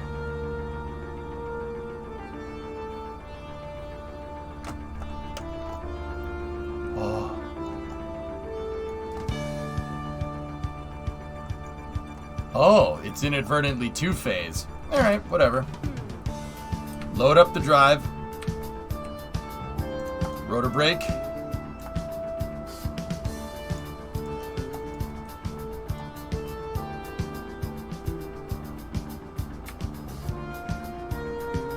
Come on, baby. Take off. Take off! Just do it! We have the bell.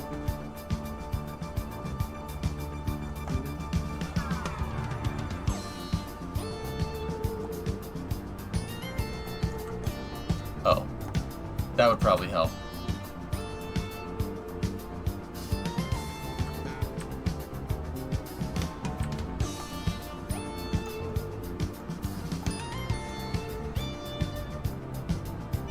It was the dampers. Or the leg struts, the leg damper struts. Look, we're pushing the pistons.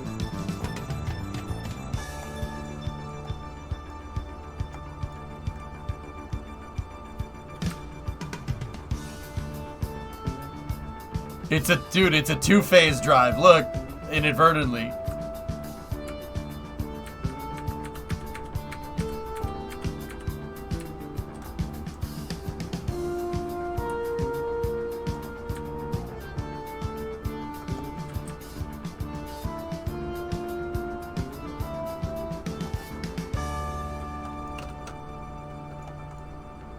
I want to go fast.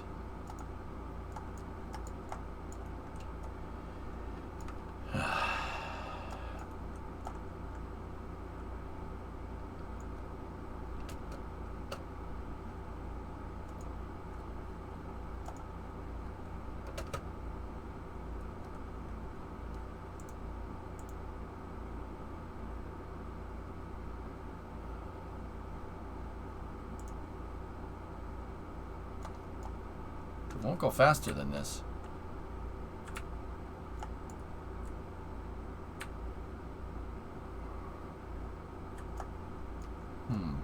The staggered pistons are no good. It's doing weird things that it shouldn't be. Not all that. First of all, that thing isn't getting fully compressed in, but it's good to know that the stabilizers were the problem. The strut stabilizers hold everything in position. It's working kind of like a sway bar.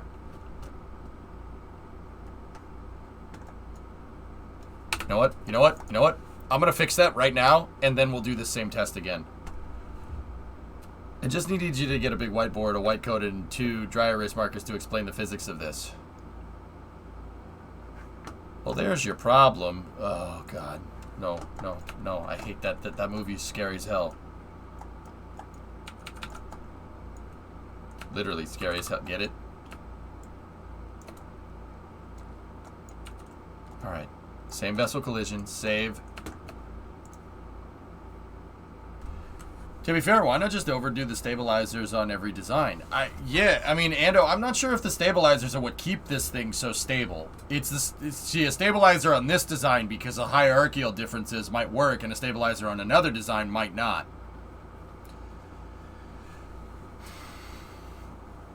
Yeah, dude, I watched Event Horizon as a kid. It is scary. It's probably not too bad nowadays, but Liberate T X in Ferris. Dude, I'm right with you, handsome.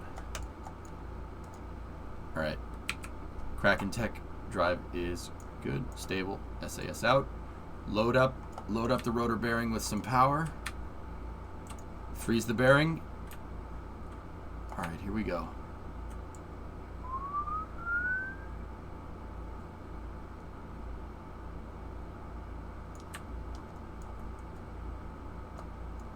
Come on, baby. Come on. And...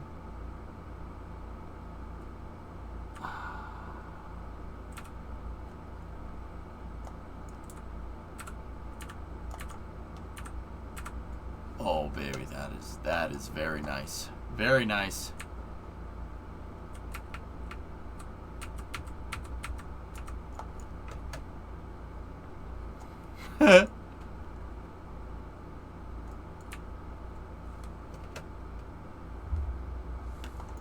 For my own testing purposes, how is the opposite piston attached? The opposite piston is attached to so it's attached to the rotor, which is attached to this thing right here, and then that's attached on that FLA5 adapter, which is strutted to the grip pad on the other end. I think that stabilization is enough to keep us good, but not sure. I've been watching all afternoon, but I haven't been able to figure out how this thing creates any lift. What are the magical forces involved here? There's no bump stop, Canadian. Oh, why is that? Why are you freaking out? There's no bump stop on the landing gear in Kerbal, guys. If you exceed the bump stop, it starts applying acceleration instead of deceleration forces. Like how a spring is supposed to, absorb the force, it's supposed to decelerate. Spring in a shock absorber is supposed to decelerate things, right? If you basically ground out the suspension in KSP, instead of decelerating forces, because your landing legs are designed to take a hit when you land, it'll start accelerating you. You have to push them. Here, watch. Let me back out the drive just a little bit. You have to push them. See? If you push them past maximum extension with same vessel collision, I will push. See that? You push the landing gear past its bump stop and it applies an accelerated force. You see what I'm talking about? Look, you see the rods from the landing gear getting pushed out. See, I don't know why that's happening. That's not good. It shouldn't be non-uniform like that. Why is that one freaking out?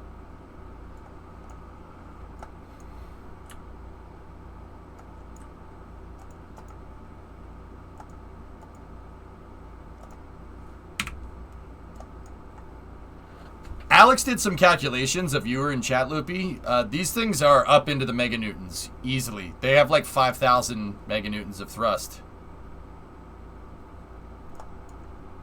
What's the rotation for? Well, sometimes I spin it to stabilize it to prevent that from happening. Condition, I use centripetal force, right? So we're spinning the landing gear and Kerbal it'll stretch, right? Like, think like a tire spinning at high speed, it'll stretch. Parts in Kerbal do that too, and it'll get it to basically not do that. See what that's doing? That's what the spinning negates right there.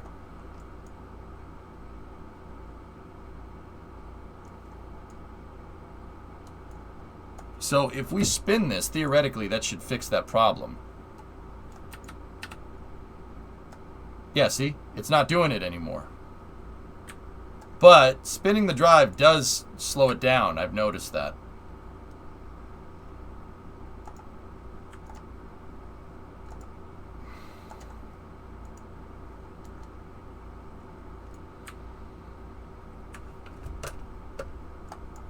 Yeah, see, we can't accelerate past 5 because of the stops here.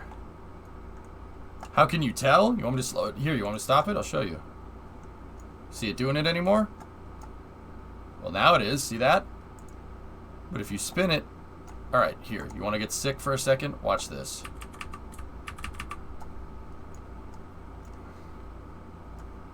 Find one that's doing it.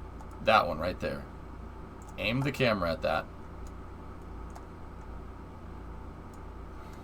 Now undo the rotor brake. See? Spinning it stops that from happening. It's hard to see it, but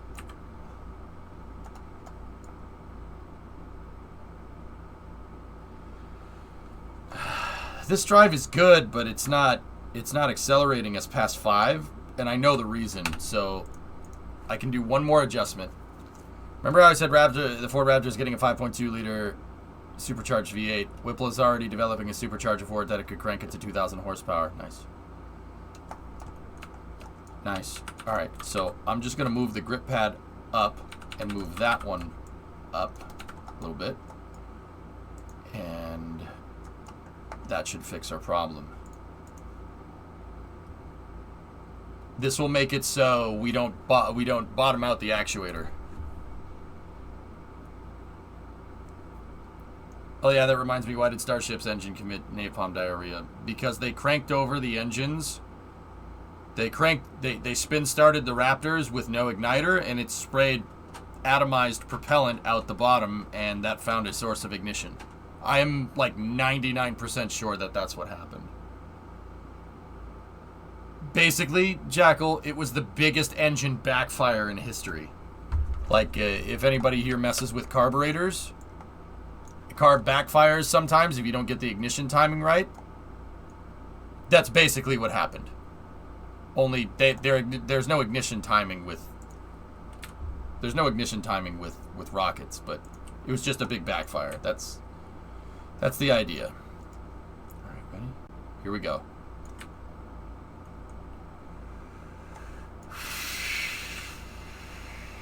So watch. The landing legs will start freaking out here once you push them past their bump stop.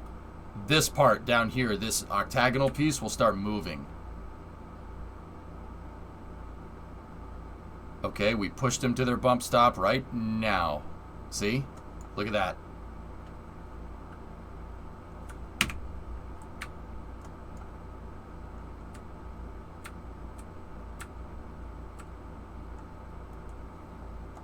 Get the accelerometer on. This thing should be going pretty damn fast here in a moment.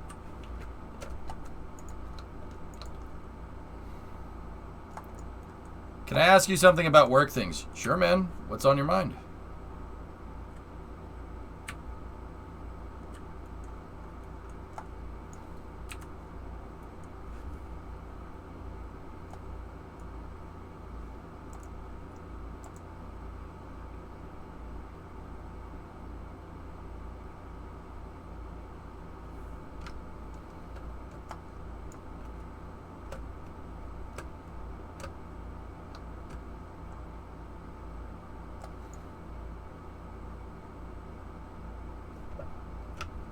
Come on, man. Let's go. You think some fuel got mixed in, or was it a matter of creating a very large hyperoxygen-rich area that found a spark? Fuel oxidizer and spark is what you need, Katra. I don't know why people think, for whatever reason, that Starship wasn't tanked with methane, because it absolutely was. It shot out methane and liquid oxygen. Katra, people are like, oh, it's just making a hyperoxygen-rich environment. Great, you could have all the oxidizer in the world. If you have one droplet of fuel, it's gonna create a little spark. It's not how chemistry works. Do Kraken Drive still do that weird thing where they don't really hook in and run away below a certain altitude on Kerbin? Sometimes, Loopy, yeah.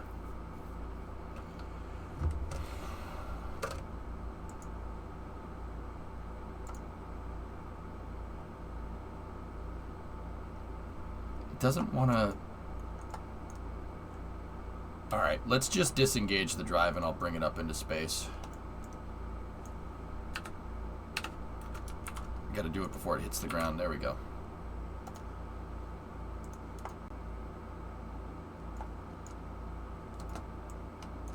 All right.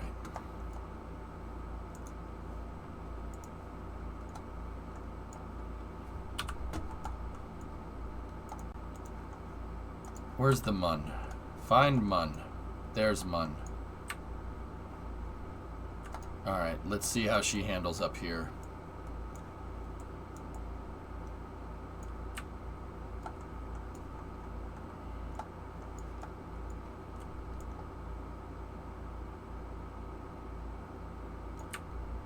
Okay, here we go.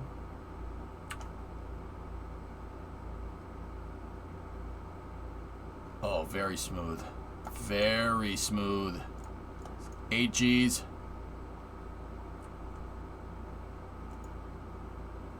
Spin it.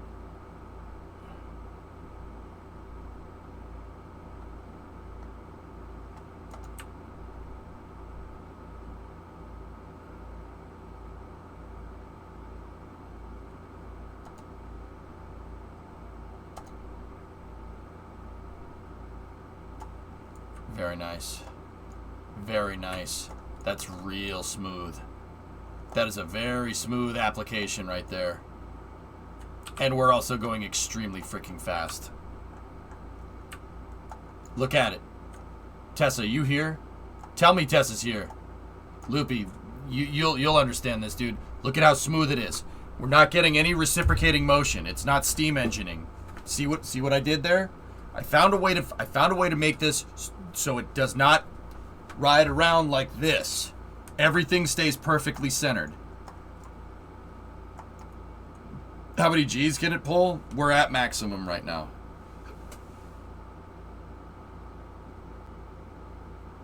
That's a lot of miles an hour. I think we're at maximum 95. I don't think it goes any... Yeah, see, I'm at maximum. I could make it so it can push more, but...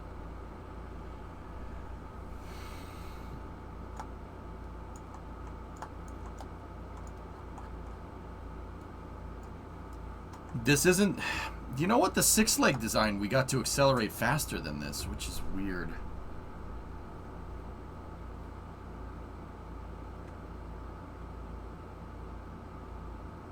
Anyway. Yep. Interesting. Alright. Fellas, let's get some space news going. I'm going to take 5. This is going to be a quick break. I'm not going to take too long. I want to get into it. There's a new KSC flyover video from NASA Spaceflight that I do want to get into. So let's jump over to space news. I hope you enjoyed Kraken Drives. Again, I want to keep working with it. This drive, I think this design is the one. I just need to get a drive design that I know is reliable and can push something really, really, really heavy. Maybe we'll try to take this idea and make it bigger and add more landing legs and then compact the design out. That should work. We should be able to scale this up so I could fit like 40 or 50 landing legs in there on a grip pad. It should work. Who knows, though? How's the launch of Vega C? Excellent. It was excellent, my good man. Anyway. Oh, okay, 2020. There's your question. I'll answer that real quick. Let me see. What's on your mind, buddy? So how long would it take to get to another planet if you accelerated yourself at 1G? Take a couple days in game, Loopy. Couple days? Like I said, we could theoretically accelerate to like 50 kilometers a second. We can go 50 kilometers a second, get to Elu in a week. Less than that, a couple of days. Like, what I want, Loopy, the reason why I'm looking for such crazy reliability is because I don't want to push a Grissom to like 40 Gs. It'll break. There's no way that it could understand that, right? What I want to do is be able to take a heavy cruiser or a Grissom or something or a Scobie and push that to like 5 Gs with payload and stuff. Even 5 Gs of acceleration at a constant rate like that. Yeah. Dude, we don't, orbital mechanics, yeah, we don't need to worry about that. I did save, Kuro, yep. You can use two, Errol. You can cluster these together. Yeah, it's possible. I'd prefer to see how powerful of an engine we could get in one drive, though, because apparently it doesn't need to spin. I could spin it, though, if we needed to, but it doesn't need to. That was some good development. Yeah, lining the stuff up with the attachment node really stabilized it out. And the way I designed that with the 2-piston system going back and forth, instead of just one pulling in with the hybrid tech, yeah, that really, really fixed a lot of things. We're making some insanely good progress here. And once we hone in on a good design, dude, we can put it in whatever. Put it whatever. Using one of those far future technology engines like they'll have in KSP2. I saw someone in Real Solar System get to Saturn with a 300-day trip time with just 60 kilonewton continuous. Yep. Spinning is way more sci-fi. I agree. So have you found an absolute speed limit? The fastest I've gone in KSP is 340,000 meters a second. We'll go faster than that. We'll go faster than that. Yeah, we can go faster than that. Anyway, 2020. Let me see your question. What do you got? You didn't tag me, so it's hard to see. As you know, I work maintenance for a college as an intern to help further my education in my major field. In the last 3 months, I've only been doing grunt work, moving. Okay, nothing related to my major. And whenever I ask questions, I get yelled at. Should I keep putting up with it, or try to find an internship job elsewhere? You keep getting yelled at. What does that mean? What do you mean you keep getting yelled at? Why? What do you mean? I don't understand. Quick question, but watching For All Mankind. Anyway, Sea Dragon really intrigued me. I've done some research and found it was real, but can due to budget cuts. Do you think if Sea Dragon had came into service, it would have changed anything in today's space flight? Having 400 tons to low Earth orbit is going to change